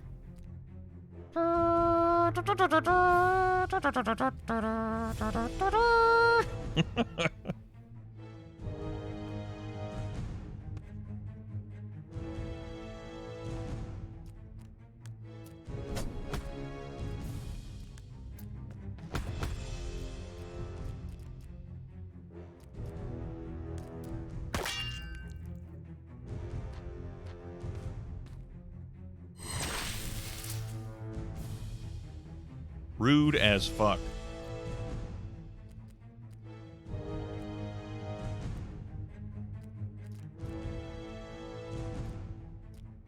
Might want to be careful with the fires I spawn since she can eat flame to heal. Or I could not give a fuck. That's a very compelling argument. What if you considered caring and then was like, I mean, I could. What if I didn't, you know? What if I thought about caring and was like, take it into consideration. After careful analysis of all the factors, decided, go fuck yourself. That's a compelling argument.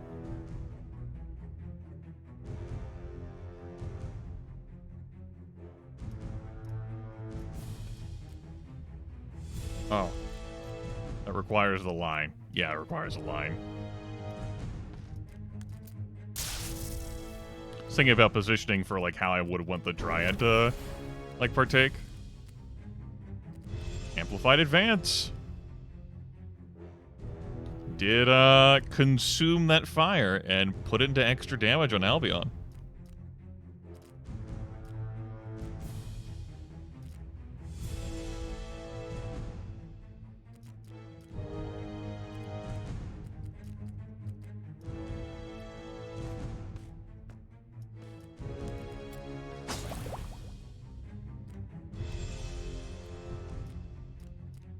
And you with your 3 AP.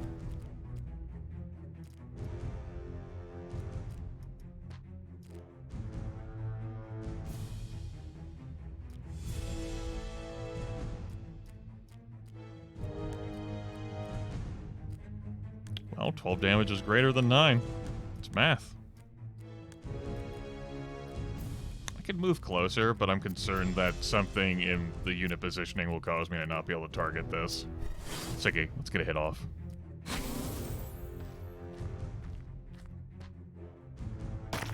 Fine. Fine. Fine.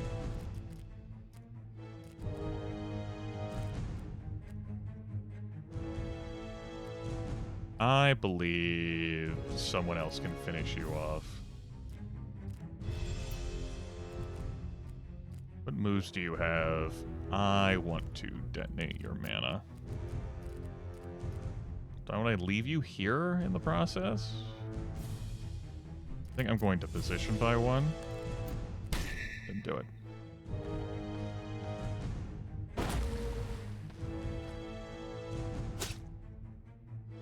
Okay.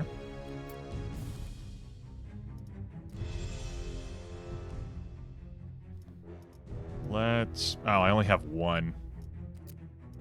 Okay.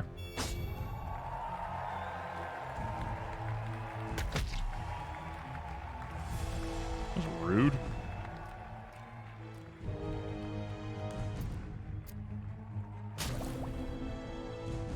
Okay. Blood? Blood? Blood. Bomb? Bombs? Rope? That ends the turn. No, it doesn't consume a turn. Silly Grimith not using that last turn.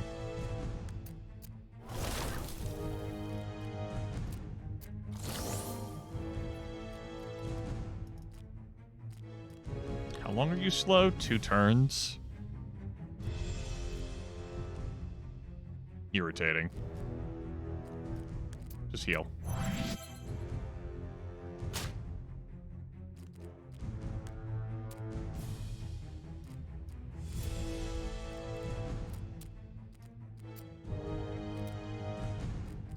Damage is being split.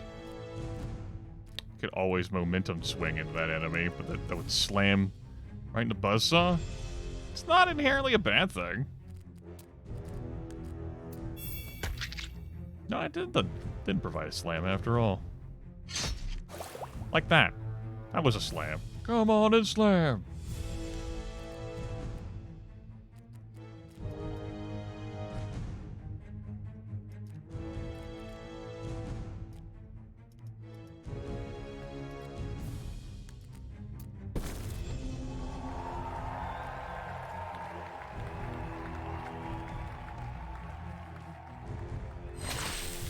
Okay.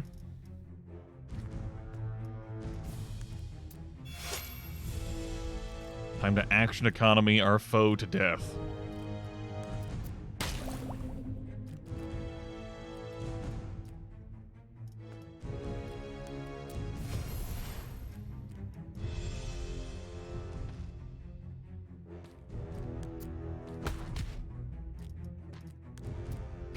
And done. Level up for Albion, our starting gladiator. Rewards well earned. The bonus to their attributes, I mean, it was notable. I felt it.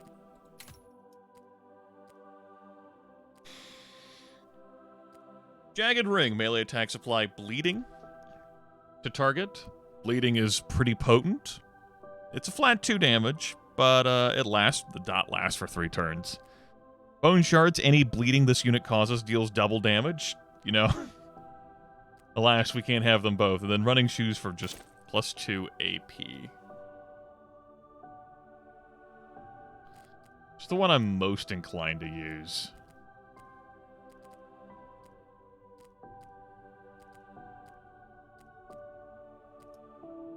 It's probably replacing Viper Fang, although that poison does pierce protection. There's a non-synergistic nature to that we could make use out of some other form or fashion. I don't think it's Running Shoes. Though getting Abilene an extra 2 action points is pretty important. I'm still enjoying this combination. We'll grab the Jagged Ring for now. I guess I could always just grab the Running Shoes, then maybe substitute it in for a gear item if I really need the action points in a situation. I like that as a possible, like, swap-in. Skill, Tackle, Noxious Swipe, and Divine Relief. We just grab Divine Relief. What if multiple people grab Divine Reliefs? We had all the relief that we'd required. Compare that to Noxious Swipe. Apply a random debuff to a target, which our Fiendling can make use out of. What would I replace on her?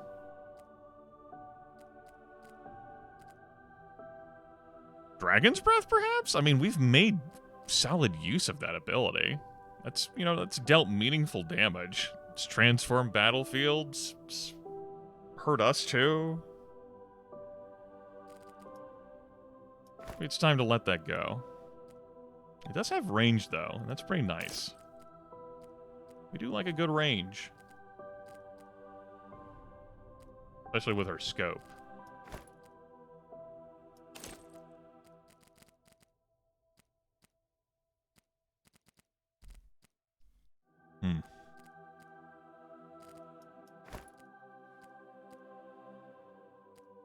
Not really sold on it. Just grab this book again. And then a relic. Alien object again. Gain Berserk for 1 turn when an ally dies. Unit cannot be controlled. Plus 12 strength, plus 12 agility for 2 turns. Box of termites. Plus 10 protection. Prevent object units from spawning at the start of battle. Huh.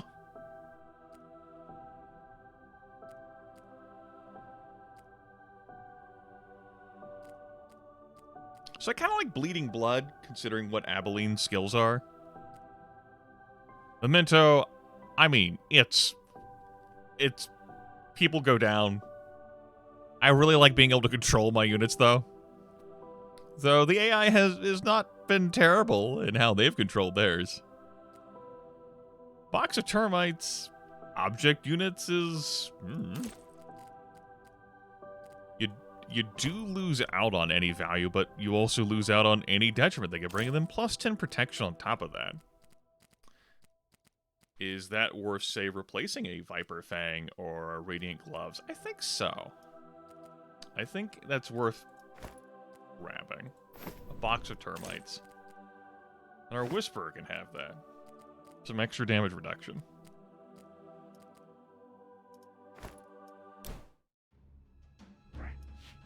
Nice moves out there. Thank you. Let's level up.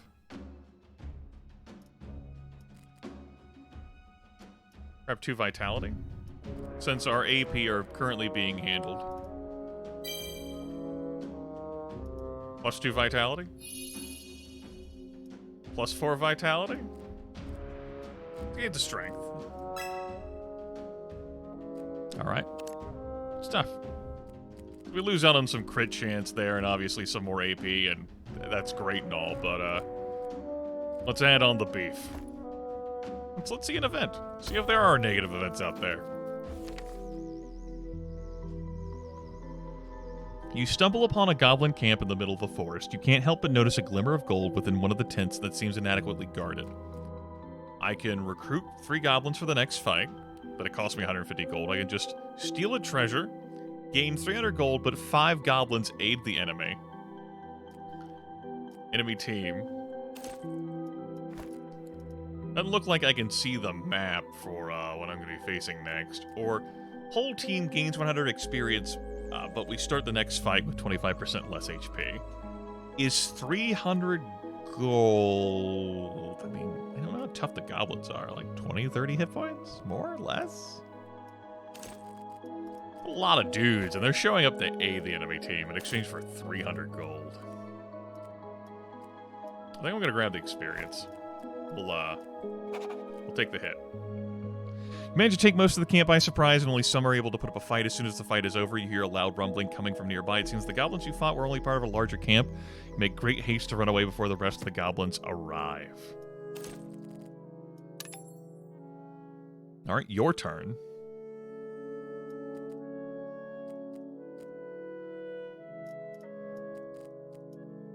Let's grab some vitality.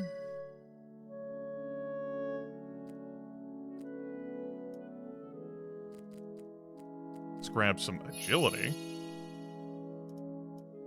Let's grab some more agility with you. Since I have Wild Swing, there's some value in, like, having the extra AP there, and I might swap out that Enchanted Pendant at some point. And I feel more comfortable doing that. So obviously, we do lose the 20 hit points.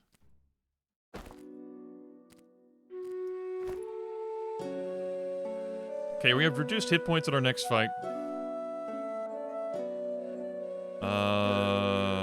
I could still take this fight, and then ultimately decide which shop at the end I want to have. Let's do that.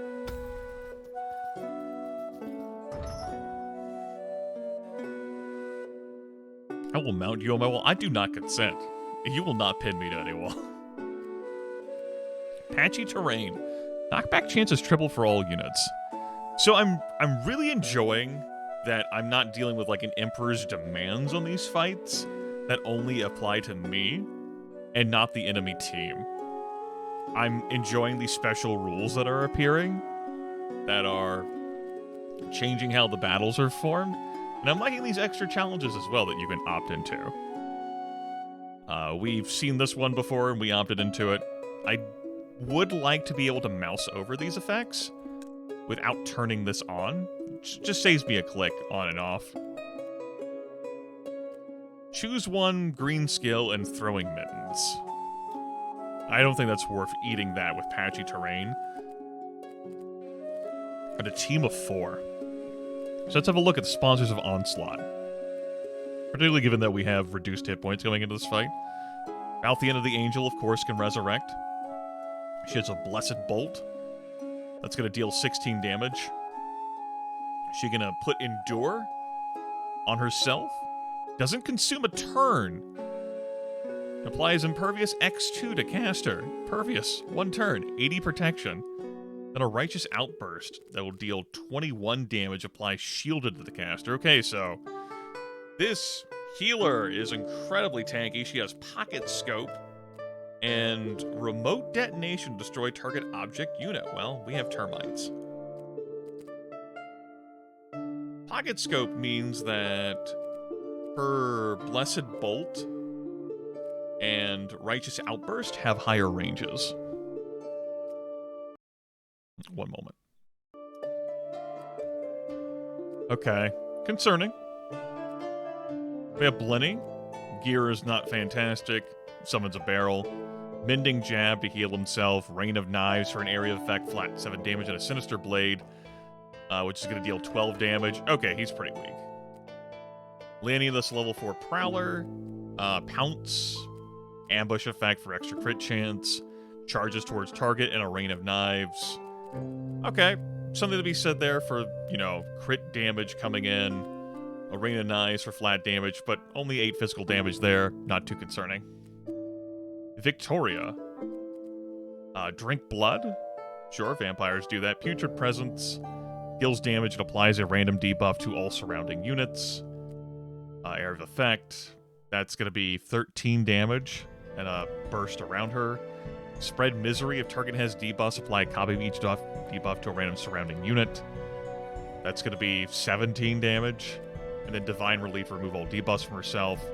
Looking at her items, she can replenish her mana and apply a random debuff to target. Okay, and Overgrowth skill applies Rooted to target. I'm not terribly concerned about our opposition here.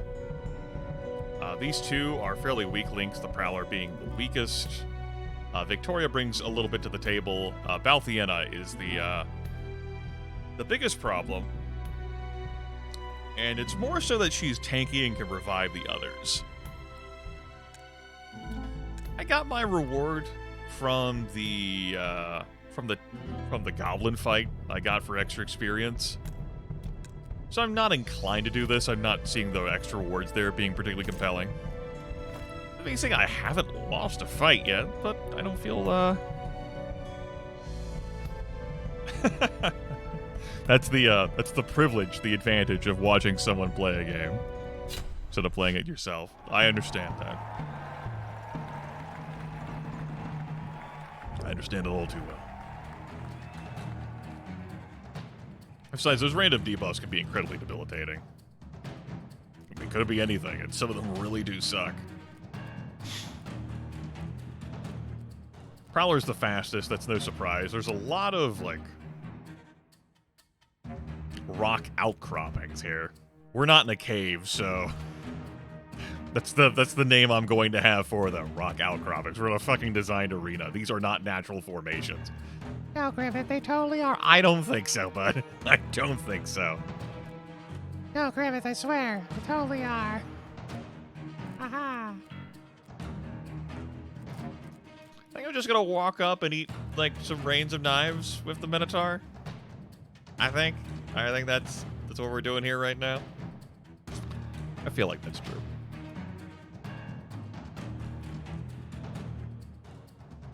I'm gonna fan him out this direction, and then heal him with his first turn.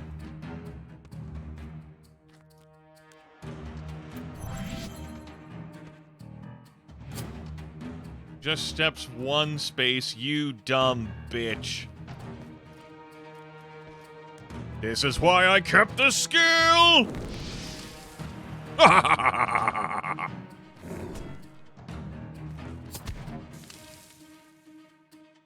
mean... Uh-huh. Yep. You did that. That was you.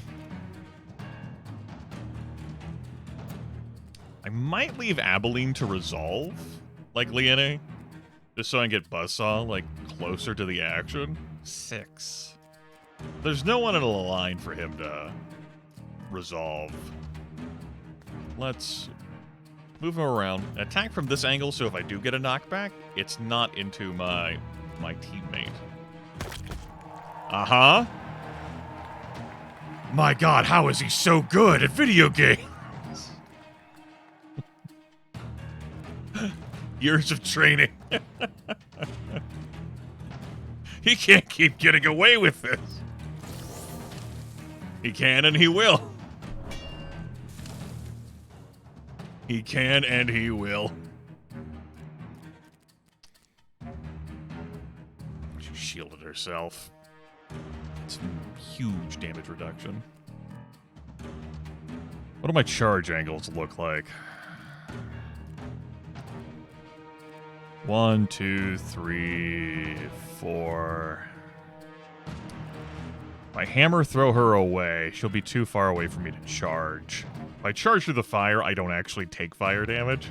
I don't have the burn effect applied on me.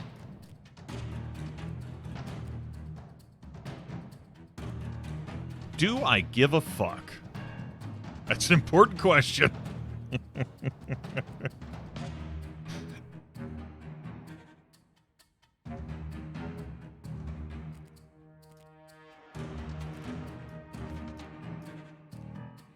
I could just stay here and fight her. Heavy protection, my ass.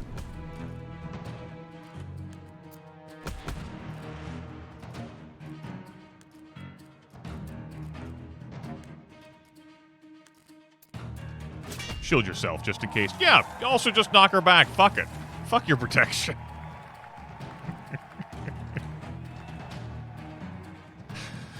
Minotaur, no need protection. Never mind that he's shielded right now. Don't pay no attention.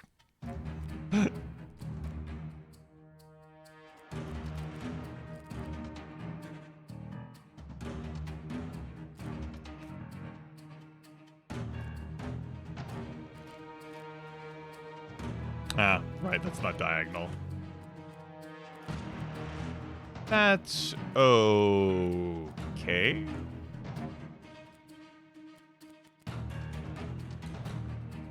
How about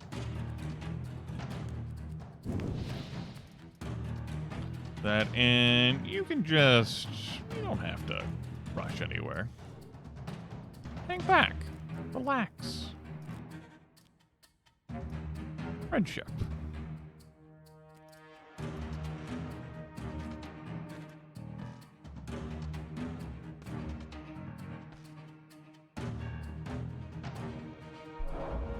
Mm-hmm. That's rude. That is incredibly rude. I am owed an apology after using all of my charge moves. That you have now compelled me to live here in this hellhole.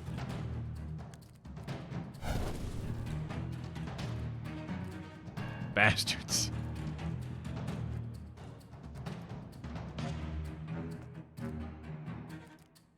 Nope. I just live here now. It's my home. Fucking. Fuck.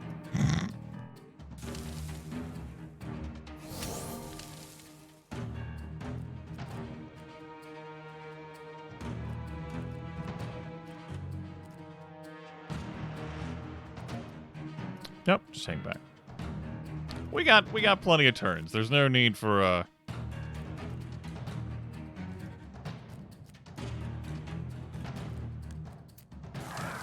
no need to get reckless here. Okay. Just banish you to the Shadow Realm? Yep. Yep.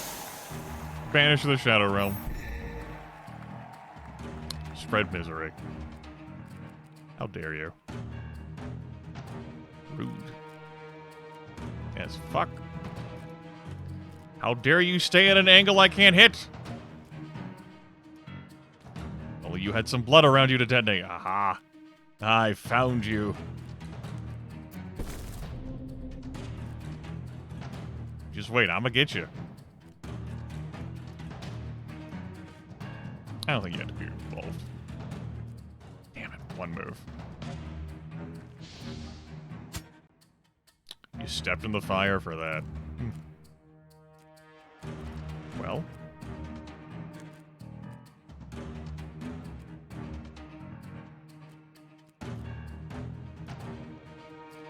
Is that my best move? It amuses me. Blow up some blood.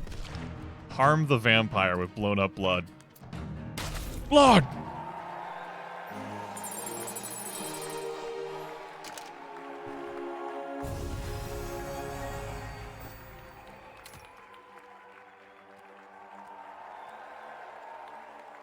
Pick up Renew.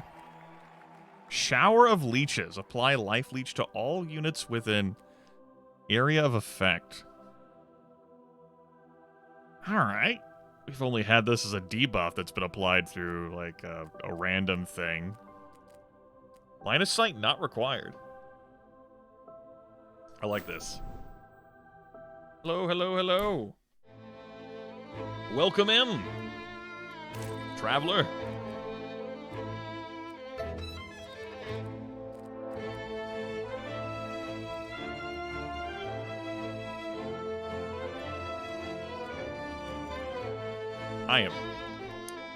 I am tickled by the concept of her just blood. This is what we do, blood. It's just blood. Renew doesn't really have the kind of scaling I'm looking for, but it does exist. It sure is, Jimone. We are near boss 2 of 3, 4, 17. Who knows? I can choose from 2 shops if I go left, so we'll go left. The Decapitators of Eradication. Holy fuck, they decapitated Eradication? Understood. Random unremovable buff being offered again for an extra challenge in exchange for like a blue relic, I think that is? Green relic. The battlefield contains fire. Well, don't that beat all?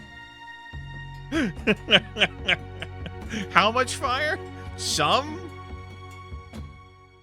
Much? A bit? Fire. Just contains fire. Understood. Could be one brazier. First off, Chaozu, the not Mind Flayer. Of course, Mind Lock here increases enemy skill cooldowns by 1. Take a look at items here. Big Ball of Web. To apply Rooted, range 4 at the throw. And consume a turn, but it does need a direct horizontal, vertical, or diagonal line. The Jade Seal. Oh. Emperor. Understood. It's a pretty nice plate mail. So Renew to 5 hit point heal, Noxious Stab. Really works well if a target's heavily poisoned. Grizzly Assault is going to deal 26 damage. And Afflicted Bash is going to deal not a whole lot, because the Slitherer ain't that strong. It's just a bunch of physical damage from gear. Okay. Paxawallop is not really using the magic damage there, though. And, fairly healthy. Blood, blood, blood, blood, blood. After Vitae, blood, blood, blood. Chained, we've seen plenty of fucking chain moves. Renew again, Sucker Punch. Strength +3. It's 13 damage, like target back 1 tile. Lacerating Thrust. That's going to be 15 damage. 16. Depends on how it rounds. And Crippling Throw, which has a pretty good reach on it. Range of 5, applies slow to targets, pain in the ass. Reposition Battle Mage Gauntlets, does not consume a turn, gains a charge when unit performs a melee attack. Those are really nice. I would definitely enjoy those. Absolutely. Fucking teleporting gauntlets for repositioning, particularly once you get slowed. That's good stuff. Ornate Collar. You have your Barrel Summoning, Grand Salami, Steel Blessing, Mana Shatter, and then Dwarf. So Dwarf is just here to take space. You two are the problem. We're going to avoid random unremovable buff here in the Land of Inferno. I need to know how much fire is. As advertised, contains fire. Much like the battlefield containing spikes earlier. Hello! How the fuck is you?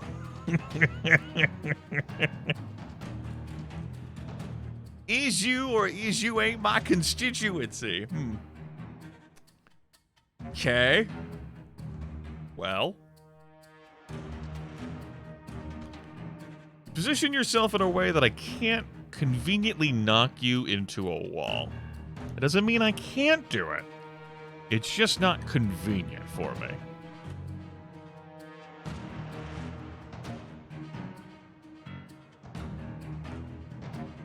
I'd have to stand and fire at the end of the turn if I wanted to, like, wait in there and, like, fight you. Is that a price I'm willing to pay? Am I a bad enough dude to stand in the flames? Roast beef. Go, roast beef.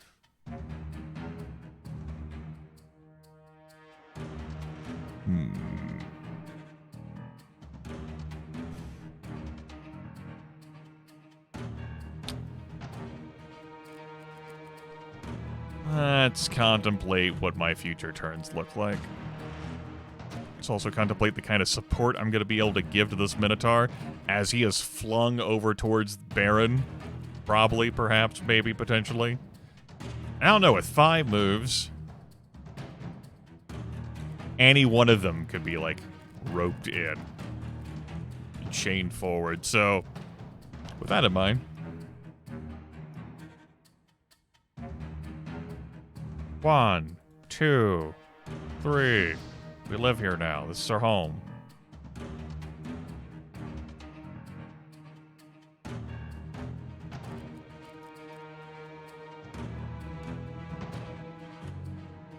Just need to make sure about ranges. Okay.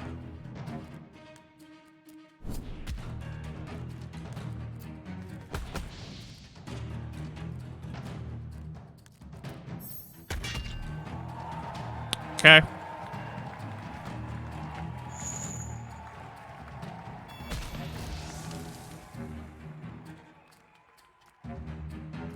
Rude ass sucker punch.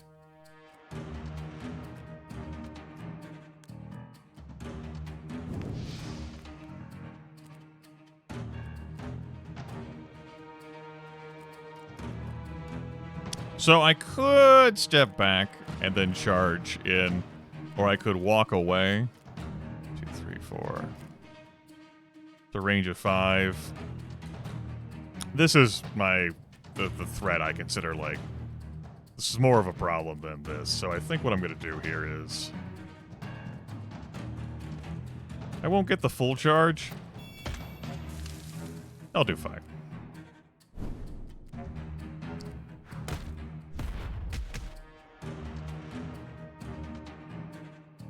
Lined up for that cool summon barrel move that the dwarves can do. But that did result in putting Baron at a somewhat distant from his ally, I would say. One could be concerned about that. But I guess he's like, that's not my fucking problem, bro. It seems like a you problem.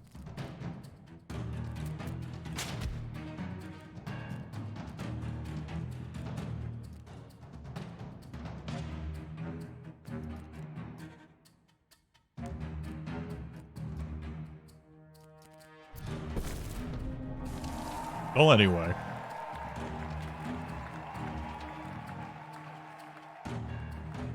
Not able to reach.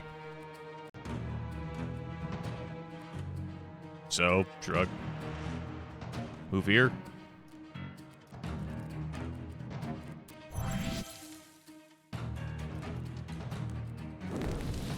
Have some more fire. He's like, I'll just fucking endure. I'll just tank it all.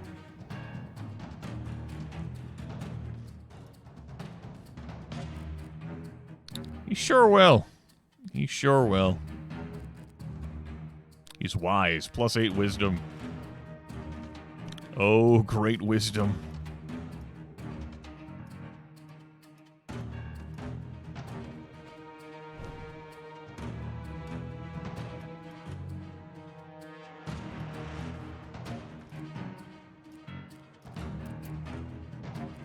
Is deleting his magic gonna fucking matter? No.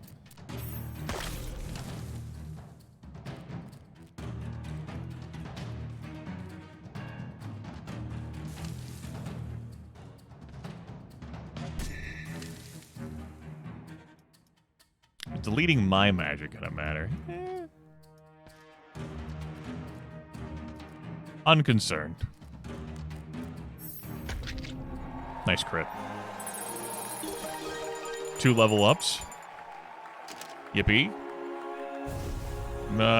Shiny purple chest with a purple skill book. Acid Splash. Damage 35% of target's max HP. We've, like, that just gets better. Like, as you go further. I remember using this on some horrid trolls in the first game who had several hundred hit points. It's pretty useful there. Frenzied Dash. Charge towards target. Voice crack there a little. Oh, going through third puberty. And knock them back 2 tiles. Physical damage +6. And it gives you swiftness for 2 turns, which adds 12 agility, which translates into 3 AP and a bunch of extra crit chance. Okay. Then Harmonious Discharge. Randomly hits up to 2 targets within range. That's strength plus wisdom. I don't think we're picking that one. Acid Splash could easily see an argument for grabbing that. I don't... No dispute there. I would have to replace something on Abilene, and... You know, I easily could, but I am really enjoying the blood theme. I might pick that up anyway, but on the other hand, there's Frenzied Dash here, and I could definitely see myself making use of that. It's only a 2-range move, though, but if I put it on Dakini or someone with a pocket scope, I believe that range would be 4, and that'd be pretty swell. Let's provide some levels.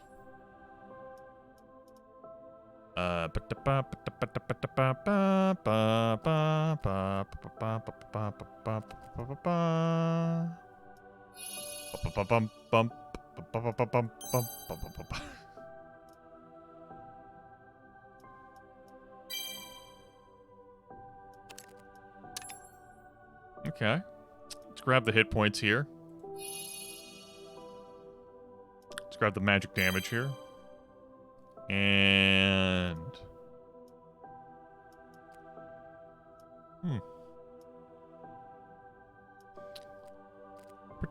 protection can be brought on with gear, and yet, well, I mean, we don't have our max of 70.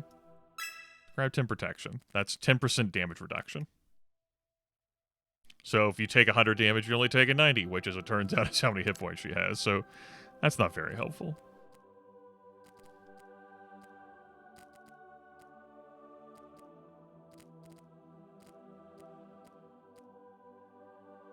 Yet again, we made use of Dragon's Breath.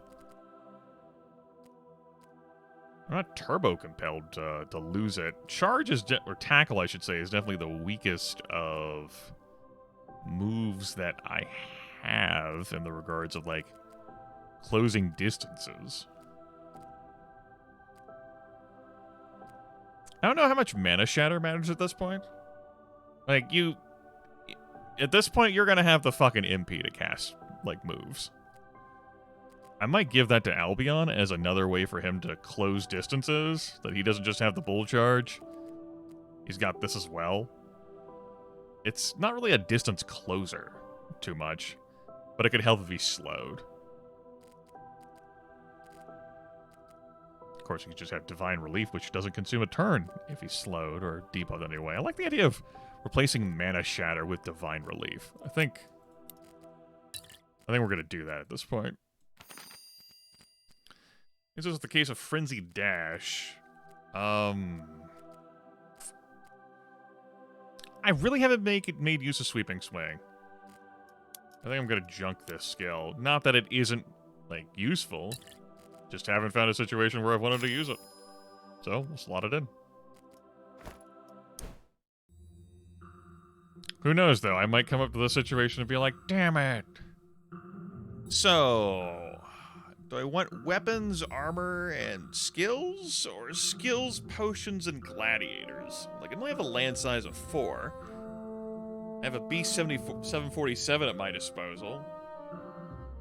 I've just done some skill shuffling. I could have waited until I got to the shop in case I wanted to sell those. We're getting those either way.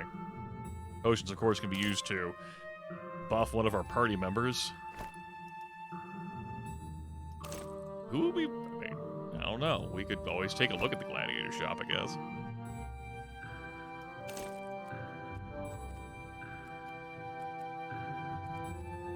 We're pretty weak on weapons. I think I'm going to go over there to the shop on the left. I'd like to see some weapon replacements for the squad.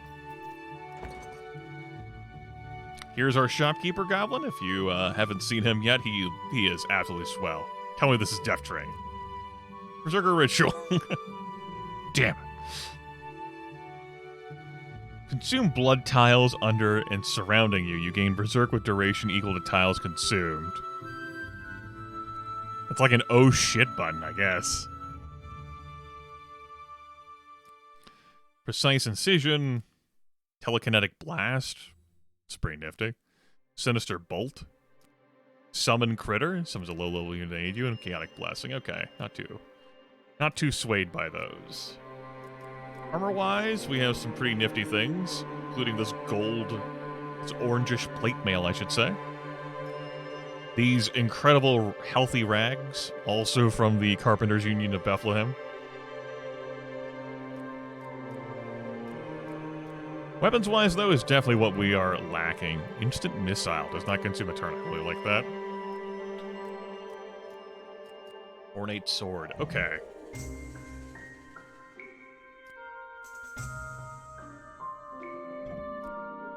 Reject Pain. Does not consume a turn, prevents direct damage and debuffs from environmental tiles. I've definitely made use of that ability before in the first game. Just, yeah, you can't fucking direct damage me. What are you gonna do about it?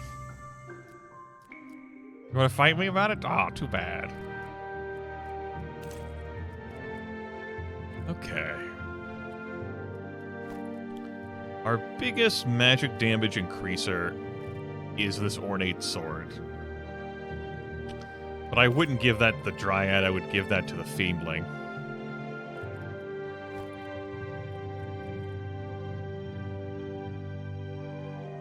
I could give the Dryad this Battle Staff. It's not really resolving my physical damage upgrade that I want to do, though.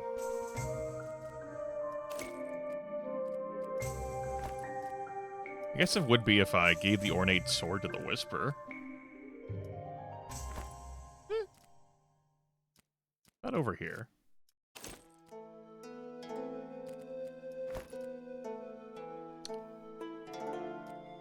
Physical damage, knockback chance, critical chance. That's what you provide. That's just superior in every way. Albeit on a small number scale. Not crucial. Okay. Let's grab that. And I'm going to give that to you, an improved ornate sword.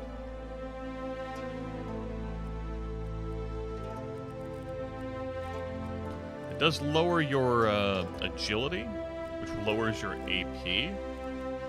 So I think I'll take off the flicker beam here. And put this on you. Take your AP up to 6.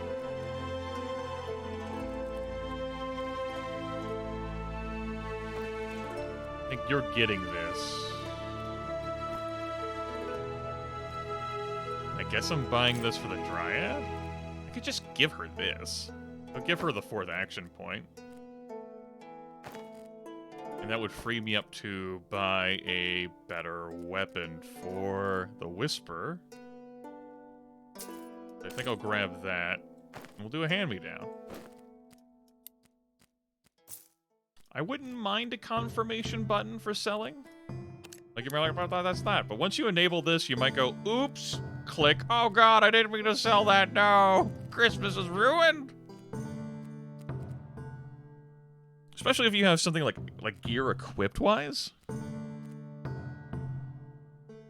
Food for thought.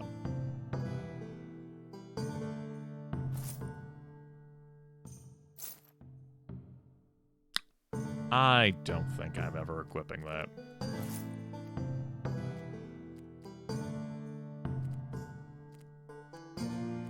I don't think I'm using those, but there also is an incentive for me to sell them that I know of. I suppose, unless I'm going to buy a suit of armor here.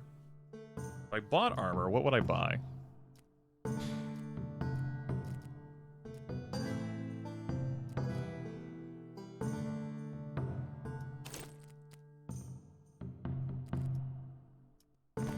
It would be this.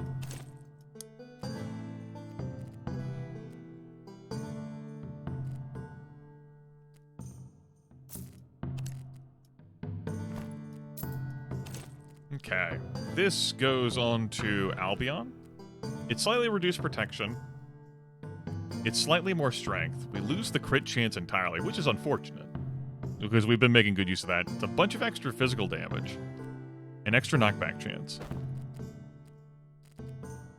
Now, as for who gets this, I think our crit person here is Buzzsaw. Down to 55 hit points with that. But 55% crit chance here? Yeah. We'll do that. I think that's it for us. We can always spend money to reroll shops, but I wasn't minding what I was seeing there. Alright, boss 2, everyone. Let's go. The Bonebenders of the Red Sun. Are you supposed to be fighters? We have Fiorella, level 5 Dryad. She has Demon Claw. Any units this unit summons gets +5 to physical damage. She has,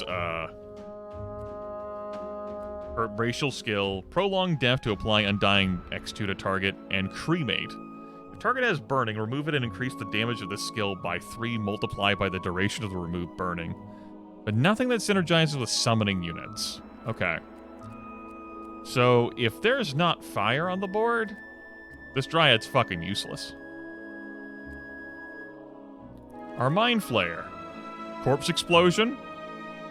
Uh-huh. It's gonna be 24 damage and an R around a corpse. Warrior Spirit to provide some healing, which is negligible. Applies Raging to caster, plus 40 knockback chance. Purging Lunge to remove all buffs and debuffs from target, and Shower of Leeches. Effects-wise, we have a Chain Pull. Great. And that looks like that. Also has Crippling Throw. Damn. It's a nice ability. Pretty long range. Good stuff. We have this Fire Spirit Demon Lad, who is the actual boss. Level 8. Immune to stuns, immune to cooldown increases. Dragon Blood. This unit bleeds fire and is immune to effects of fire. Okay, so fire will be on the board. Guaranteed or your money back. Any environmental tile created by this unit deals double damage if the damage is dealt immediately after creation. Racial skill is eating fire to heal. We have Fireball. It's going to deal how much damage?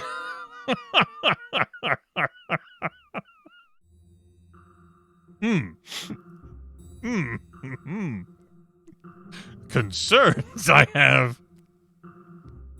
Ignite. Combustion. Doesn't consume a turn, just, 3 times for a battle. Spawns fire.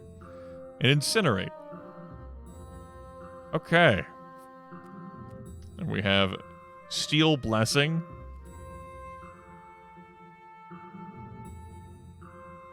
Oh, what the fuck? Oh. This is a thing. Oh, that.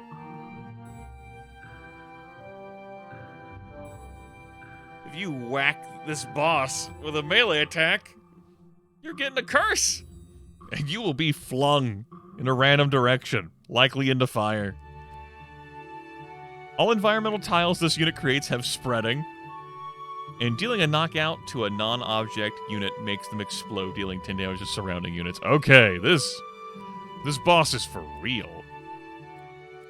These other two.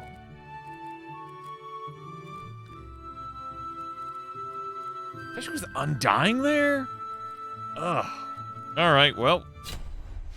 This is where we are now. We live here. This is our home. And he goes, that's right, Emperor. It is us again. Oh, I was really hoping he'd act first among the enemies so that I would have, his 5 action points.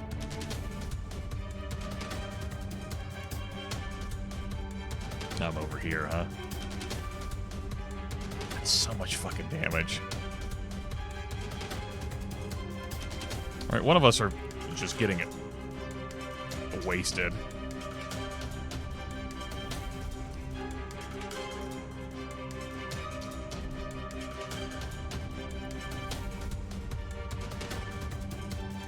Dryad, huh?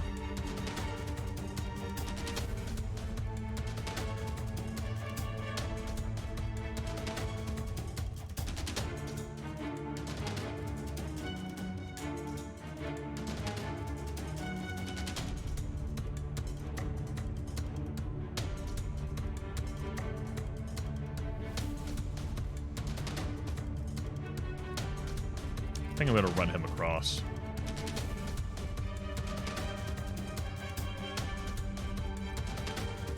Her? Well, I'm not going to be creating fire with her, that's for damn sure. Our Fiendling.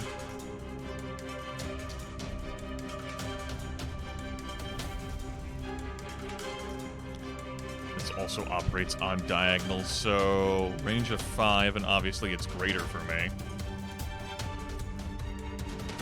I can actually just step back further and use this, I believe. Should work. Should work. What? Decisive action. We'll stay here, though. Okay. It just hit the 1. It just hit the 1. So defeating the Dryad is going to create a corpse, but... like... she's the least dangerous. But she has prolonged death. I definitely want to get her off the damn board. And cremate's there. So we are here to remove an adversary. That's a kill. 2, 1. Do I think I can kill without that? Yeah. I would like to debuff the sliver.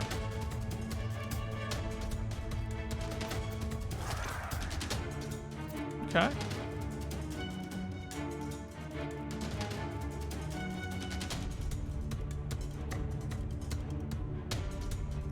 Let's use this. Still a kill, and she only has 10 hit points. Saves my my magic. Who gets incinerated? The beef.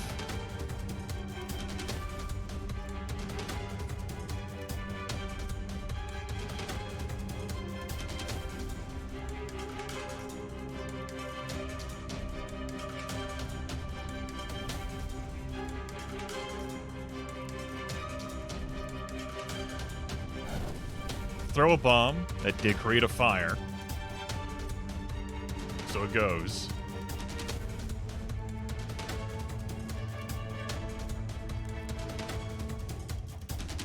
Life leeches will deal a total of 24 damage over 2 turns.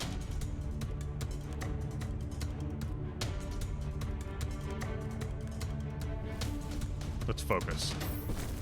Nice crit. Alright, like if all we saw from this enemy was just doing that move, like incinerate, easy game, easy life.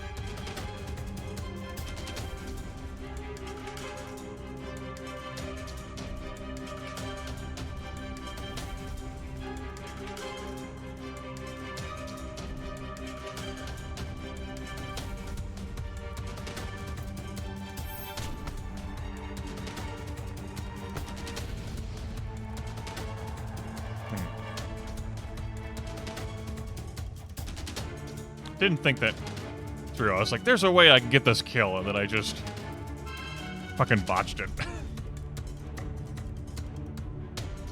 I think it'll be fine.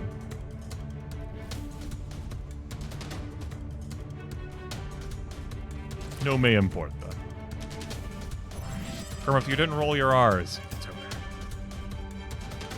No one loved those R's anyway.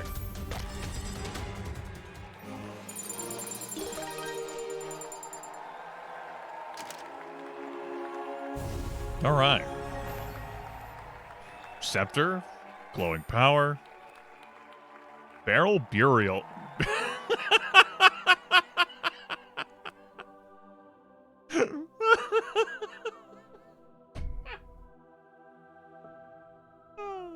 You combine that with a dwarf who can create a barrel as a free action as a racial ability.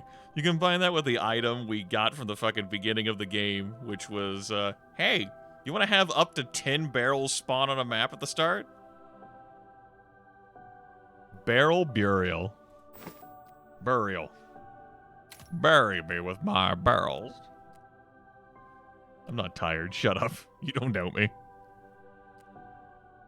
Conjured Bolt. Critical chance is double for this skill. It's pretty handy. Otherworldly Blade. It's pretty spiffy for Bikini. I would definitely swap out Dragon's Breath for that. Must Ascend lethal. Yeah, lethal. Couldn't sleep well. Got up.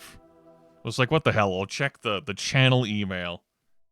I saw that on Valentine's Day, because it's been a couple of weeks since I checked my email, I got an email from Redbeat Games, the solo dev of this video game, being like, hey, you enjoyed Mortal Glory. You want Mortal Glory too? Here's a key.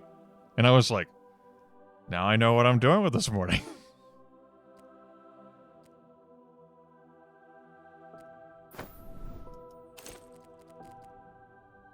And lo, it was answered.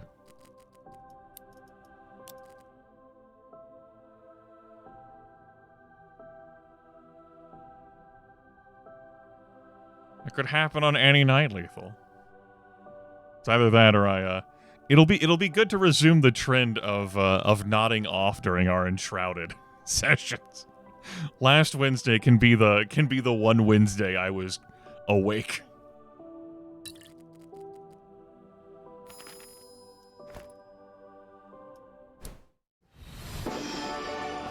Okay. They do come in 3 waves. I've been broadcasting for 5 hours. Based at the rate that we've been going on this first foray into Mortal Glory 2, this could very well take another 90 minutes. What time is it? Okay.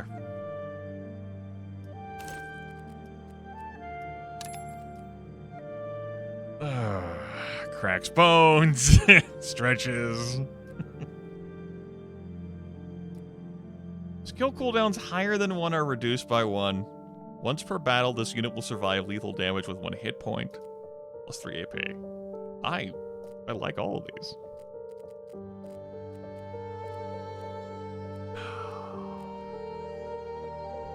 Eight action points. That's so yummy.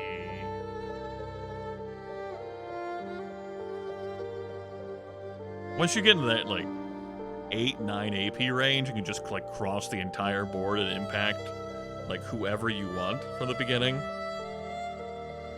But impatient to reduce like skill cooldowns higher than 1.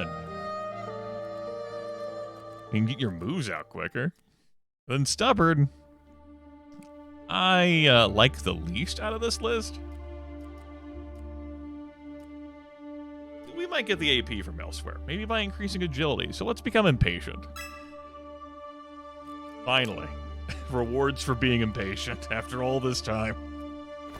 It's happened.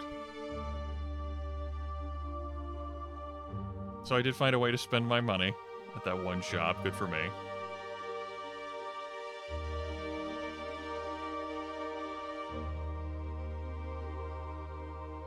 Okay. Looks like we're going to end with an event and the shop guaranteed before that. Before our final phase.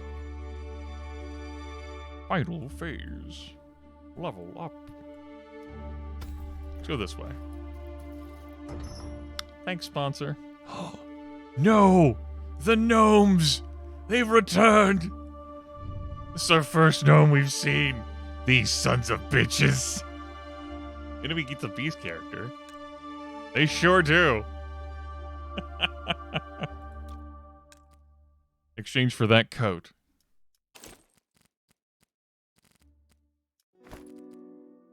Let's look at the roster right in front of us. Proclaimers of the World Eater. Zaguko the Lizard. 6% AI intelligence, sharp scales of course. Overgrowth to provide root at a target. Spawning Fires, will deal 19 damage. It's going to deal 23 and rooted. Pretty strong range on that. Instant Missile, 6 damage flat, 6 range, doesn't consume a turn. And Splish Splash, I was taking a bath. 5 range, 1 area of effect on that. 19 damage. Super Cane there. Dealing a knockout to an enemy restores 40 MP. Okay. Next up, the Chained, level 4. We know the Soul Chain move. Chaotic Salvation applies a random buff to all friendly units. I see. Renew. Charge! Then Kidney Punch. Okay. Amelia, do you have any other skills? Okay, no. Instant Missile. The Pocket Scope. Sipping on liquid tiles restores 4 MP. Alright. Drink Blood. Refreshment. Mana Shatter. Tackle. So we're looking at 25 damage with a Mana Shatter. We're looking at 13 damage with a Tackle. It's important to keep in mind. That deals strength damage and not physical damage. Damage.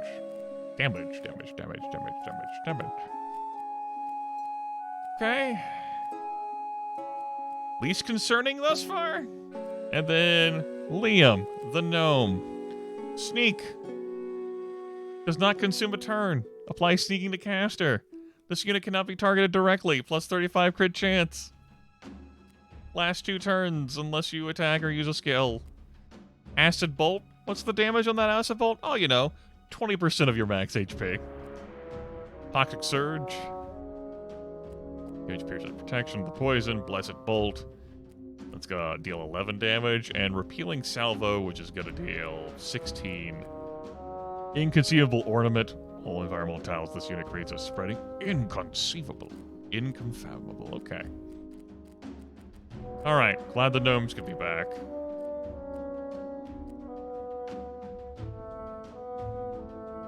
What's this beast character look like?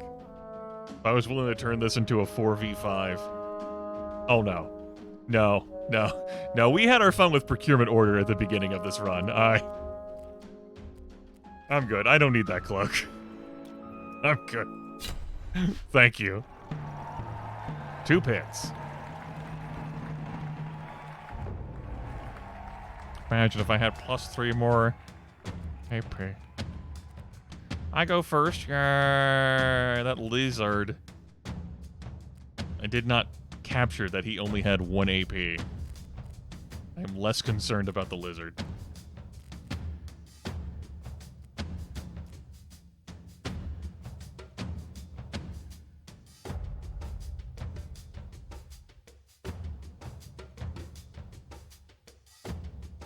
Let's not position myself there.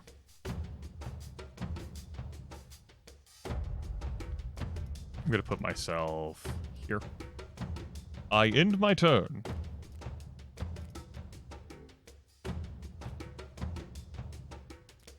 Right, I got rid of her giant flame now.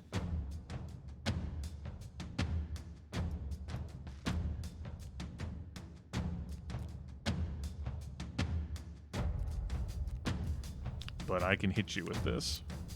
And I will. Everyone on their team got a random buff. He got spiky defense for free. He got shielded. Relief there. Heal 3 HP after every step. And you got fleeting power. Your damage is increased by 20%. Joy. Everyone is happy to see that. Truly, they are thrilled to experience this moment together as a family. I should not be so far up with you. I end my turn. Okay. That's a move. That's a legal move you're allowed to make.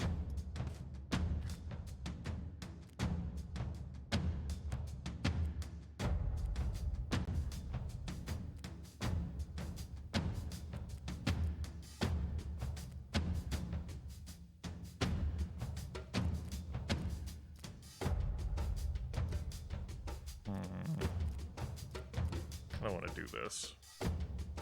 Let's stay further away with her.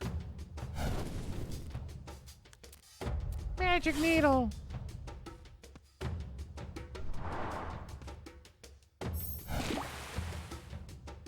Oh, you got me with the crit on the damage 20% of target's max HP. And your fleeting power that dealt 20% extra damage. Understood.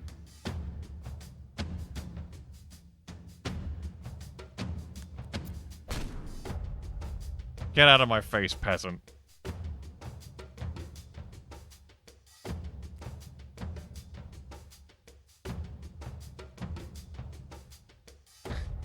You'll find a way to endure and carry on.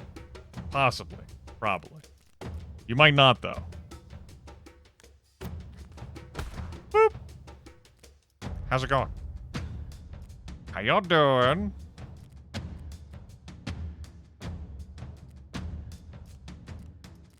Lizard man, I heard you were up here, but you have the spiky defenses. I'll tell you what I'm really here to do. I'm here to spike the fucking ball.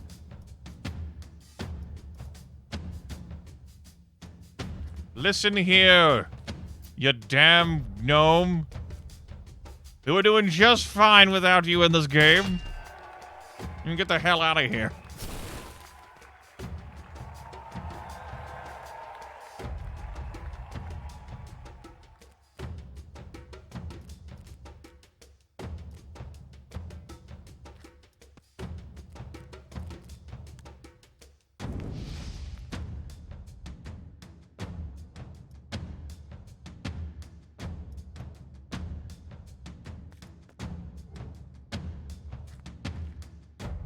How will you carry on?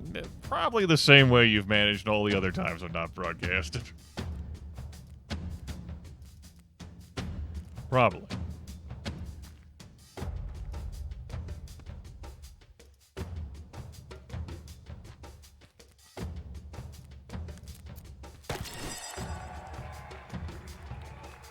Refreshment.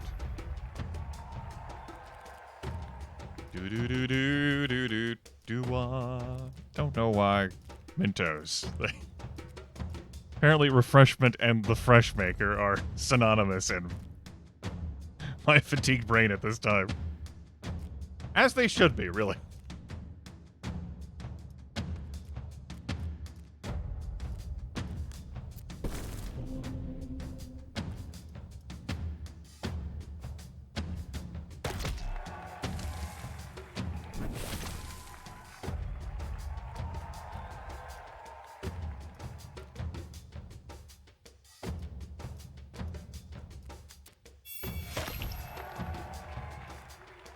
Oh, you know, 9 AP.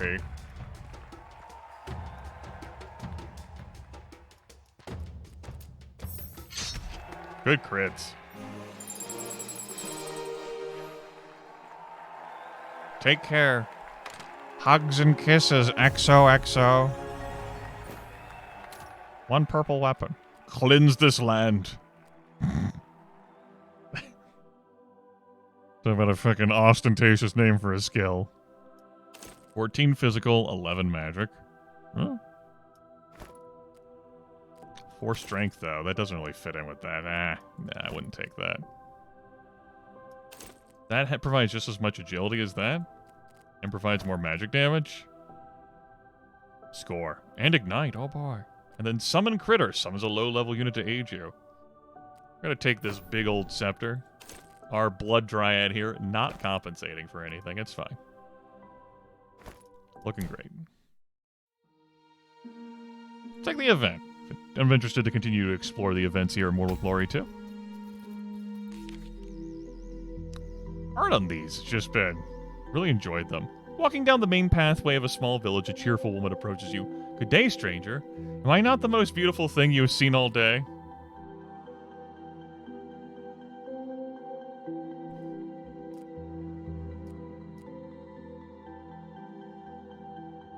Yes? I knew it. It must be true since you also think so. Please have something in mind so you will never forget my beauty. Okay, here's the Everleaf. Skill cooldowns are reduced to 0. All skills consume a turn. That's really... pretty fucking spiffy. Just think about it. It would really change how I have the Dryad. Like, a raid, I would take off the explosive bomb. It's been fun to play around with her. But, like, if all of her abilities could just recharge on a moment's notice, something to consider.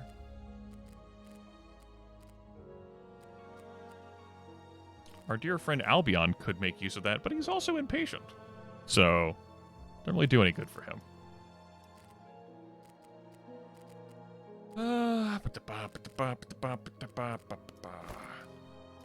We also have Force Container. Grand skill Pressure Combustion. All units surrounding you are knocked back 12 tiles. Does not consume a turn. Usable at 5 charges. Uses all charges when activated. And then an Enchanted Pendant for 6 agility, 4 vitality, 16 MP, and 12 HP. 6 agility is 2 AP. No, it's not quite. No, the AP is calculated as 25%. AP and a half.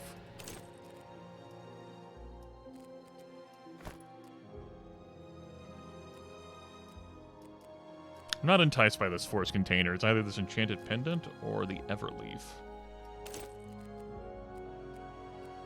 Seeing potential here with this Everleaf. Imagine if just life leeches fell every turn.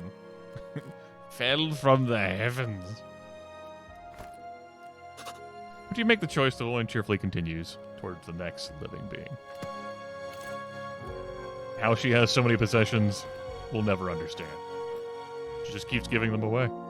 It is a mystery for everyone. I could take that off, Charge crystal and provide like a flicker beam, but the 20 MP might help if she can actually just use her moves every turn. Kind of nullifies the nature's grasp, but she isn't like waiting in a melee anyway. Although ignite also, yeah, whatever. Keep it moving. Tourist trap. Hair splitters of the world eater. I will mount you on the... Enemies are smarter? I mean, how could we say no?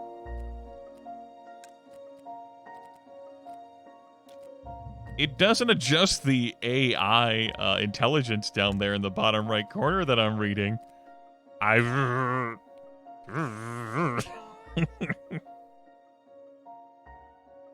guess they really liked that game. The World Eaters.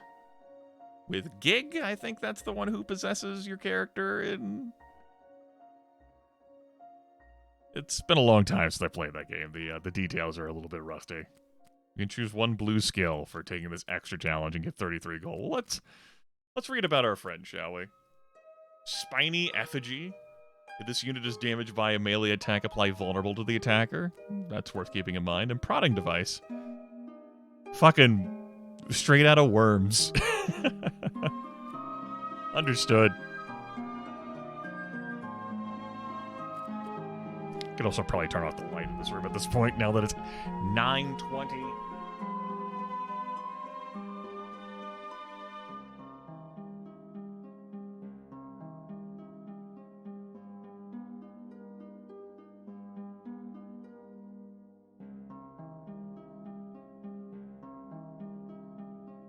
All right, there we go. Up, sit back down in the chair.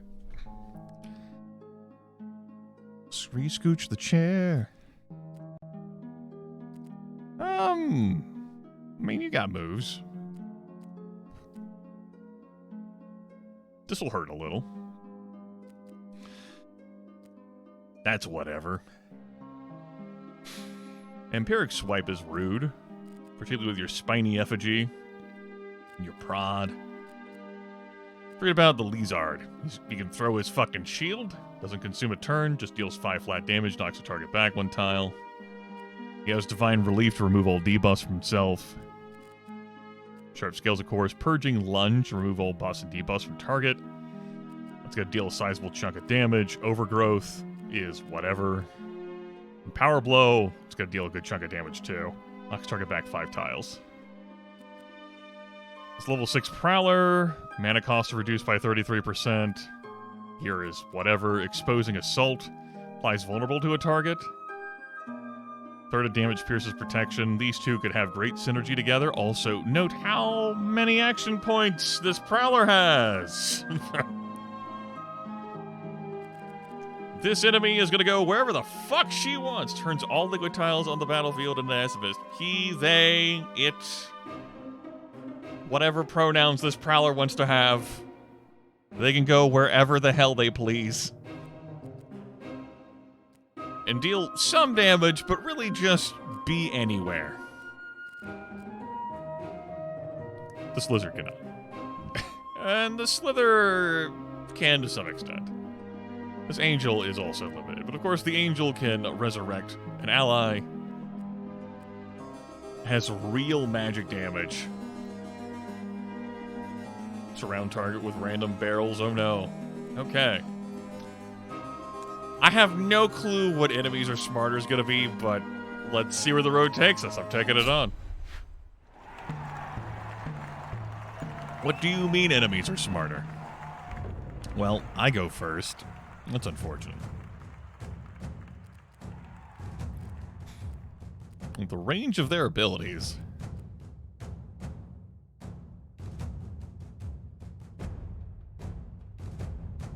It's kind of like, we're gonna step here, Stan. We just saw this map recently. Whatever. Yep. No fucking surprise. He got rended.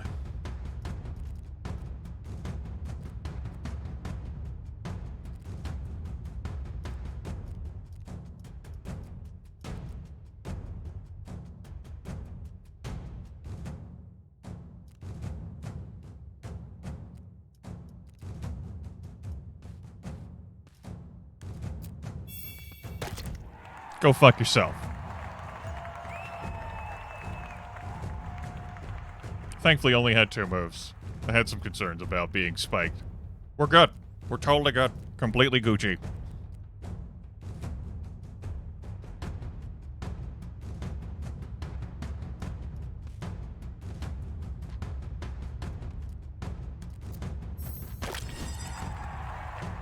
Just crit every time you hit. Easy. Have you just considered hitting harder? What if you were more effective with your attacks, stupid? Huh? How about that?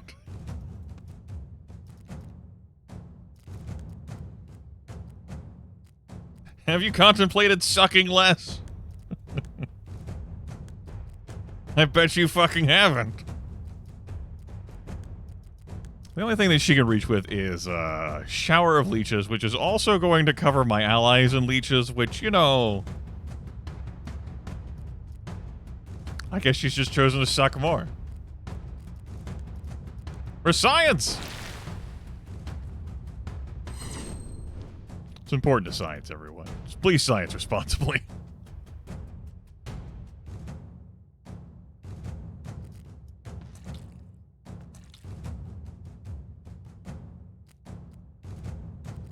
I think these two got that 30 hit point Prowler. I think they do.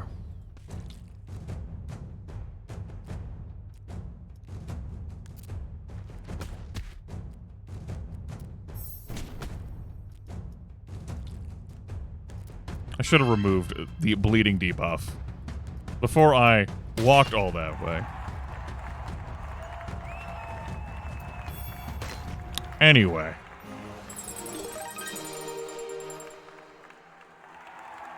Damn it, lethal.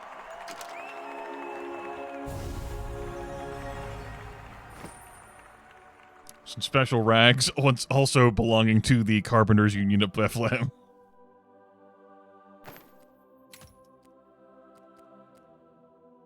Wash in the blessed stream.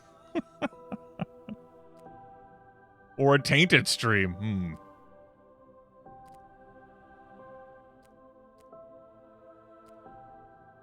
Or the turbulent waves. Whoa! Well, it's all water themed, huh? Don't think I'm doing anything with water this run. Or liquids, I should say. Torment, Warrior Spirit, Corpse Explosion. That's better than the heal I got on Albion right now, isn't it? Vitality +6. Half Vitality +6. But applies Raging for 3 turns. +40 knockback chance. So it's less of a heal. It doesn't cost any mana. And it also makes him knockback even more, because that's what was missing. That's what he required. I could give the heal to someone else. No, he's the one with the warrior spirit. Everyone knows this to be true. This plate mail provides great wisdom.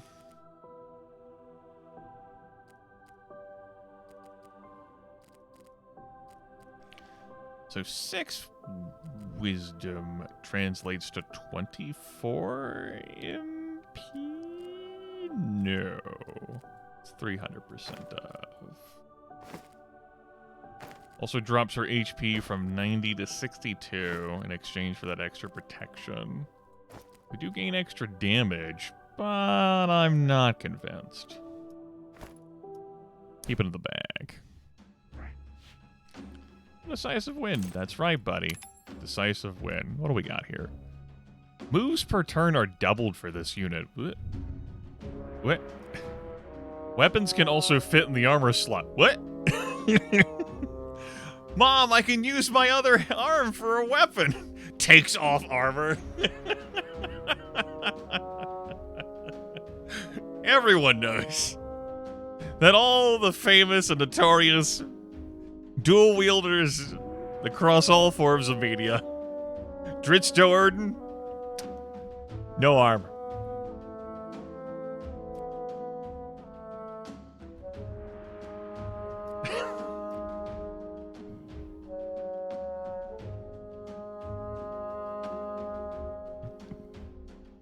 I don't know what sprinter means.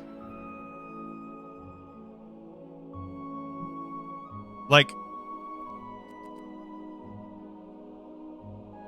12 AP? That's mechanically better than like the plus like 2 or 3 AP I was offered as a perk. I guess it makes sense that you would have like a flat increaser and also like a doubler. It's wild. I don't think I'm replacing armor with a weapon. Plus 2s across the board are pretty neat. You just wanna... Yeah, let's fuck with science. Sure, I love science. I've done plenty of science this run, and I see no reason why to stop. Let's continue with an event.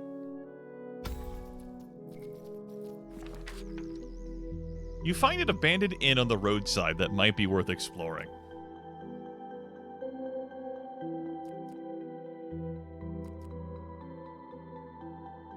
Okay, so we could get an item. We could get plus 250 reward value in the next fight. Not from here, though, from the next fight. Or get a random buff in our next fight. Our next fight isn't elite. Let's throw the basement. Omen of good things to come. Reefs of the Void. Yeah, I can surely walk around that face. Oh no. It's evil wizard. Oh. Pass on this, I think. Okay. Level 4 Thief. Can haste herself up to have 7 AP in a turn. Perforating Stab.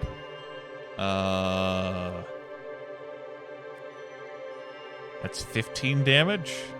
That's her agility plus her physical damage. Life bleeding, okay. Bending Jab. So, like, deals 10 damage, heals herself for 10. And a Power Tackle knocks target back equal to remaining AP times 2. Ooh. A lot of knockback that she can provide. Swift Curse, random debuff. Melee attacks apply bleeding to target. Great Tabard. This Kitsune, of course, can summon a 1 hit point specter of themselves. Careful, heals 5% of max HP at the start of its turn. Precise Discharge. There's a joke in there. I'm just gonna leave it. But there's a joke in there. Drain Life. That's notable. Throw Javelin. Does not consume turn. Half of damage pierces protection. Okay. Fairly chunky. And our Water Spirit here, of course, can spawn water tiles. Bulky Tackle damages vitality. Makes enemies lethargic. Gross. Mending Jab, another one of those that would deal 17 damage. That's strength plus 3. It deals a random buff for a target. We have Acid Bomb. Throw down some Acid Mist. And Flicker Beam, we're familiar with that. We've used that plenty. And finally, Abraham. Demon Claw. We've seen that before, but not its effects. He, of course, is a beast. Unnaturally fierce. He has Drain Life. He has Violent Tremors. And Summon Monster. Oh, shit. He can actually make use of the Demon Claw. Summons a high-level unit to aid your team, and it will have plus 5 to physical damage. He can teleport wherever the fuck he wants, and it doesn't consume a damn turn. Well, so long as it's a range of 5. Teleport wherever the fuck he wants. And he will deal some real damage. We're not going to take a random unremovable buff. I have my reward value being increased. They act first. Cool.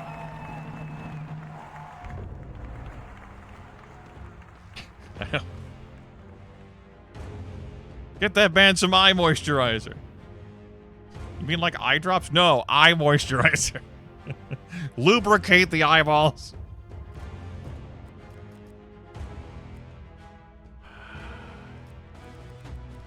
That's for the best.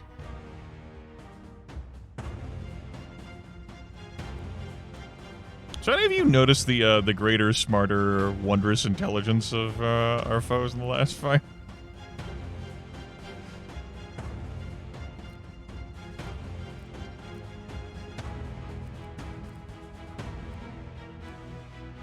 Just thinking out loud here.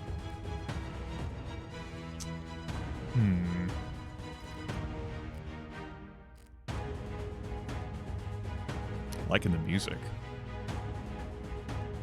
I think I'm going to fan off to the left here.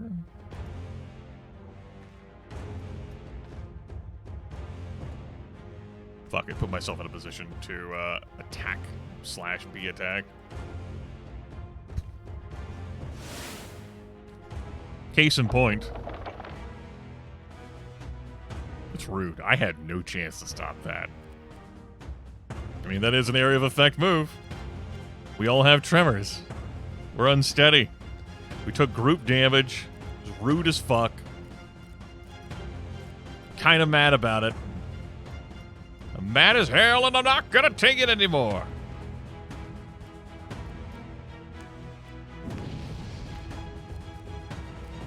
We've got the right to choose it.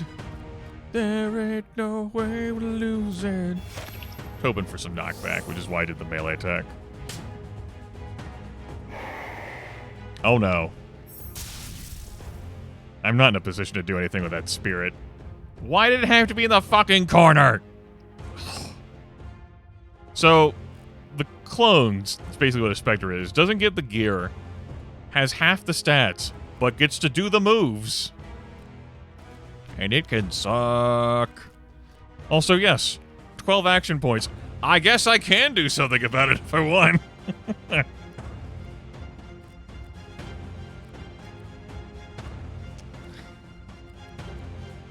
It doesn't seem like the priority, but it could be the priority.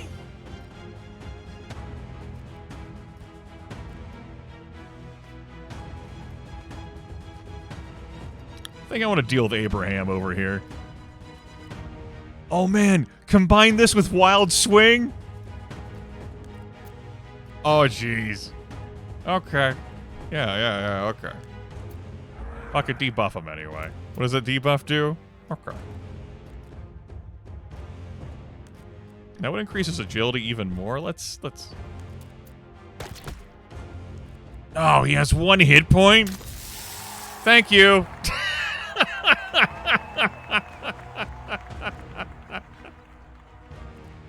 I mean, I don't enjoy having my group in Acid Mist, but...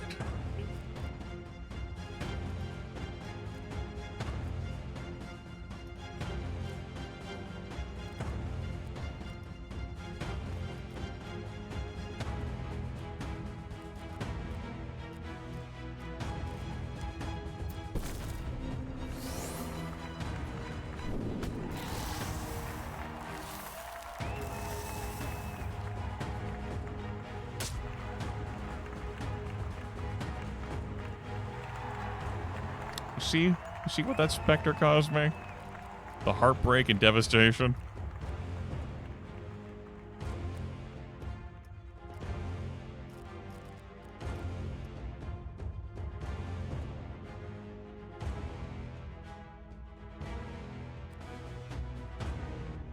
I was thinking about charging in a way that could hit them both.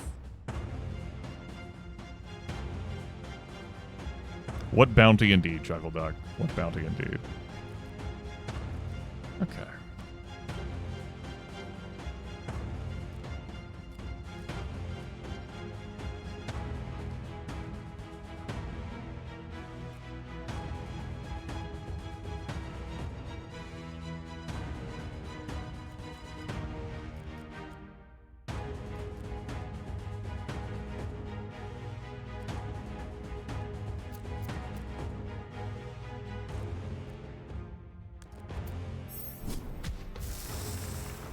Good.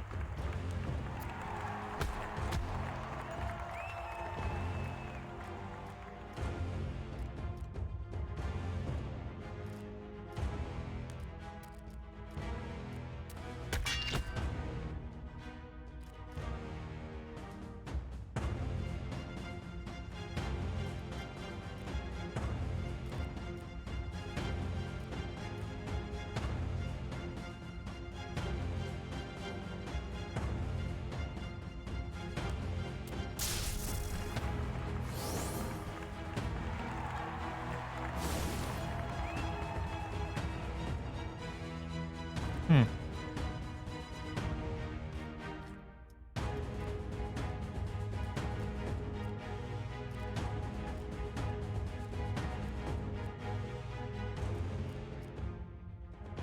Remember how she doesn't cool down and just does whatever the fuck she wants? It's pretty nice. You can take a nap now.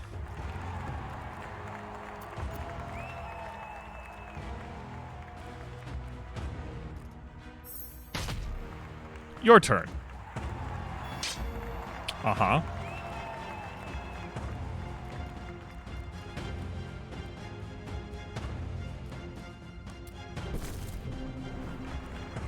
Oh no, I'm lethargic.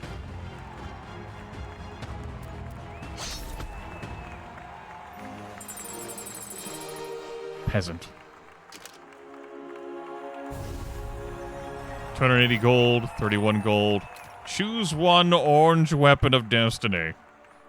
We have this rune staff providing noxious barrages. Half of damage pierces protection. 4 AP on that staff. Scepter. A ass load of MP and a giant knife. It's fucking massive. A knife. You've never seen a knife like that. It is enormous. Everyone is jealous of that knife. So it was written in the book. A book. That's where they scribed it. 2 vitality on that knife as well. Would not be sad to pick that up. I might even put it in Buzzsaw's hands. Provide my Whisperer with extra health. Of course, extra damage. Same amount of crit chance, extra knockback chance. Alternative is this rune staff of 4 AP. It's a ridiculous amount of fucking AP. Like, it's just... There's an obscene amount of AP. I do lose out of the protection on her, but it's a lot of AP. That's what we're here for. It's much easier to get action points in this in this economy, I must say.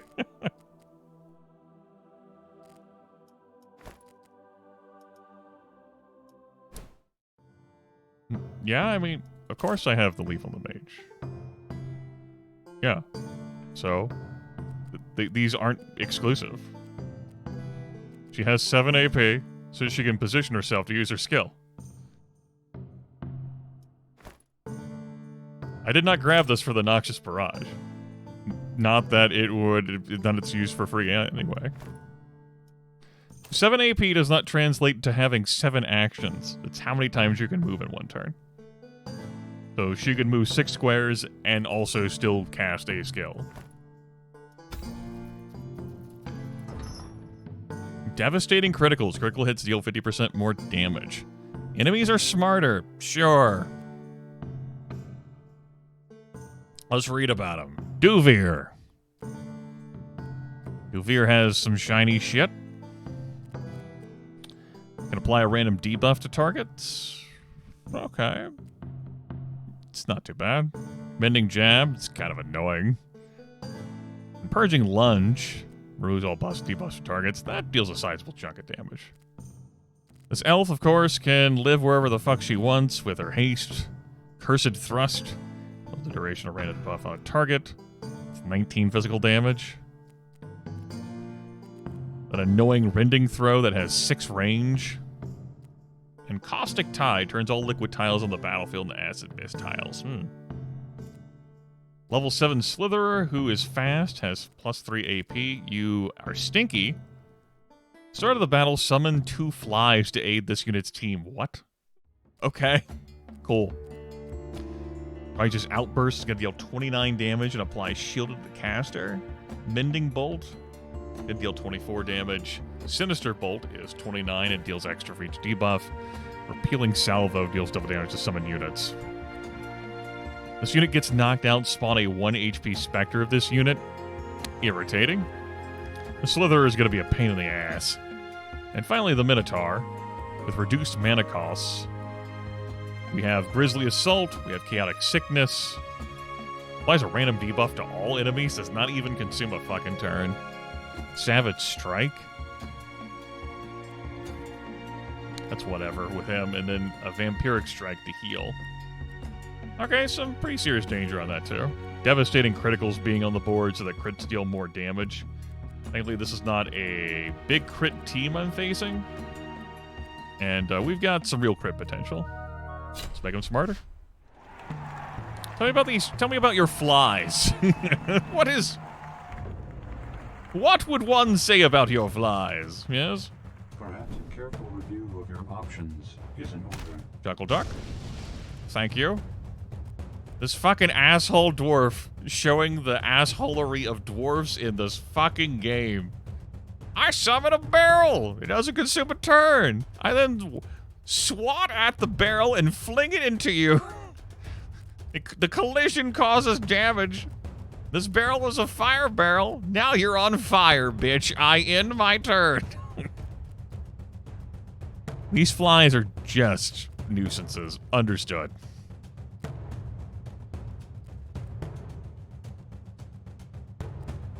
Kinda want the Slitherer dead. Is that realistic? I hope so, but is it happening right now? Nah.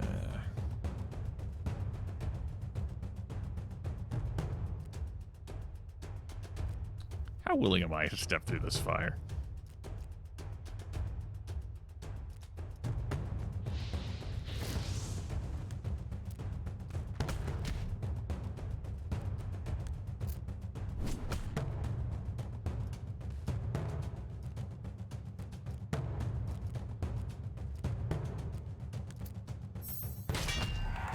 That willing.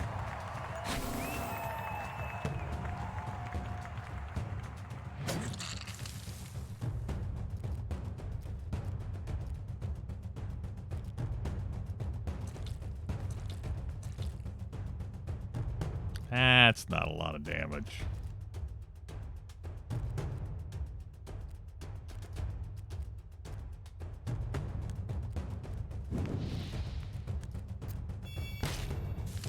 No crit. Run away!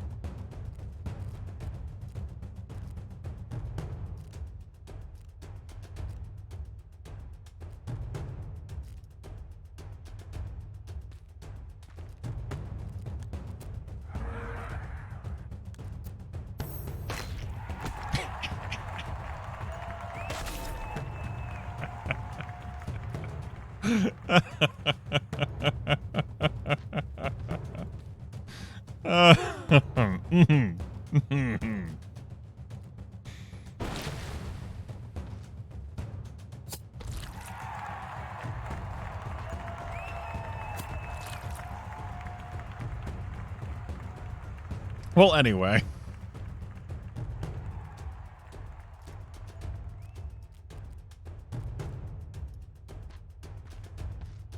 Howdy.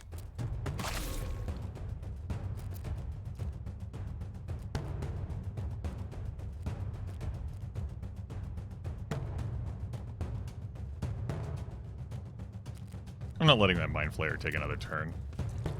This fucking Spectre can take a turn. I will bleed right now.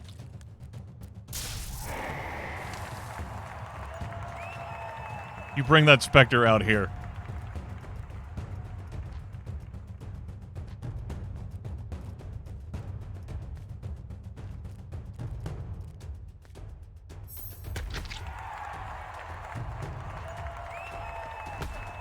Whee! The plague! Oh no. No, I remember the plague.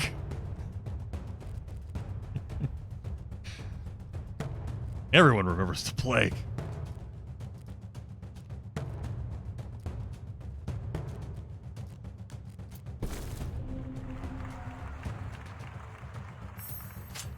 Good crit. Strong crit. Mighty crit. Full HP.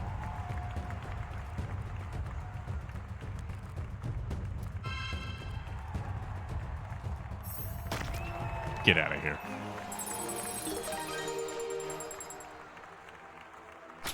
I was there. I mean, there are many plagues. I got an achievement. This game hasn't even been released yet.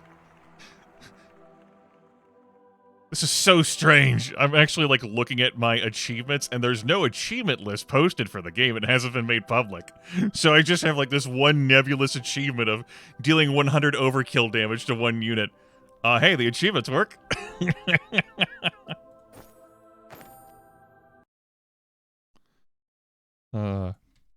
Nightbot, are you working right now? Still a no on Nightbot. I'll go ahead and share this again. This game hasn't been officially released. It's exclusive content you can't get. So this is a new age for Let's Get On With It Live.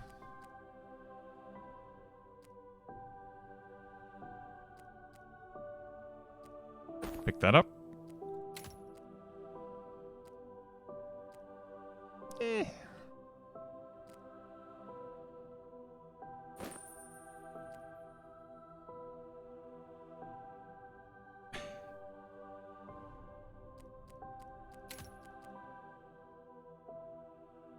Gains a random buff each time they knock out an enemy. This unit gets knocked out, spawning a random friendly creature. This unit gets a... Give me the Weeping Keepsake, I guess. And finally, the skill. Amplified Power, Berserker Ritual, and Chaotic Sickness. Does not consume a turn. We'll pick that up. And perhaps hand that off to... Buzzsaw.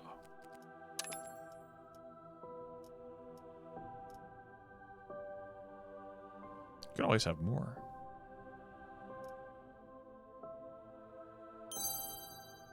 Could always have more. We'll give you that extra one now.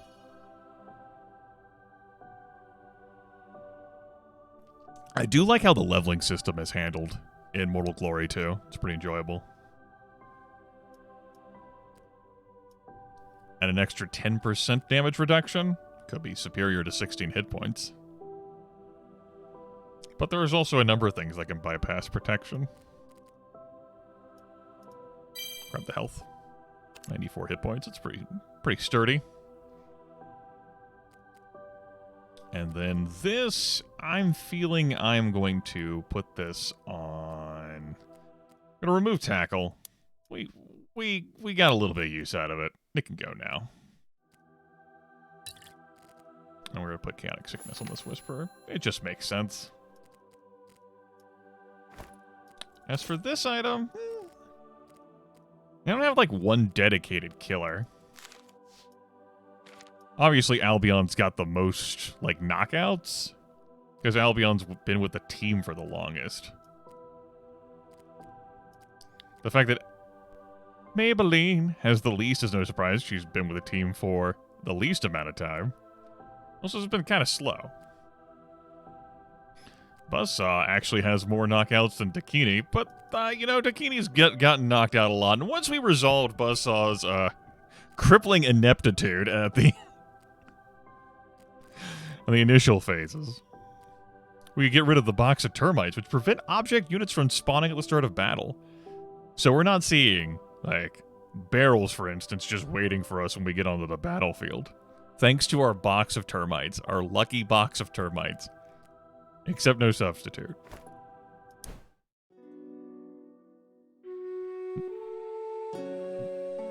No, Chuckle Dog.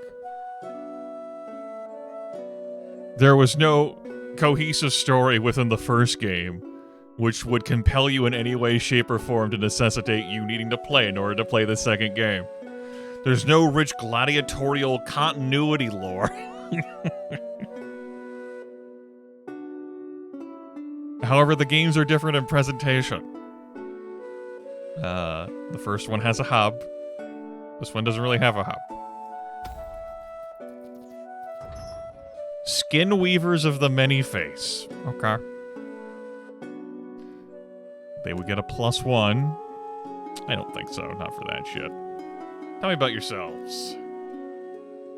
5 AP, Pounce, Sacred Blade, 21 damage, a tackle, a bulky tackle. Got a pressure blast. Okay, so you're pretty good at repositioning. You've got a bomb. Bomb. Alright, you're fine. How about you? Obviously, you have the Resurrect because you're an angel. That's 25 damage on that. Grand Fortitude, that's a big old chunky fucking heal. And you have the power of imperviousness. You're going to be a pain in the ass. A reposition. Great. Wondrous. Wonderful. Gains charges when you perform a melee attack. Great. Wondrous. Plus 5 AP on that sword, so you have AP 8 with 9 agility. Great. Great. Wonderful. You're getting into the melee then. You can't fucking control that. How about you, Gnome? How do you feel? Damn sneak. What you got? Throw web. Rude Annoying, Shower of Leeches, you have Real Raw Lightning, okay, a Blessed Bolt, and a Spiteful Surge. I think you're the least concerning of the three I've seen thus far.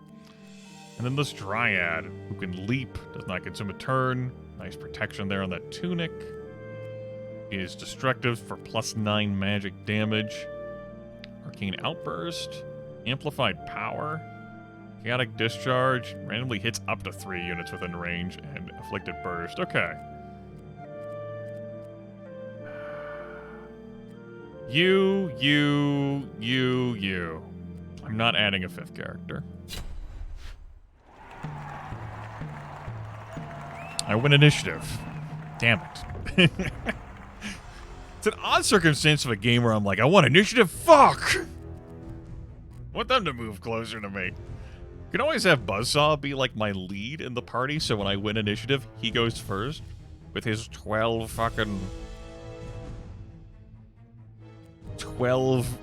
movement. Just really get in there.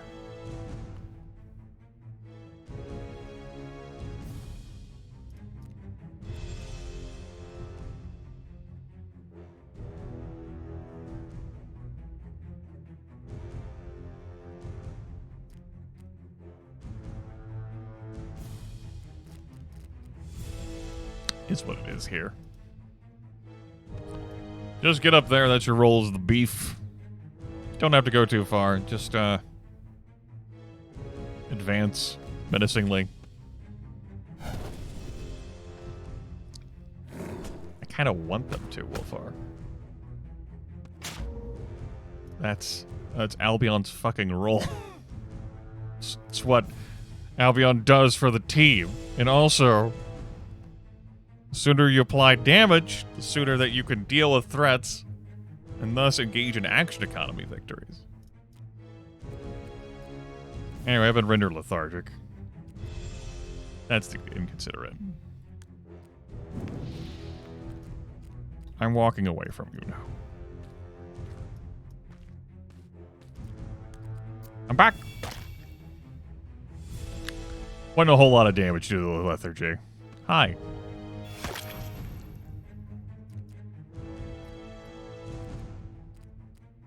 Remember, the angel can resurrect allies.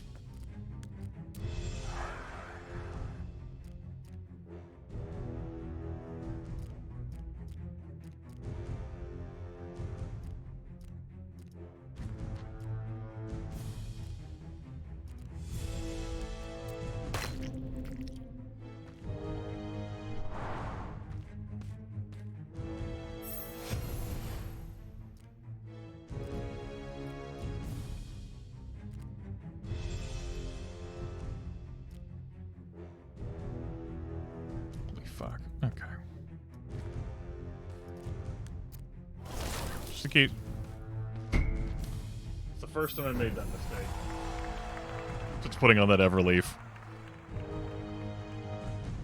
Normally rooted, that Dryad racial ability doesn't cost a turn, but the Everleaf makes it so that all skill usages cost a turn. I was like, oh hey, I'm actually in range to use this before I make a big attack. Oops. Oh well, these things happen.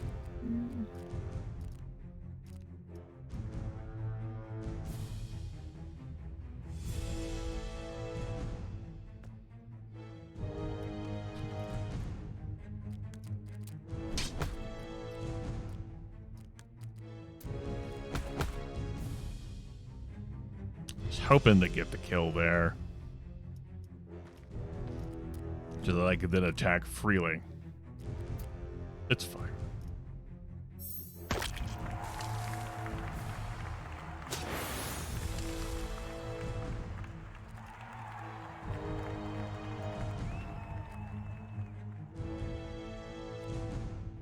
Four, three. No, just finish off this foe. Okay, you.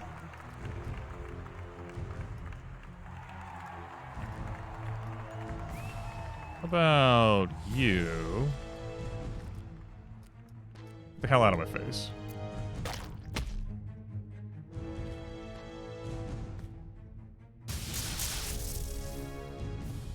Spread through the liquids. It did. Detonate blood doesn't have as much of a range as I thought. It's because I can't see around the fucking Minotaur. Detonate the blood. Hold on, I gotta get a clear line of vision, guys. Hey, you. Goodbye.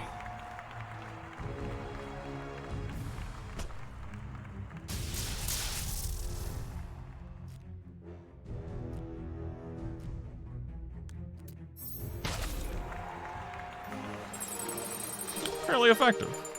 Anyway. It's us winning. Afflicted Bash. Strength times 1.5 plus 6. Damage is doubled if the user has at least 3 active buffs or debuffs.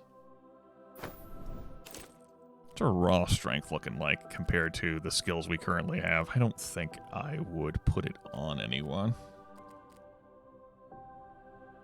We're not doing a whole, like, buff, debuff game. Okay. Our Fiendling gets to have a perk now. Neutral units are much less likely to attack this unit. Whatever. Plus 8 protection. Attacks deal 30% less damage to this unit if this unit is surrounded by an object unit. Okay, guarded it is. Understood. That's 8% damage reduction, so... we're dealt 100 damage. We will reduce 8 of that. We take 92 damage, but obviously we have more than 8% protection. Let's take another event. A sturdy man in fancy clothes approaches you. Listen, kid, I know you are coming to fight in my town. How do I know? I'm a fight organizer. I know things. Anyway, viewership numbers are down. I'm looking to spice things up. A few ideas of mine that could be worthwhile for both of us.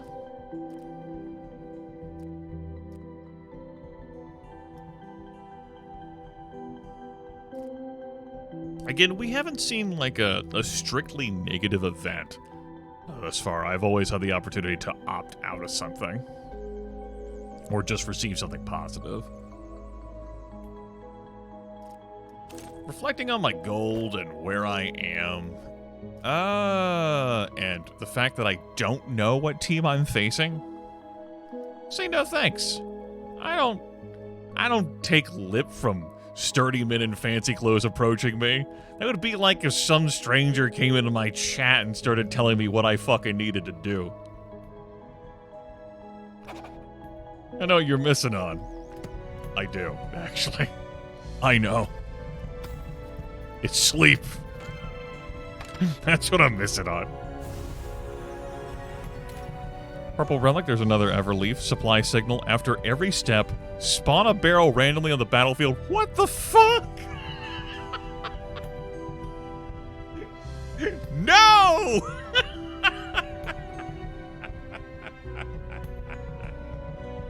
Just put that on my Whisperer who has 12 move.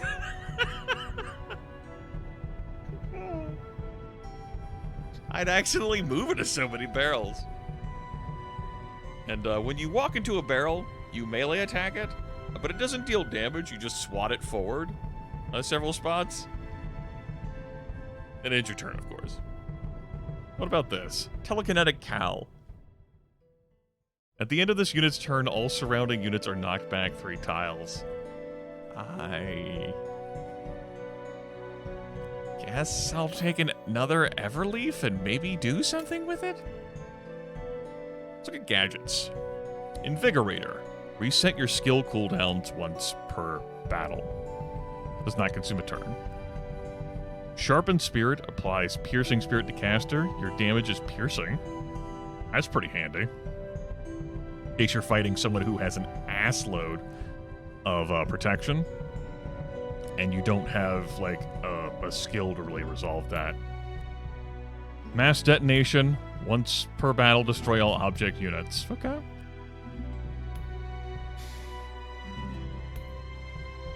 gonna pick up the Invigorator.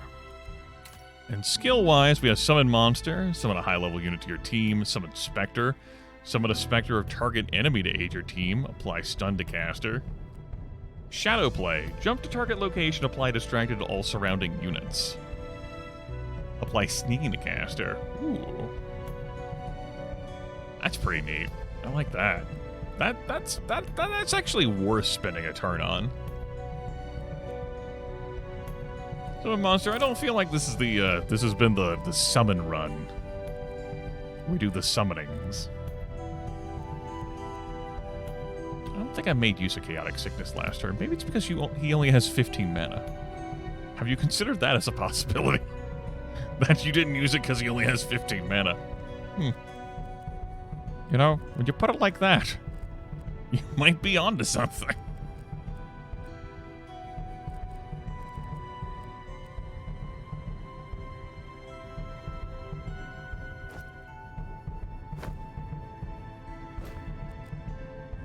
I was thinking about whether I wanted to drop the HP or not.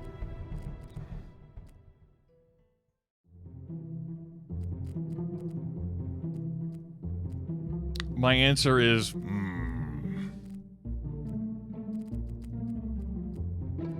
My other answer is, I'm tired.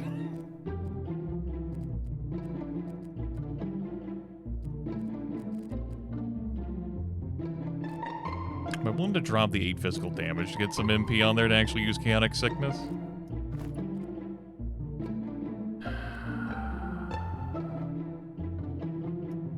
I should probably drop that skill.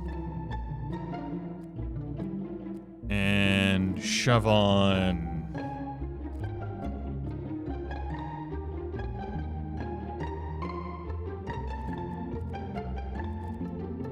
Shadow Play instead. It's a nice idea to, like, put that on. It made sense, but... I'm too fatigued to keep track of all these damn numbers.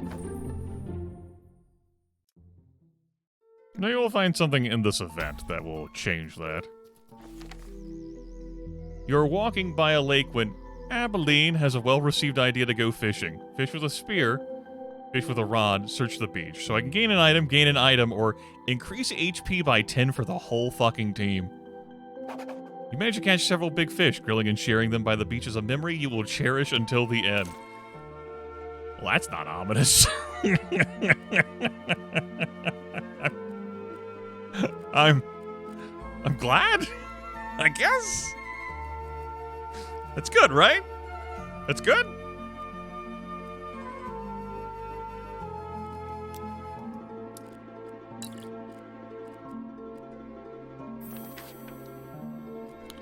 Who gets our Invigorate to reset skill cooldowns? We're still putting in good work with that hammer throw.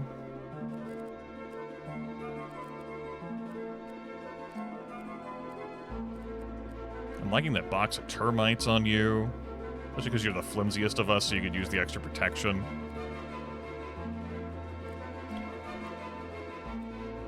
I like you having 6 AP, it's pretty nice. I had swapped staves. We'll swap the staff with the Ornate Sword. That would slow her down, though. We put her at 3.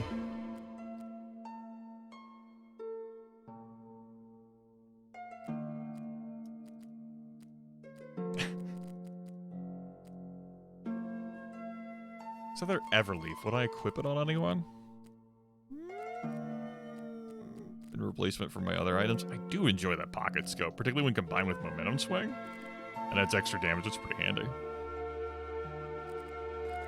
Of course, Albion is our, the big beef, the big damage dealer. I don't want him to have Everleaf. You could make use of Invigorate, though. Maybe if I'd taken one of those big action point buffs for this last level. But we'll say no for now, but we'll think about it. I can go to a shop. We can go to a shop now, or we can go to a shop in a minute. We do have a guaranteed shop waiting for us that we could surely find the way to spend all the money at, though. So I'm not too fussed about it. Let's go here.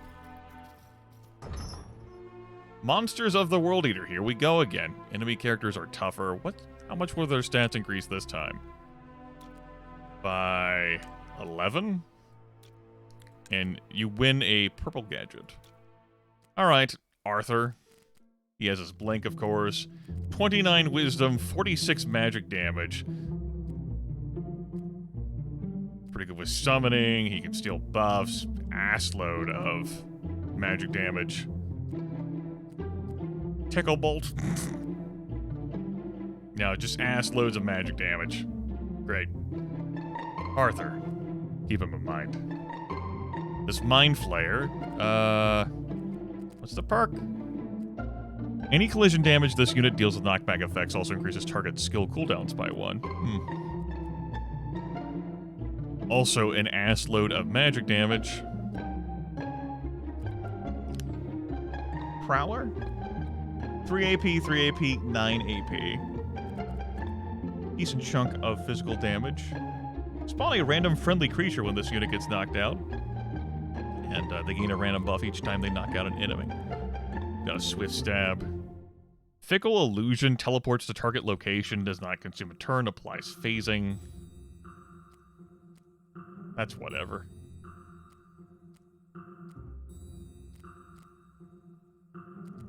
And then this Chained, pulling us into danger. 9 AP. Could summon Wind. Overgrowth. This one's just gonna be really annoying. Also has a Conjured Bramble. Yeah, it's just gonna really be annoying with, like, positioning us. I am definitely not gonna make them tougher here. I am no longer awake enough to handle that. Though I dubiously was awake enough to handle that in the before times.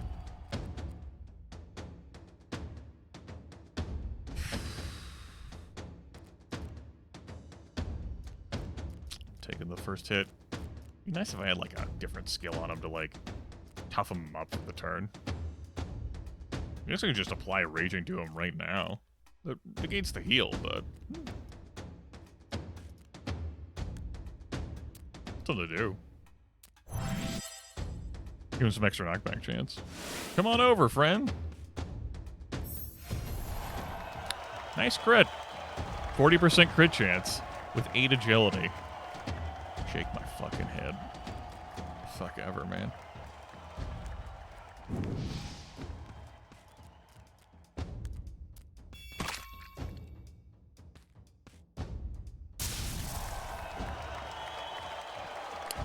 Here goes my action economy.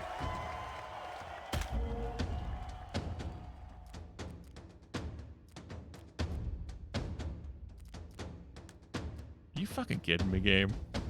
How could I possibly hit Arthur? I couldn't even begin to dream of how I would hit Arthur from this position.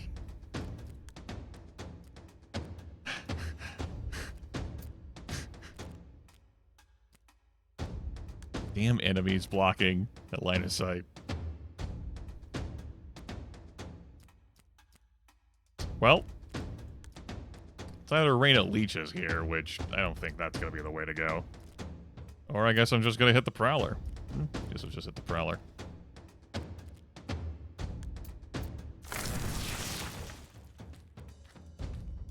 Skip your next turn. You sure you want to pull me there? Well, wise decision to root me in place.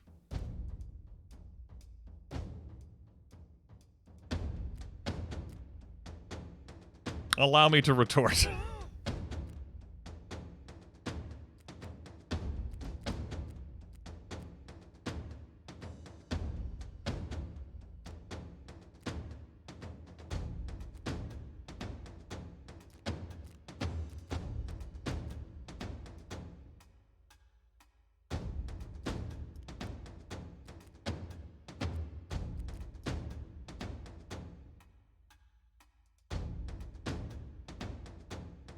Yeah, if I want to get to this enemy and engage them in melee, I have to hammer throw them and then bull charge them.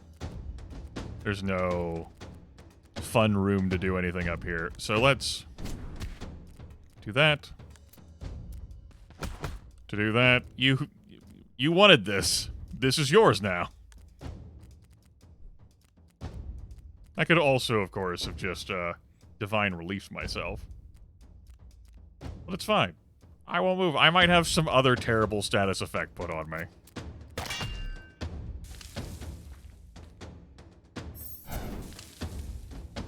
Crit again.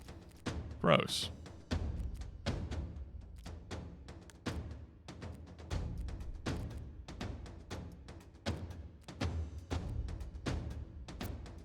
That enemy's a problem, but I need to deal with that action.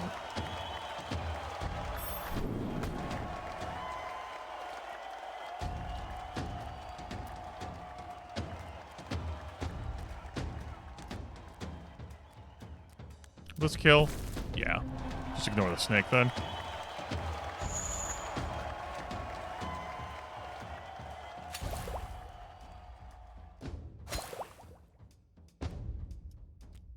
Okay. Nah, no terrible effects. I did get brain fucked though, so my cooldown has been my cooldowns have been reset to 1 turn. So that's a thing. So I will take bleed damage as I make this walk.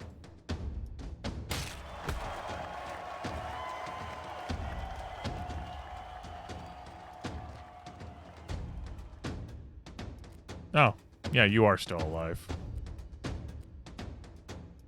Suppose I shouldn't walk away from that, huh?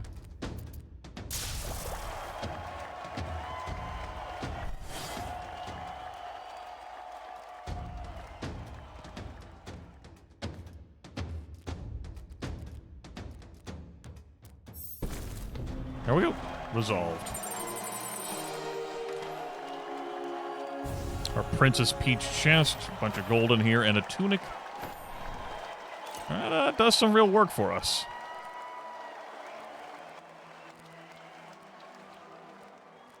I think Bikini gets this.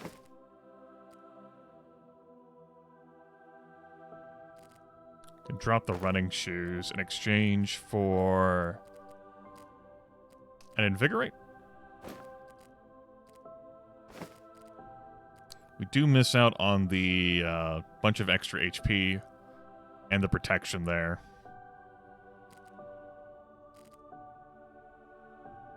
That worth transitioning over? I think so. We lose some of the crit chance, but see if we can keep Buzzsaw up.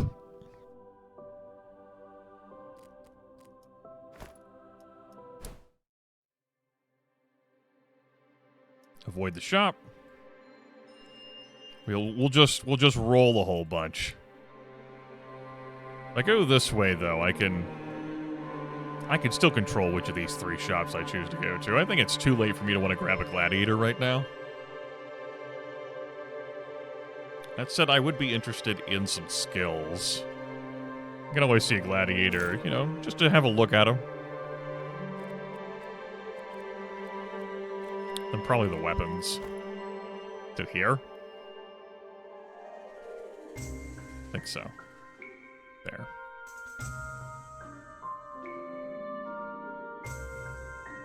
Place with potions, though. I could definitely down some potions, and those could be transformative for this. Potentially. Characters start the fight with less HP.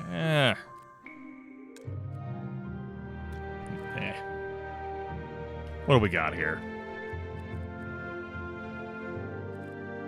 Perforating stab. Yep, that hurts. Blessing of strength, +7 strength. Harmonious discharge. Yeah. Precise incision. We've got a colossal slam. Come on and slam. Quinn, who can move wherever the hell the elf pleases. Mana Shatter is fine. Acid Smog. Okay. Blazing Charge. That could deal some damage, especially when it combined with Haste and Spiteful Thrust. It's pretty potent. Fiendling here. Permanent unrenewable phasing. That's going to be annoying to hunt you down. Combustion, of course. Sharpen Resolve. Half of your damage is piercing. Crippling Blow. Wind Spirit. And Detonate Magic. Remove all buffs and debuffs from target and deal 6 piercing damage for each. Might see about killing this Fiendling first. And then Zingo here, the Lizard. Ah, yes, Zingo.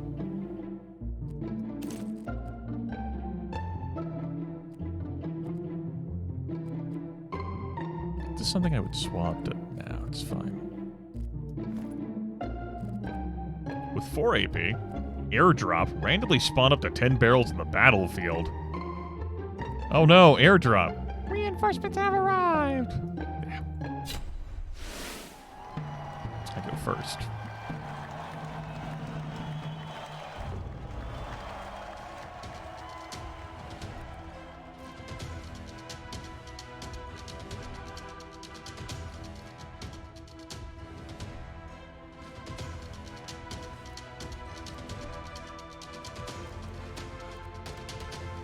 Plus 15 crit chance and then Undine. That's 60 crit chance? Abso-fucking-lutely not. Abso-fucking-lutely not. No, no, no. 1,000 times no. That is what we would consider a complication.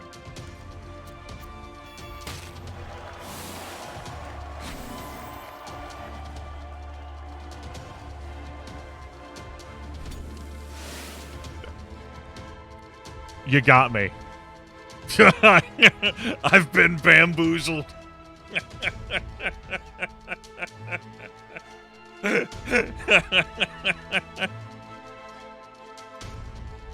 You win.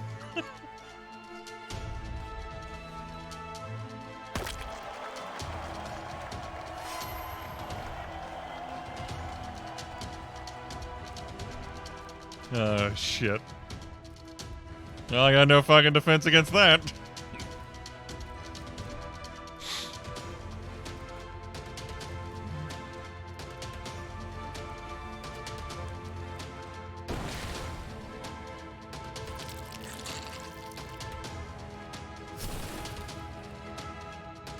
That's a fucking range of 8, man.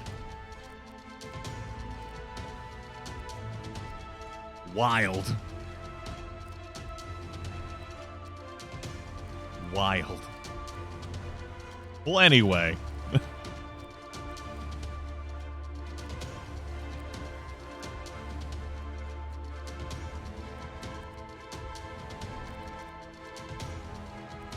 said I wanted to hurt you.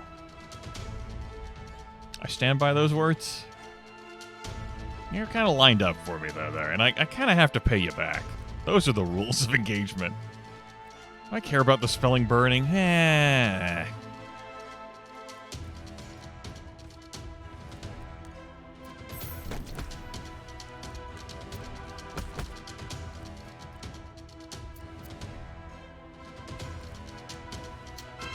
Hell with it.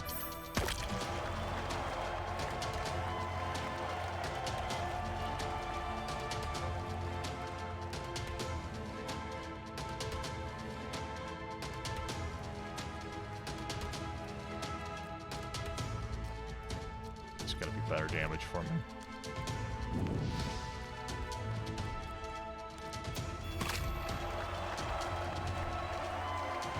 Up. Up. Up. Up. Up.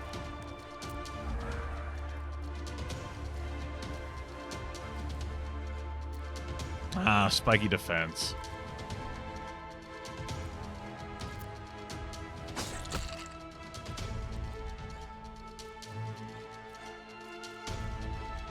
That extra protection. We'll just crit that away, I think. I think that's the correct choice. More sacred rags, and a dagger of 10 physical damage and +4 action points. Okay.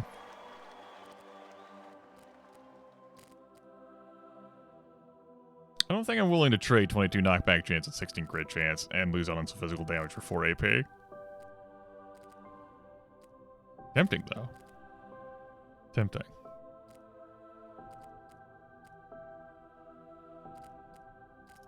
Doesn't bring enough to the table. Alright, event. What you got for us? You stumble upon an open field filled with different kinds of unfamiliar mushrooms. Everyone else seems put off by this sight, but Dakini is interested in experiencing what one of them tastes like.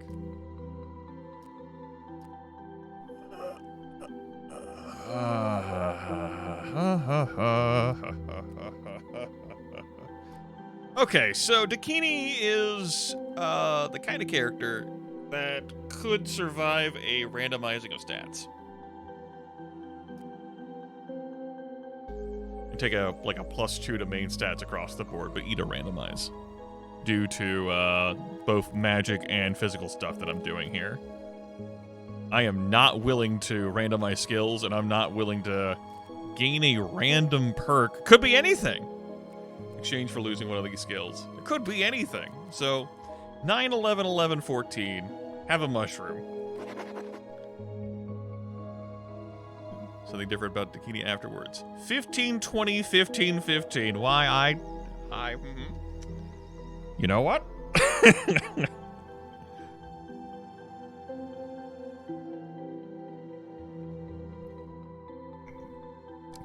Could do all right. Do all right, I guess. You know, it's fine. That whole randomizing event is something that did appear in the first game, and that just, it... Why would you do that to yourself? But here, with this Fiendling, just since I'm using like a combination of physical and magic, yeah, a lot of good stuff there.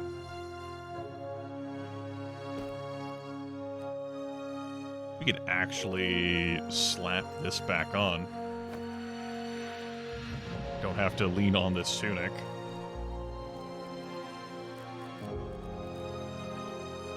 Still pretty solid across the board. That means we could look towards Albion, and I don't think we would drop that plate mail for this, like 4 AP. But you know, it's something we could do.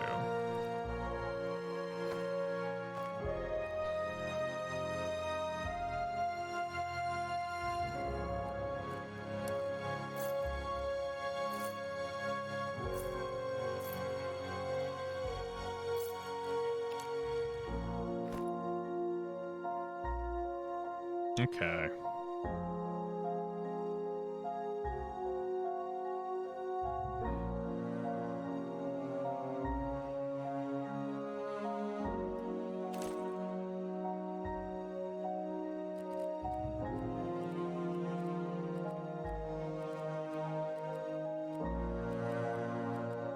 I think I'm still more inclined to replace weapons than I am armor. Of course, I could fish for both. And I am just interested in seeing what gladiators show up, even if I don't intend to replace anyone in the team. You know, who knows? I have a last load of gold. There could be someone like level 14 beast who fucking beats me.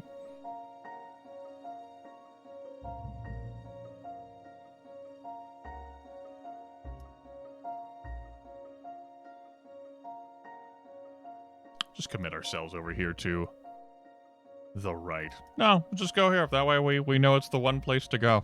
Those are the rules. It is the one shop we'll be visiting. Special rules, double damage. All damage is doubled. Would I like my enemy team to have 4 extra units? Would I like to double the Enforcers of Blight? For a blue weapon and colossal dash. Charge towards target and knock them back 6 tiles. I don't think so, actually. I don't. Especially not with double damage. I feel like I'm good. Like, but Grimith, you could kill them all so quickly. Yes, that's the takeaway. I could kill them all so quickly. Tempest Touch, Firestarter, yeah. Incinerate, Turbulent Waves, Invert Mass.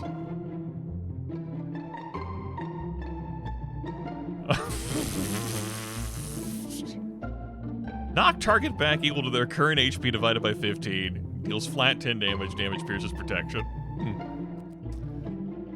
Tilly. The gnome. By the way, let's look at your items. Random buff. Each time you knock an enemy unit. Summon critter. Rain of knives. Whatever. Storage key. Spawn a barrel randomly on the battlefield to start this unit's turn. You have prod. You have ignite. Focus calamity. Spawn a tornado on all tiles surrounding caster. Thick hide. Plus 20 HP on that little bastard. First thrust. Nah. Power tackle. Nah. Perforating stab.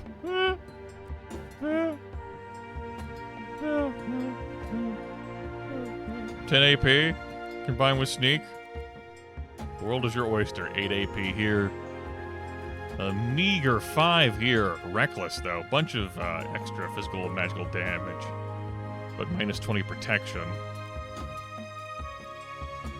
Resuscitate. Okay, so you got to revive. It's pretty flimsy. Desperate prayer. Also adds undying to a target. Okay. You're pretty weak. Someone that we should beat down, and you're immune to knockback effects, which I'm confident I will forget during the fight. We should definitely try to kill you first. Then Zin's in here. This unit deals 15% more damage when sending up blood tiles, and you're a better summoner, and you have crippling blow. By the it's fucking tooltips. Yeah. Savage Strike is wasted on you. You have 1 AP. Troll Curse Man and Detonate Magic. Okay. Everyone clumped up together here. I go first. Huzzah. As is my eternal birthright. Go first. We must descend. We must descend. Dissension. Such is the way of things to dissent. That is how it must be. That is how it has always been.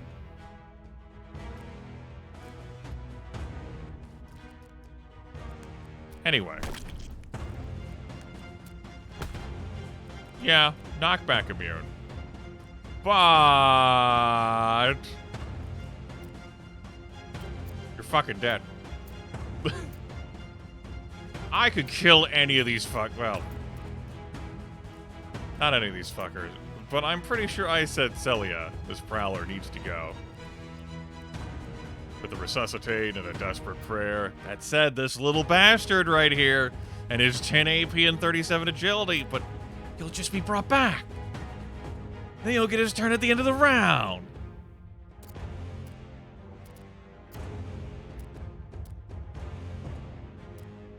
Someone else will kill this prowler, right? Right? I choose to believe that's true. Get out of my face.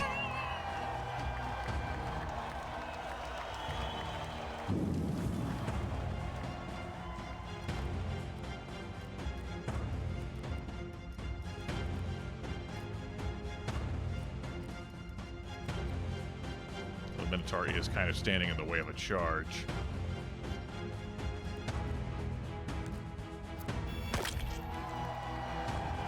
It's okay, we have this. That's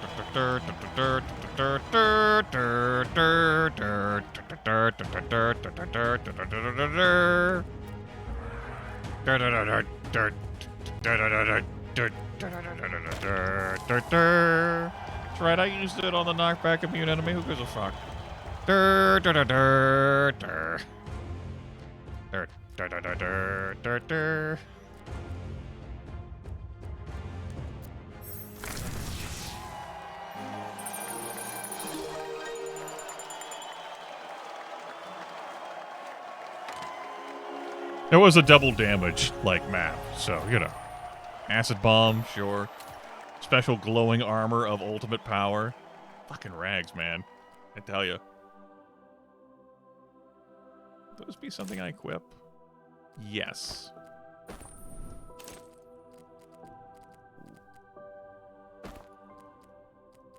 Extra protection. You lose out on some hit points. It's true. But I think that's worth having.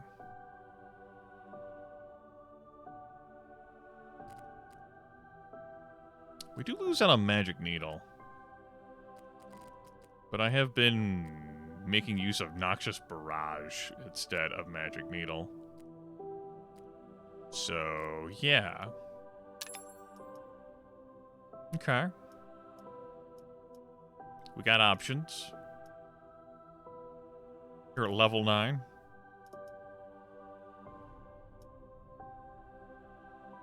I think 7 AP is good. I feel like that's fine.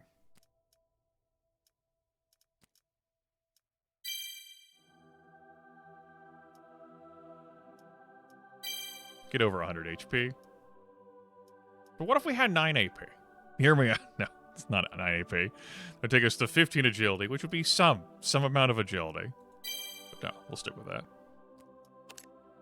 Good stuff. Okay. Cool. And our shop. The one that we are married to. What you got, Shopkeep? We have a level 10 Prowler, if we were so interested, who comes with Ambitious. Gains a random permanent main stat when knocking out an enemy. Oh. Yum. I believe we saw a perk like that in the first game. Really provided incentive to hunt with one character. We're kind of late to make use of that. What kind of skills you got? Sacred Blade. Power Tackle. Speaking of skills, so have these characters. We have a Vile Rain. Damages all enemies. 7% of target's max HP. And heals user for 40% of damage dealt. Pierces protection. Cannot hit critically. Cannot target object units. Target itself.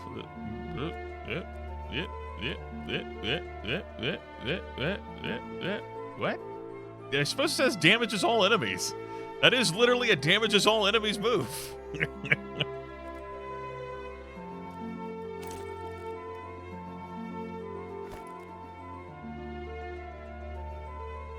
Deal damage to all surrounding units. That's pretty nifty.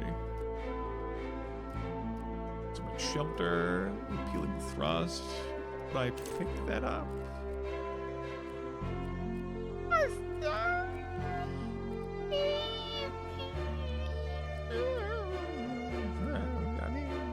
It's kind of cool, I guess. If you just, you're gonna do like a move or something, I guess. I mean, it's fine. It's cool. It's like, like you could like Life Leech and have like a dot effect, and sometimes 6 damage, like say on a fly, is better than 7% of max HP.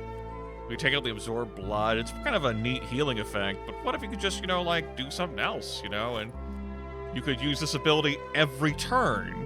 Just thinking out loud. There are no bad ideas in a brainstorm, right?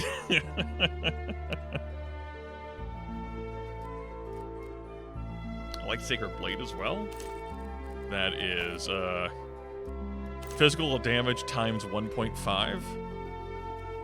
And I feel like I would replace Grizzly Assault or Secure Strike with that. It's no Death Train. It's alright, though. You can make an argument for even replacing Divine Relief with that. This removes all debuffs. It also doesn't consume a turn, whereas this requires an enemy to whack. Yeah, how about the weapons we got up here? What do we got up here? What kind of intriguing items do we have? Smother Fire, 6 AP on that Gladius. It's too much. It's too much fucking AP. Pick up Vile Rain. You are going to forget Absorb Blood. Yeah. There you go. This is for you. And Sacred Blade. And we're going to forget Grizzly Assault. Because we got rid of Absorb Blood. There's also Detonate Blood, but I think we'll find opportunities to do that. Sell that. Sell that. Sell that. Sell that. That. That. That. And this. It's still an interesting skill that would be worth considering.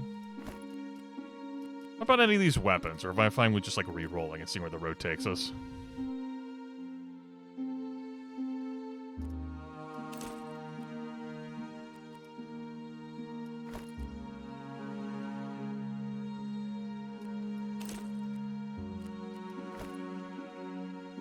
It's like it doesn't suck. 10 physical damage plus 4 strength is 14 physical damage.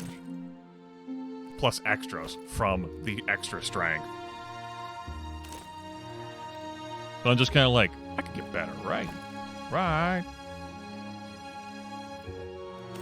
A crit chance.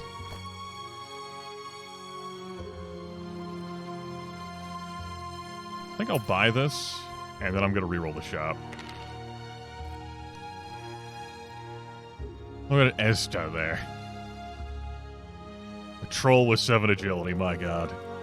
They said it couldn't be done. Unholy Rebirth. Resurrect an enemy unit with 30% HP and force them to join your team. Huh. Cannot target boss units. Yeah, that makes sense. Crystal Dagger with 11 magic damage, 3 AP, 14 crit chance, and 40 MP.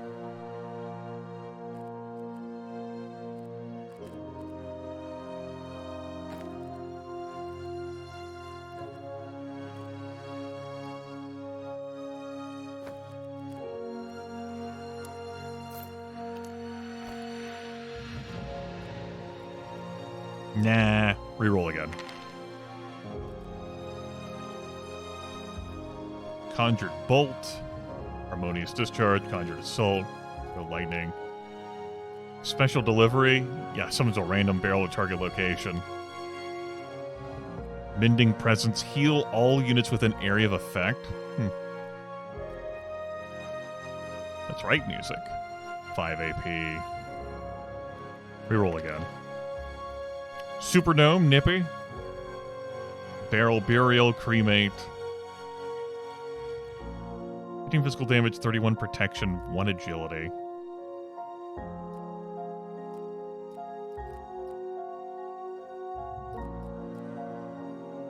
Protection, 3 agility. Bunch of magic damage on that. Arthur the Level 10 Wizard. Heroic Punch. Jump to target location. If there is a unit in the next tile in that direction, deal damage and knock that unit back 4 tiles. What? Line of sight not required. But needs a direct horizontal or vertical line. Okay. We can try that out, I think. I think we can budget some room for that. I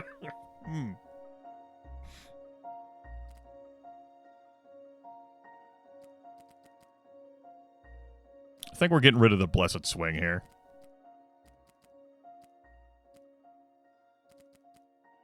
She needs the extra damage boost with the physical stuff. Kind of like that Secure Strike on Albion still. It's either that or Buzzsaw, like, getting it, and I like her having the move. I mean, obviously she has Momentum Swing and an ass load of maneuverability.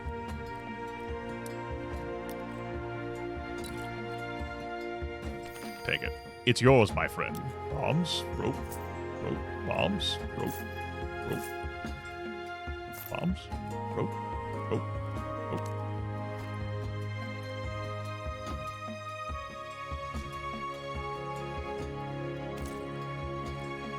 Reroll again. Otherworldly Blade once more? No. Sawtooth Drop? Jump to target location, deal damage, and apply bleeding to all surrounding units? No, that's not doing it. Shadowplay, Summon Monster, Glaciate, Refreshment, Tempest Roar, Queen of Knives. Okay, there's some potential here in one of these Woppets.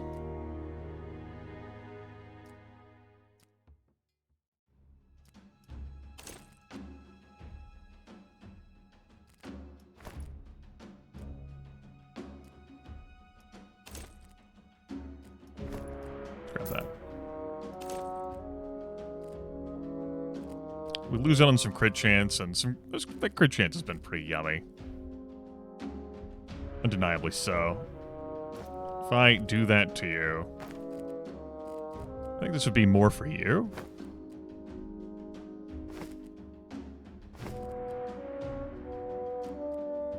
I think so. Take that, sell it. I'm probably not putting on any of these other skills. Reject Pain, another instance of Divine Relief, the Barrel Burial. Probably not putting on the other Everleaf, but I might. I got enough juice for one reroll.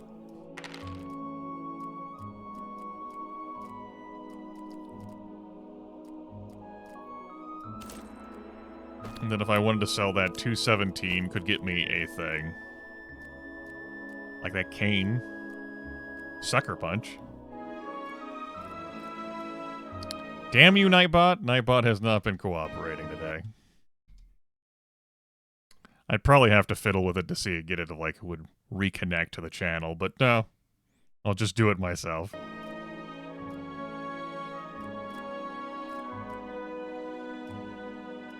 I'll take an Everleaf with us. Something to nibble on. No Death Train. I totally wasn't fishing for Death Train. It's fine. This is it. The moment everyone has been waiting for is here. Tomorrow, you will enter the arena and fight against the reigning champions. Any potential fight modifiers are clear. You spend the final evening making sure that everyone is ready to face whatever tomorrow may bring. At night, you can't help but reminisce about the journey that brought you here. Take a look at our stats. We lost a fight in the first zone. We've knocked out 74 enemies. We've collected a strong chunk of gold. We recruited 2 characters and got 1 for free. From an event. Our most valuable character is Abilene.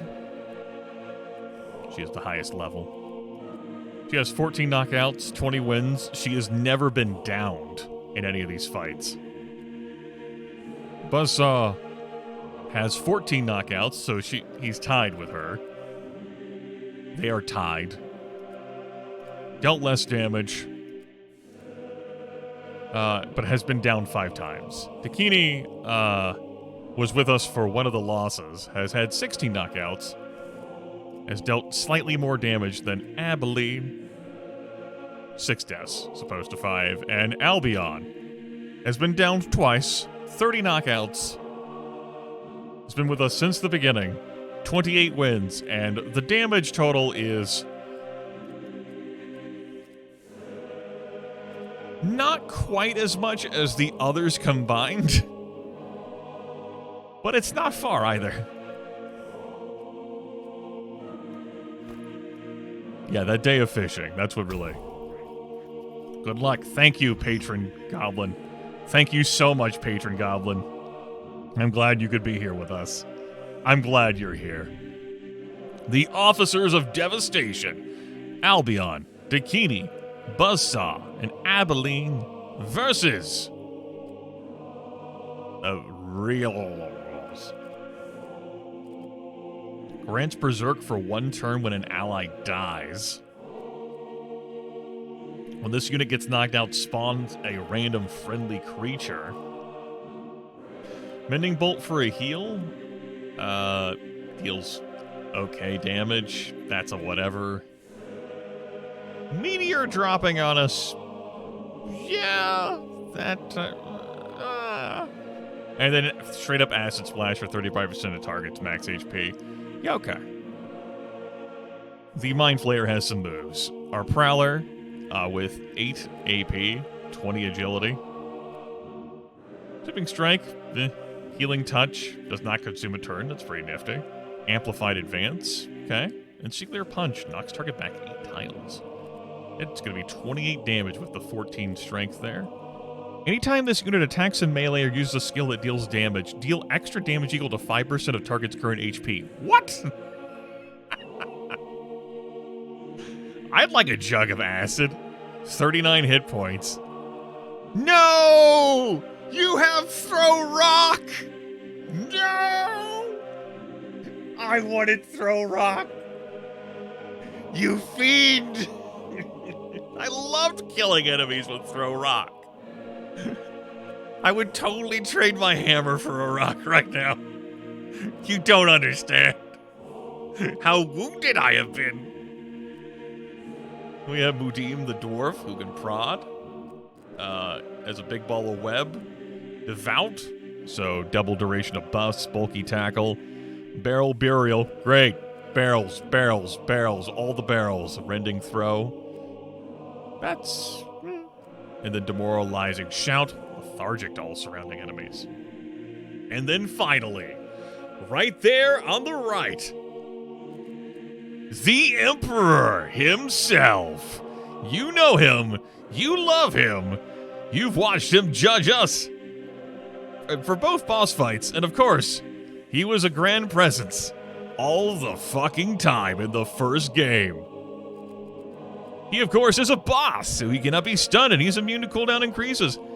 He steps on environmental tiles and removes them before they activate, excluding pits.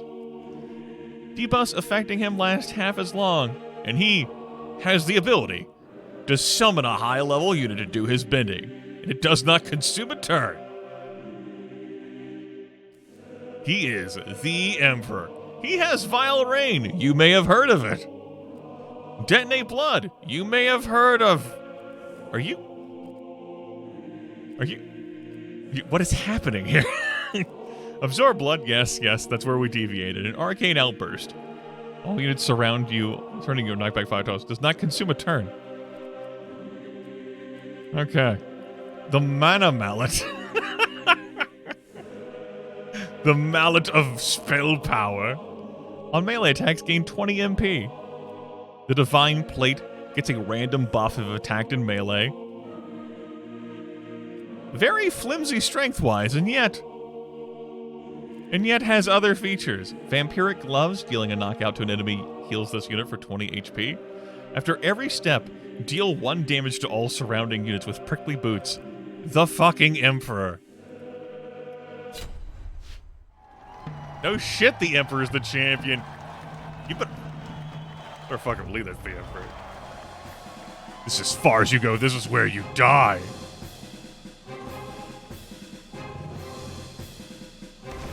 Drops a fucking meteor.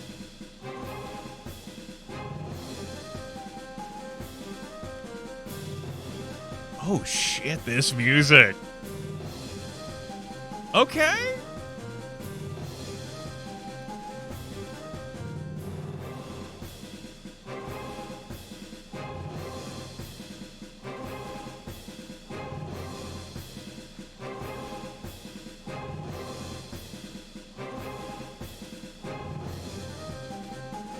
Just want to make sure I measure this all correctly. I am really fucking tired.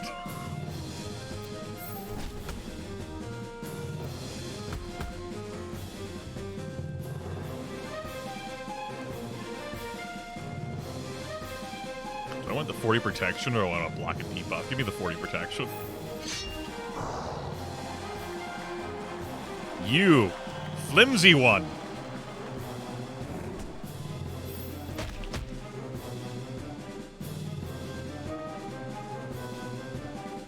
Fine.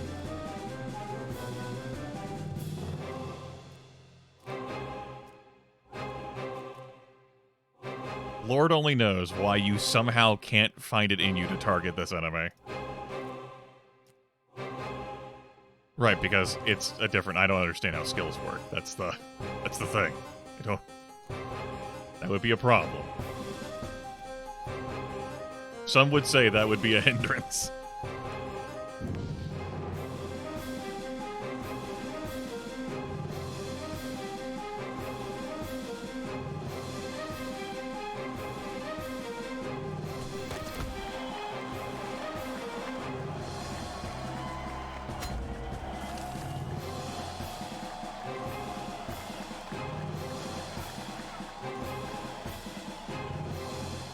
Let's take care of the Emperor's help.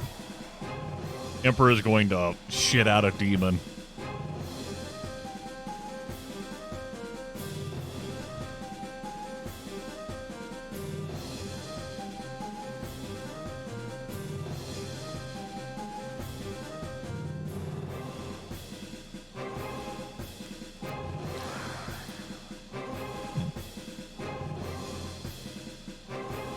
It's not gonna kill.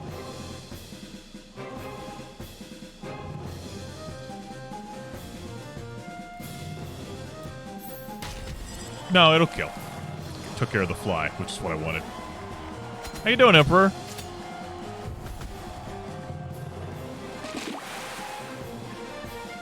You know, Vile Rain, that's a good idea. However, it works better for you than it does for me.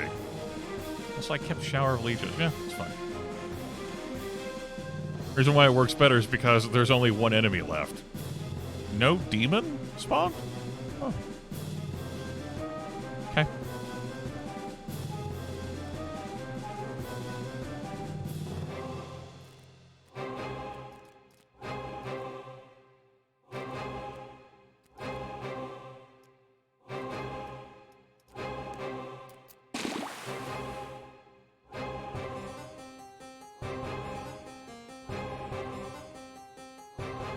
Okay. I'm witnessing.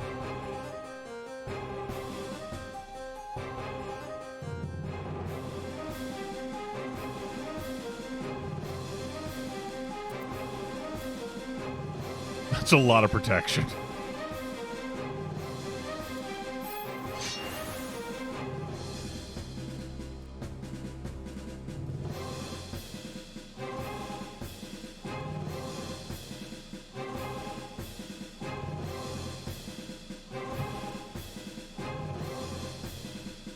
Heroic punch. We have the range. Let's all gather around the Emperor, everyone. Everyone get in the Emperor pile.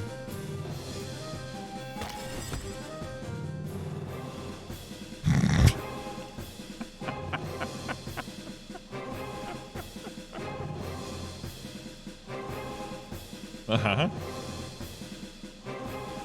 Shadow play.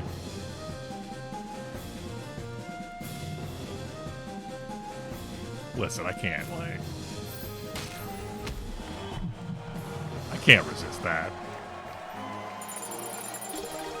So he never ended up using Shadow play.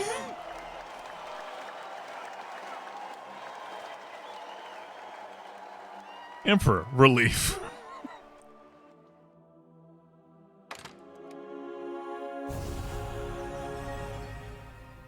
Sell the rest. Grants eternal glory. Just fucking sell it. Let's level up one more time for the road. Grab some agility. Grab some vitality. Grab some strength. And buzzsaw. Grab some physical damage. Don't think we need AP. Think we're good on that front. Think we're good on that front. Crit chance, though.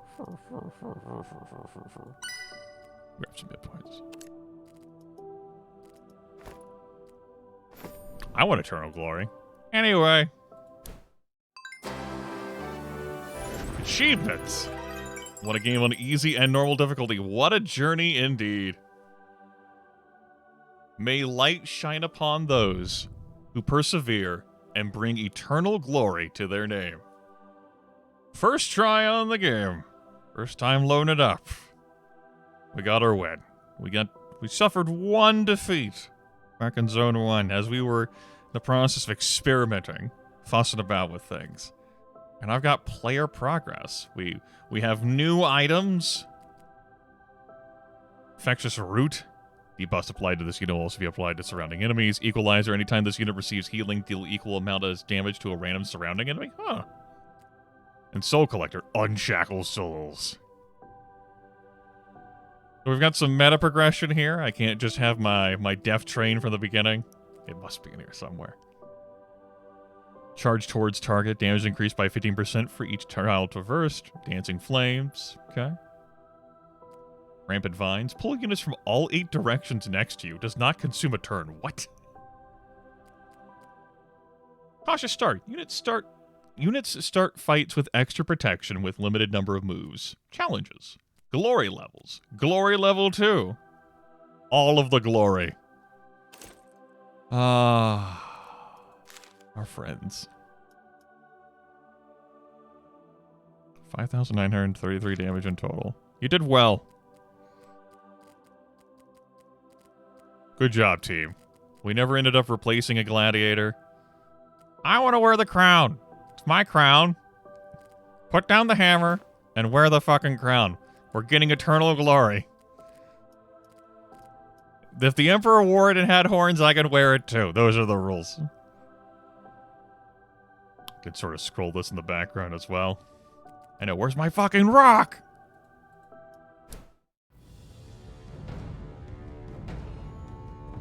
So, one of the criticisms I had for Mortal Glory, the first game, which is apparently a thing I now have to say,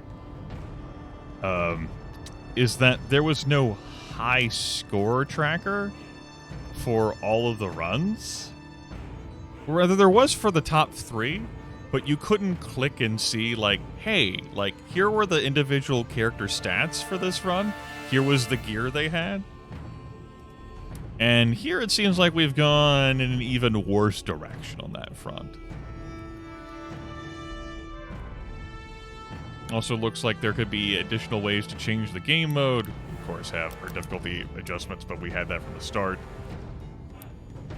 Glory level 2 makes enemies more intelligent. And now that we've unlocked challenges, we can have a look at things.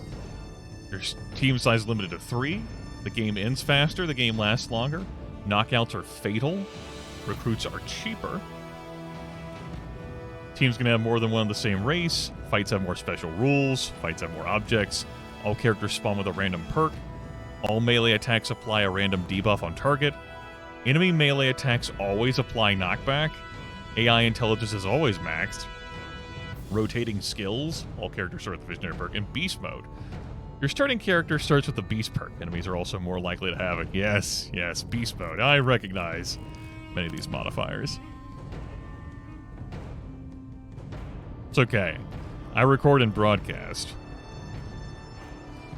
So we can change our starting character here. Troll, Chained, Mibozu. And we can eventually unlock the others to start with. Capping out at 8 with Angel at level 7.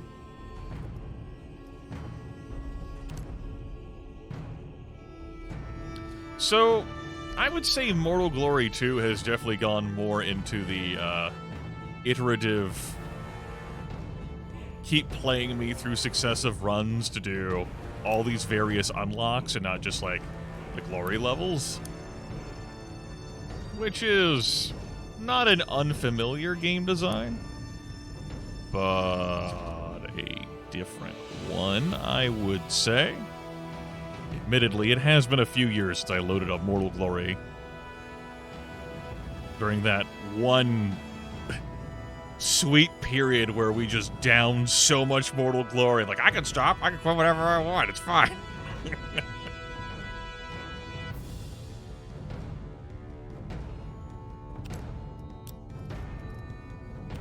This game doesn't even need to reboot to flip languages. It's pretty alright. It's good design. I'll definitely be playing some more of this. I enjoyed the ride, and doubtlessly I will proceed up a glory level. Probably change my starting character, maybe flip on a challenge. Maybe, hey, their intelligence is maxed. They're more intelligent. Wink, wink, wink. But we'll see.